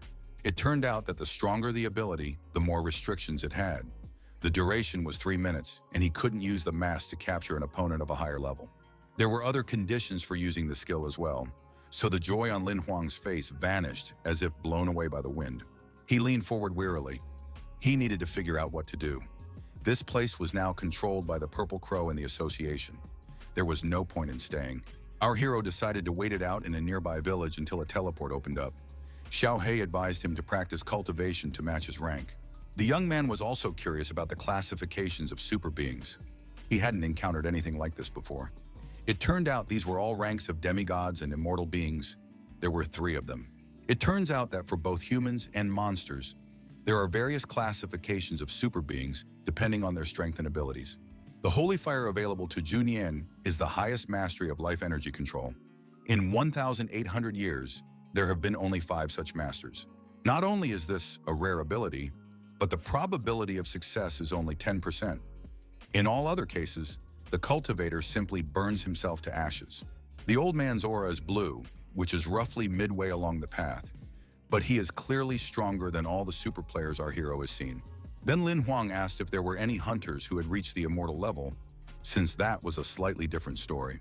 Xiao He explained that in this case, when a monster is killed, the player captures its soul and places it in the lamp of existence, which grants the ability to use it for 3,000 years. He began to describe the details but caught himself in time, realizing that this information wouldn't be useful to our hero yet. It wasn't his level. But Lin Huang decided that since Zhu Nian was capable of killing millions of monsters with a single move, he would surely approach that level of power someday. Our hero shouted that he would definitely reach the highest level and become a demigod, to which Xiao He remarked that he should just get out of here alive first. A few days later, as planned, the young man took his place in line for the teleport. He couldn't wait to leave the Purple Crow's territory. When it finally happened, the guy breathed a sigh of relief. It had been very oppressive for him to be in someone else's territory, in the middle of nowhere. The small town in the association's sphere of influence, as expected, looked very cozy and promising. The architecture had even retained a certain charm of ancient times. The historic center had survived here, and it was just lovely overall. Lin Huang hadn't even had a chance to properly enjoy his walk when someone jabbed him hard in the back with an elbow, ordering him to hurry up. It was unexpected and very unpleasant. It turned out the insults weren't directed at him personally, but at a kid getting in the way of some man.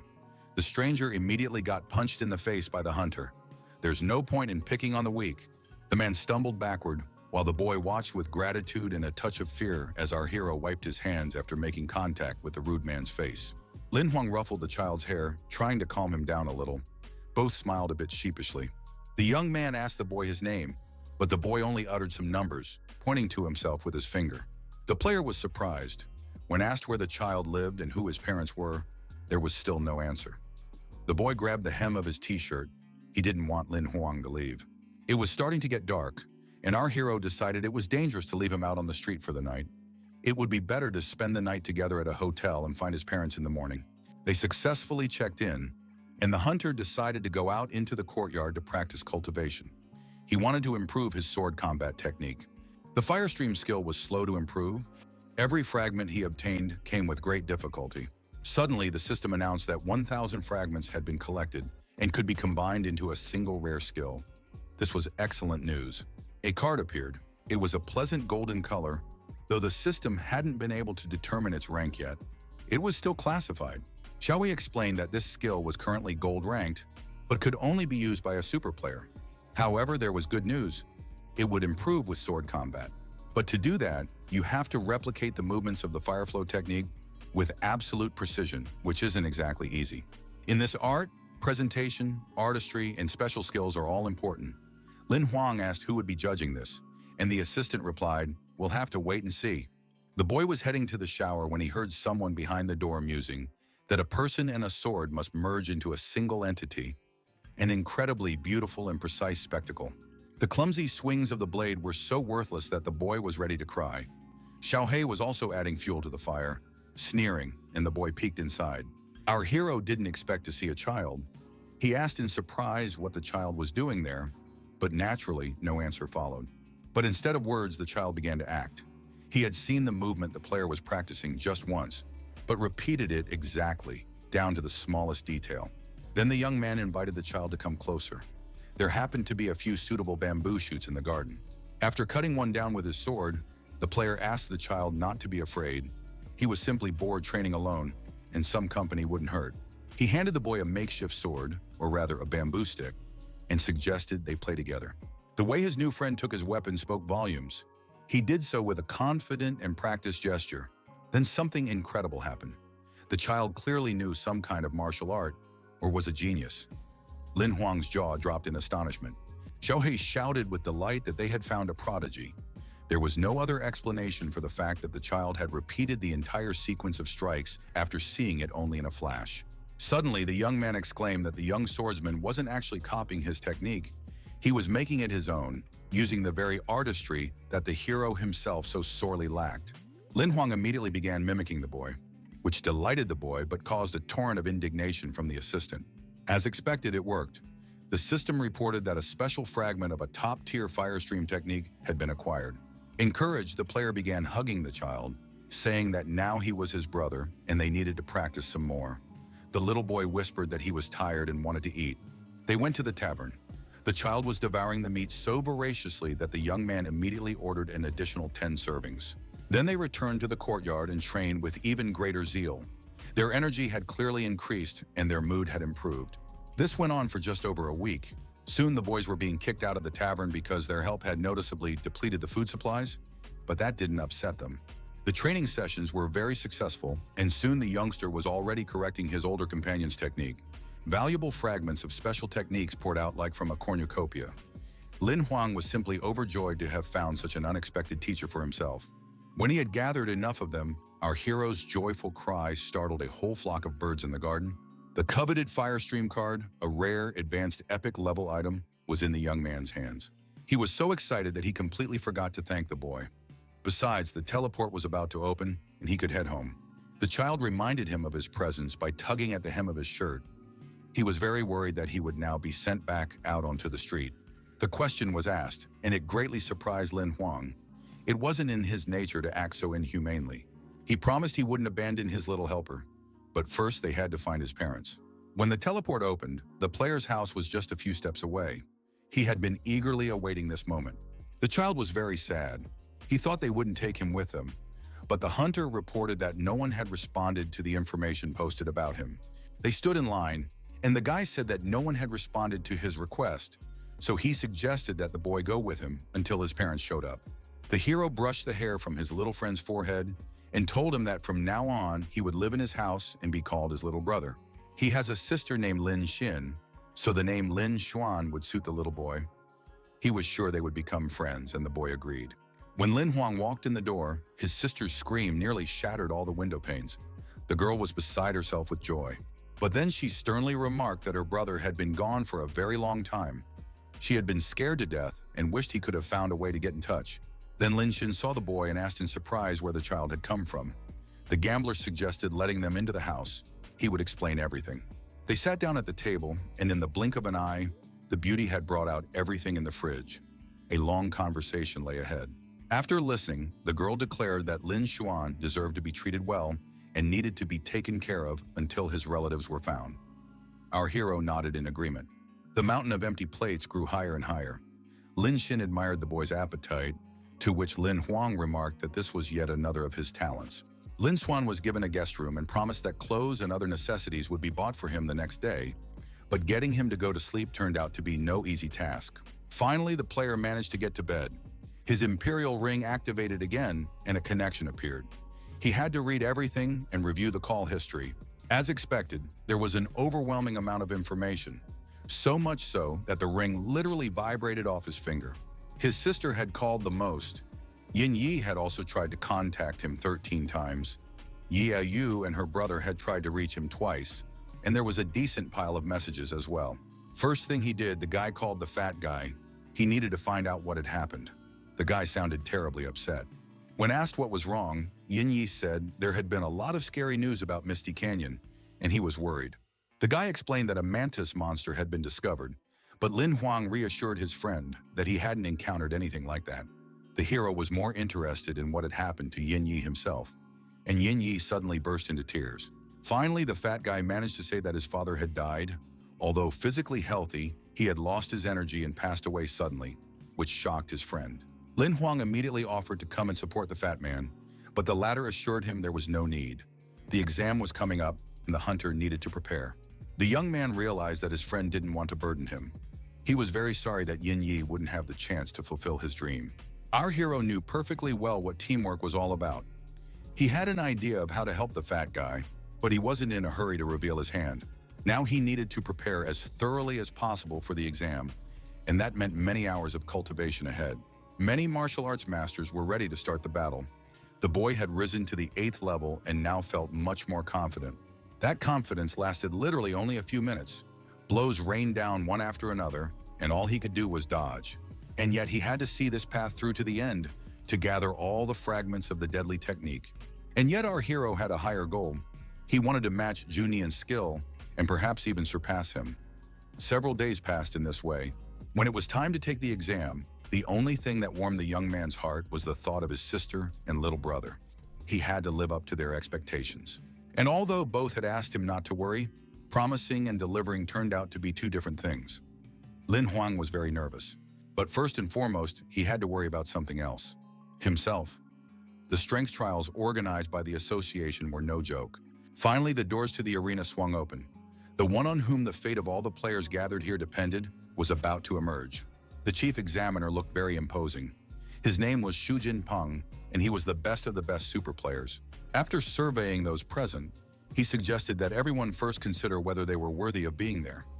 This examiner was a man of few words. Without delay, he immediately announced the start of the first round of the exam. The boys' faces fell in surprise that the ceremonial speech had been skipped altogether. The man also began reading out a list of players who had been disqualified. It turned out to be quite a long one.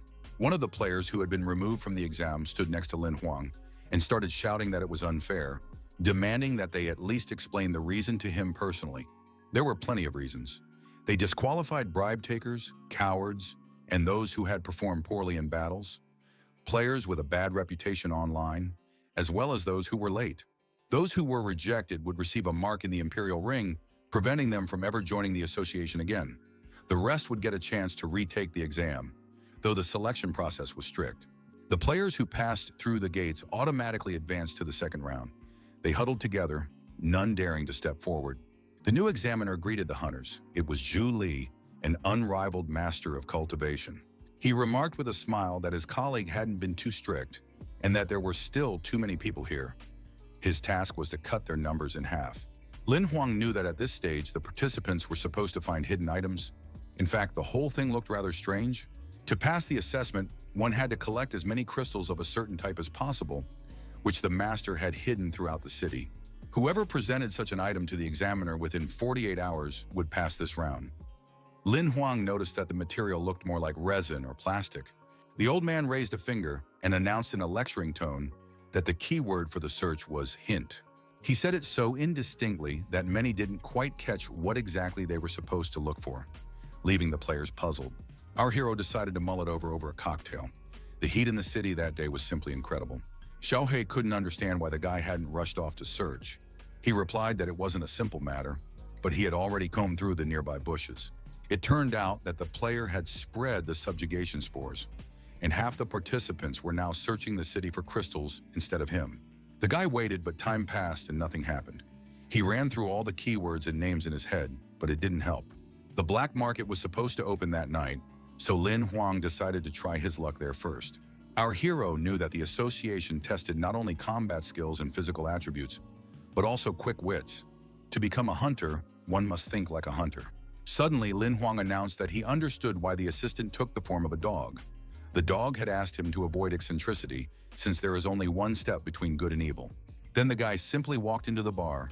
There was only the bartender in the room. The patrons hadn't gathered yet, or rather, the customers, and the man greeted the guest. The player nodded and asked for a glass of red wine. It seemed an interesting idea had taken root in his mind. The guy placed a rectangle on the counter, and the man replied that he would charge 1.8 billion points for the information. Lin Huang held up a gold card and replied that it was no problem, then uttered the keyword. The bartender showed his card in response, noting that the information on it was far more valuable than the customer could imagine. Both placed their items on the counter and slid them toward each other. The exchange took place in a fairly routine manner. The bartender wished Lin Huang a good evening, but the young man suddenly decided to ask if anyone else had come here for information. The bartender replied that about an hour ago, there had been a visitor with the same request. But he wasn't in the charity business and didn't seem like a good person. Our hero thanked him, said goodbye, and headed for the exit. Having removed his mask, the player had obtained what he needed. Outside the city was the Sea Forest Cottage. According to the information he'd gathered, that was where the hunter needed to go. There was a production facility for that very material, whose name matched the keyword, but Xiao He knew nothing about it. This substance could kill an unprepared person, but it had a different effect on players. The stronger the hunter, the broader the possibilities became. The substance was also addictive, and overall the description didn't make for a very pleasant impression. It was a poison, dangerous and merciless. That was what he had to bring to the master. Lin Huang's eyes flashed with a malevolent fire. According to an informant from the black market, this substance had been developed by one of the association's employees, who had betrayed it by creating 3 super creatures. Lin Huang clutched his head. There were many gold rank hunters at this base and even more silver rank ones. It seemed the exam was indeed very serious. Our hero thought that Zhu Li wanted the test participants to join forces in completing the task. That was the point of it. Suddenly, the boy felt sick. He sensed someone's presence nearby, an aura glowing very close by. Under the tree from whose branch he had been watching the cottage, a girl appeared. When asked who she was, the beauty laughed. The hunter's name was Xiao Yu. She was also participating in the test and reported that she had been following the guy all the way from the black market. The hero guessed that she was the very same information buyer who had been turned down. Cooperating with her didn't seem too dangerous. The girl explained that the base wasn't just home to researchers and hunters, but also to plenty of bugs and various security systems. An outsider couldn't get in. The girl proposed a plan. Lin Huang would take out the guards and she would sneak inside and retrieve the substance for them. The proposal seemed reasonable. The beauty also had information about the drug's price on the black market. It seemed she wasn't so much interested in passing the test as she was in making some extra money. Our hero didn't like what she said very much, and he refused, stating that he preferred to work alone. This angered Xiao Yu, and she angrily asked why he'd changed his mind. They'd almost reached an agreement. The young man explained that he didn't view such a dangerous drug as a source of income, so he would try to destroy it and those involved in its creation. Lin Huang activated his vampire form and soared upward, using his wings, curses echoing after him. Left alone, the girl smirked. Whoever dared to stop her from making money would pay dearly for it. Meanwhile, the other test participants continued to search the bushes. Suddenly, one of them asked them to stop. New information had come to light. According to the report, a participant named Lin Huang had found the substance and taken it. He was willing to share it with others who wanted to pass the exam, but not for free. The hero himself had no idea what kind of dirty trick Xiao Yu had played on him. He searched the area and found only a few bugs and no traps. The guy decided that if he used the transformation card, he'd slip inside without much trouble. But what awaited him there was a complete mystery. Just then, someone shouted loudly that Lin Huang was a filthy bastard, which came as a complete surprise to the young man. An eagle soared in the night sky. Bai Yang, whom we already know, swooped down from it, looking clearly displeased. The hunter landed on one knee. In mid-flight, he had managed to knock our hero out of the tree and onto the ground. He hadn't been ready for this sudden attack. The guy's eyes were completely wild. He joyfully announced that he had finally gotten his enemy. Only now did Lin Huang remember where he'd seen this player. It was that very scoundrel from Snowy Divine Mountain. Scratching the back of his head, the young man asked what was going on. Bai Yang shouted that it was beyond comprehension and that playing dumb wouldn't work. The villain accused the hero of ruining his reputation and now stealing the drug as well. He would make the cunning trickster beg for forgiveness. Lin Huang laughed.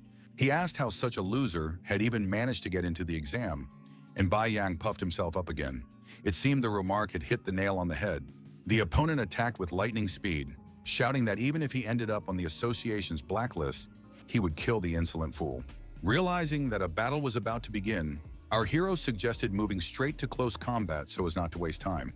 Blows rained down one after another, just like the mutual accusations of treachery, meanness, and worthlessness. Lin Huang quickly dealt with his opponent. Holding a sword to his neck, he asked why Bai Yang ran away at the first sign of danger, and the man didn't know how to answer. This enraged his opponent. He gathered all his strength but still managed to wriggle out from under the blade, knocking the player back. Shouting that he would tell everyone about this liar and deceiver once he killed him, Bai Yang rushed into the attack. Lin Huang parried the blow, saying that the kid would never kill him. He landed his strike, and the enemy's expression changed. He grabbed his whip with both hands, realizing that now his opponent would bring his sword into play, and it would end badly. That's exactly what happened. The whip was severed, so energy could no longer circulate properly, and the weapon became useless. Not only that, but it reverted to its original form, turning into a staff. A broken one, of course. Lin Huang remarked that instead of reveling in his power, he could have trained like he did, and then he wouldn't have lost. He added that he held no grudge against the guy, and was ready to spare him if he decided to end the feud. There were few summoners, and Bai Yang thanked him for his generosity. He noted that his ability to summon monsters helped him not feel so pathetic. Our hero suggested joining forces to capture the base. The young man also talked about new possibilities and even showed how the old man killed monsters without touching them. After all, they could train together. Bai Yang summoned his blood eagle, saying that things must end differently, but it seemed he would fail the test. He advised Lin Huan to be on his guard. Someone had leaked information about the potion, and now a bunch of players were on their way here, ready to harm him. The summoner had already mounted the bird, but our hero decided to ask him one more thing, so he asked him to wait a moment. The young man thought that if a crowd of people arrived here now, they would definitely raise the alarm and his mission would be ruined. So, he had to ask Bai Yang for a small favor. The latter looked at the hunter in surprise. Soon, the players began to gather around the cottage. Not finding Lin Huang there, they started discussing what to do, realizing that if they made too much noise, they might get into trouble. Just then, Bai Yang jumped down from a tree, scaring several people so badly that they started stuttering. The guy reported that there was nothing at the base, and that Lin Huang had already fled, but he could share something interesting. He said that their only chance to get the substance was to catch up with the player before he returned to the city, and the guy started discussing how realistic that was. Then Bai Yang shouted that he would do it himself if no one joined him. It's not hard to guess that everyone rushed after him. Lin Huang was hiding in the shadows. His former opponent had bought him a little time, but he had to act immediately. He took on the form of a shadowy specter and easily bypassed the security system, which only reacted to living beings and their movements. Without much effort, the young man scaled the villa's wall and entered through a second-floor window. The room he found himself in was empty. It seemed luck was on his side today. Well then, it was time to completely destroy this disgusting place and put an end to the dangerous drug once and for all. Lin Huang went further and soon found the rooms where the research was being conducted. The people there were wearing hazmat suits. As expected, the highly dangerous substance was being manufactured in fairly large quantities. The production was very well organized. The room was filled with boxes containing enormous quantities of the substance. It was impossible to even estimate the number of doses. There were millions of them. Lin Huang knew that these boxes would end up in the warehouse. He just needed to keep an eye on the factory workers. A surveillance camera was hidden in the corner. Soon, the young man was in the room where the surveillance monitors were set up. As expected, the surveillance room was guarded by gold-rank hunters, and there were quite a few researchers inside as well. But the guard looked somewhat foolish, reading the news through an imperial ring. Our hero, in the guise of a shadow ghost, was invisible to him. The gold-rank hunter was completely carefree and was laughing at the host's latest joke. That was his mistake. Shouting that scoundrels usually don't live long, Lin Huang took him out with literally a single blow. The other employees screamed in horror. They had felt completely safe here, but it turned out that was far from the case. Bai flashed past behind them. It seemed his goal was the complete eradication of evil, or rather, of this organization that was killing people with a dangerous substance. Gradually, our heroes cleared one room after another. The summoner urged the vampire to hunt with full force. In the room where people in hazmat suits were, they reacted to their appearance in an organized manner and started shooting. The scoundrels didn't understand why the alarm hadn't gone off. Lin Huang remembered that he also had a couple of guns and decided to fight the scoundrels using their own methods. Reinforcing the effect with his sword, he swept through the workshop like a bolt of fire, taking down no fewer than a dozen enemies in a split second. Then a second super player from the security team appeared, and his cannon was far more impressive, apparently gold-ranked. Bai shielded the gentleman with his body. His wings worked better than any armor, so the attack didn't continue. Lin Huang didn't want to hide behind the vampire's back and immediately switched to close combat, applying his newly acquired sword technique. But he was far more eager to let the dragon have some fun. The second monster hadn't been out hunting in quite a while. The player was at a loss. He had never before seen a summoner attack with multiple creatures at once. He didn't have time to remain frozen in shock.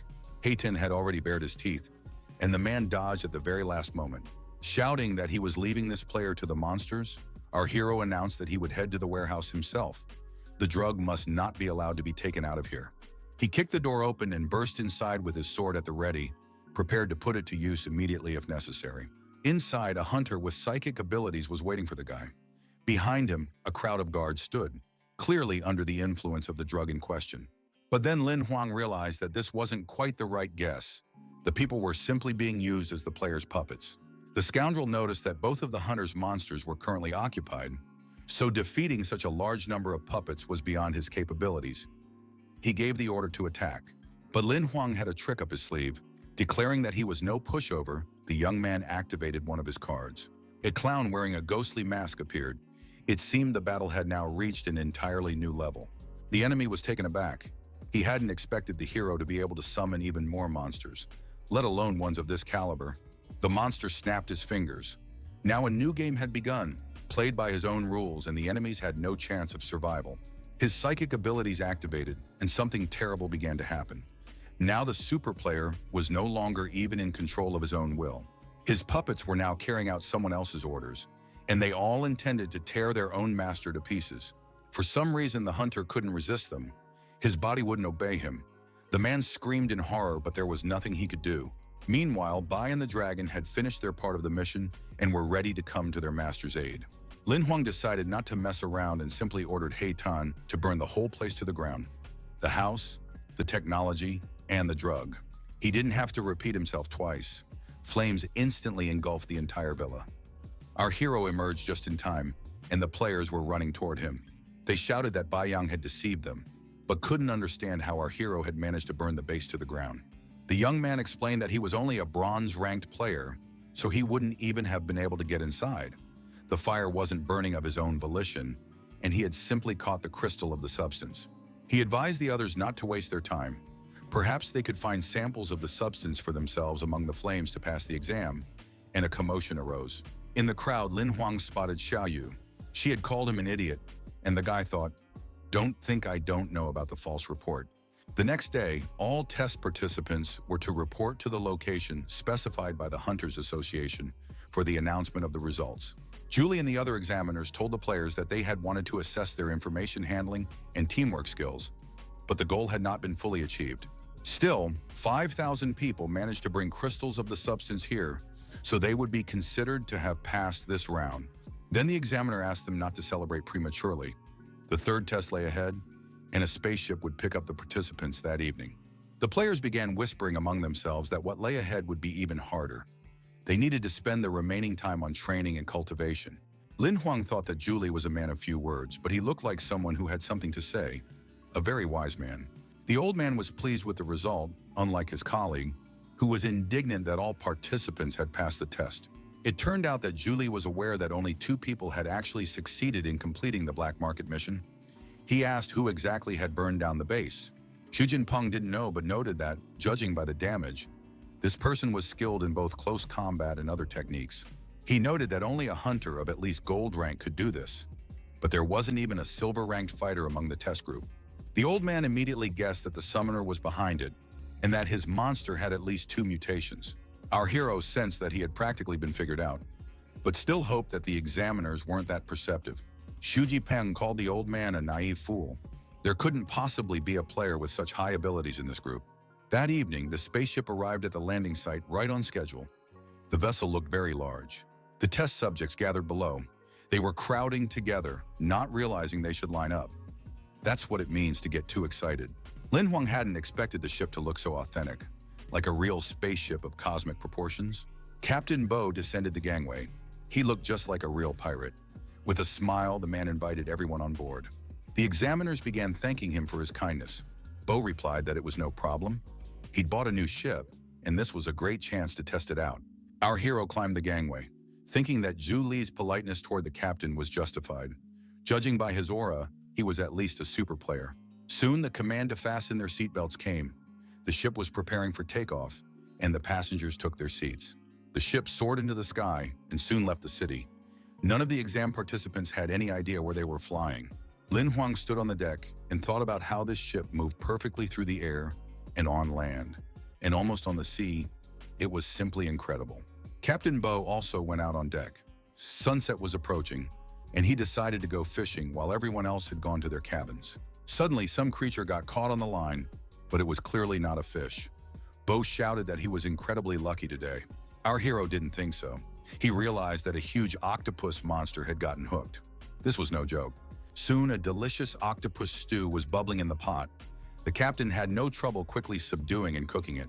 The man invited Lin Huang to share the meal with him, calling him a slacker since everyone else was cultivating while he was out wandering, but the young man replied that he was just lucky. He thanked him for the meal and asked if Bo had really cut up the octopus using an epic-level sword technique.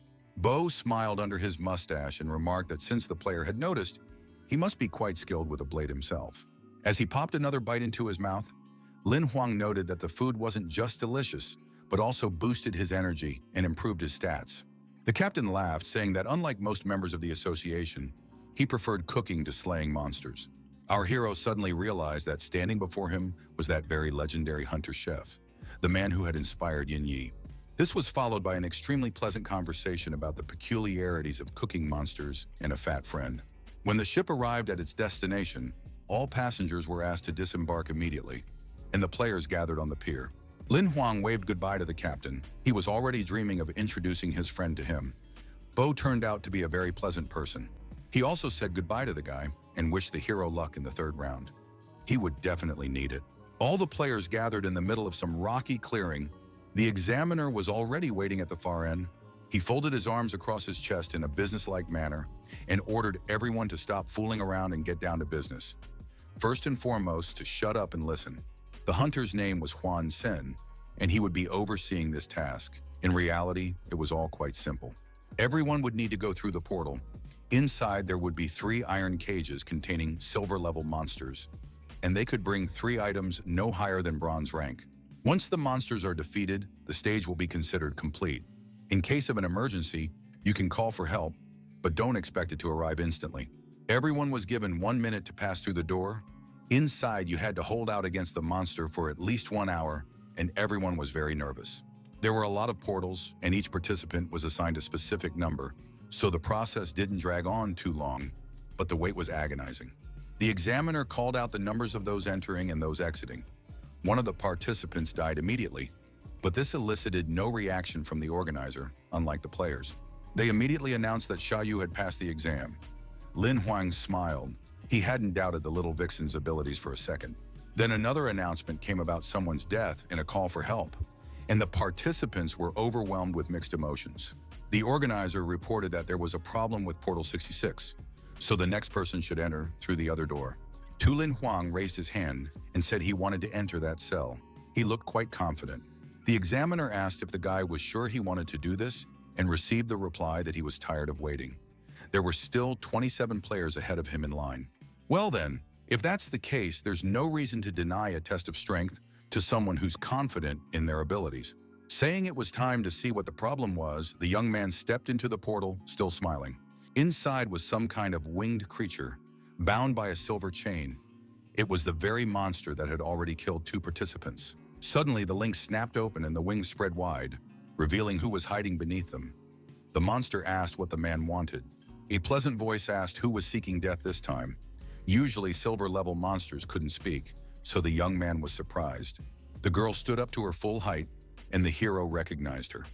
He had read in books about a birdman monster named Phoenix. It was undoubtedly her. This creature had learned to speak after living among humans for some time, but worst of all, it was deadly dangerous and possessed incredible speed. Resting her chin on her hand with its deadly claws, Phoenix looked at Lin Huang. The most interesting part was about to begin.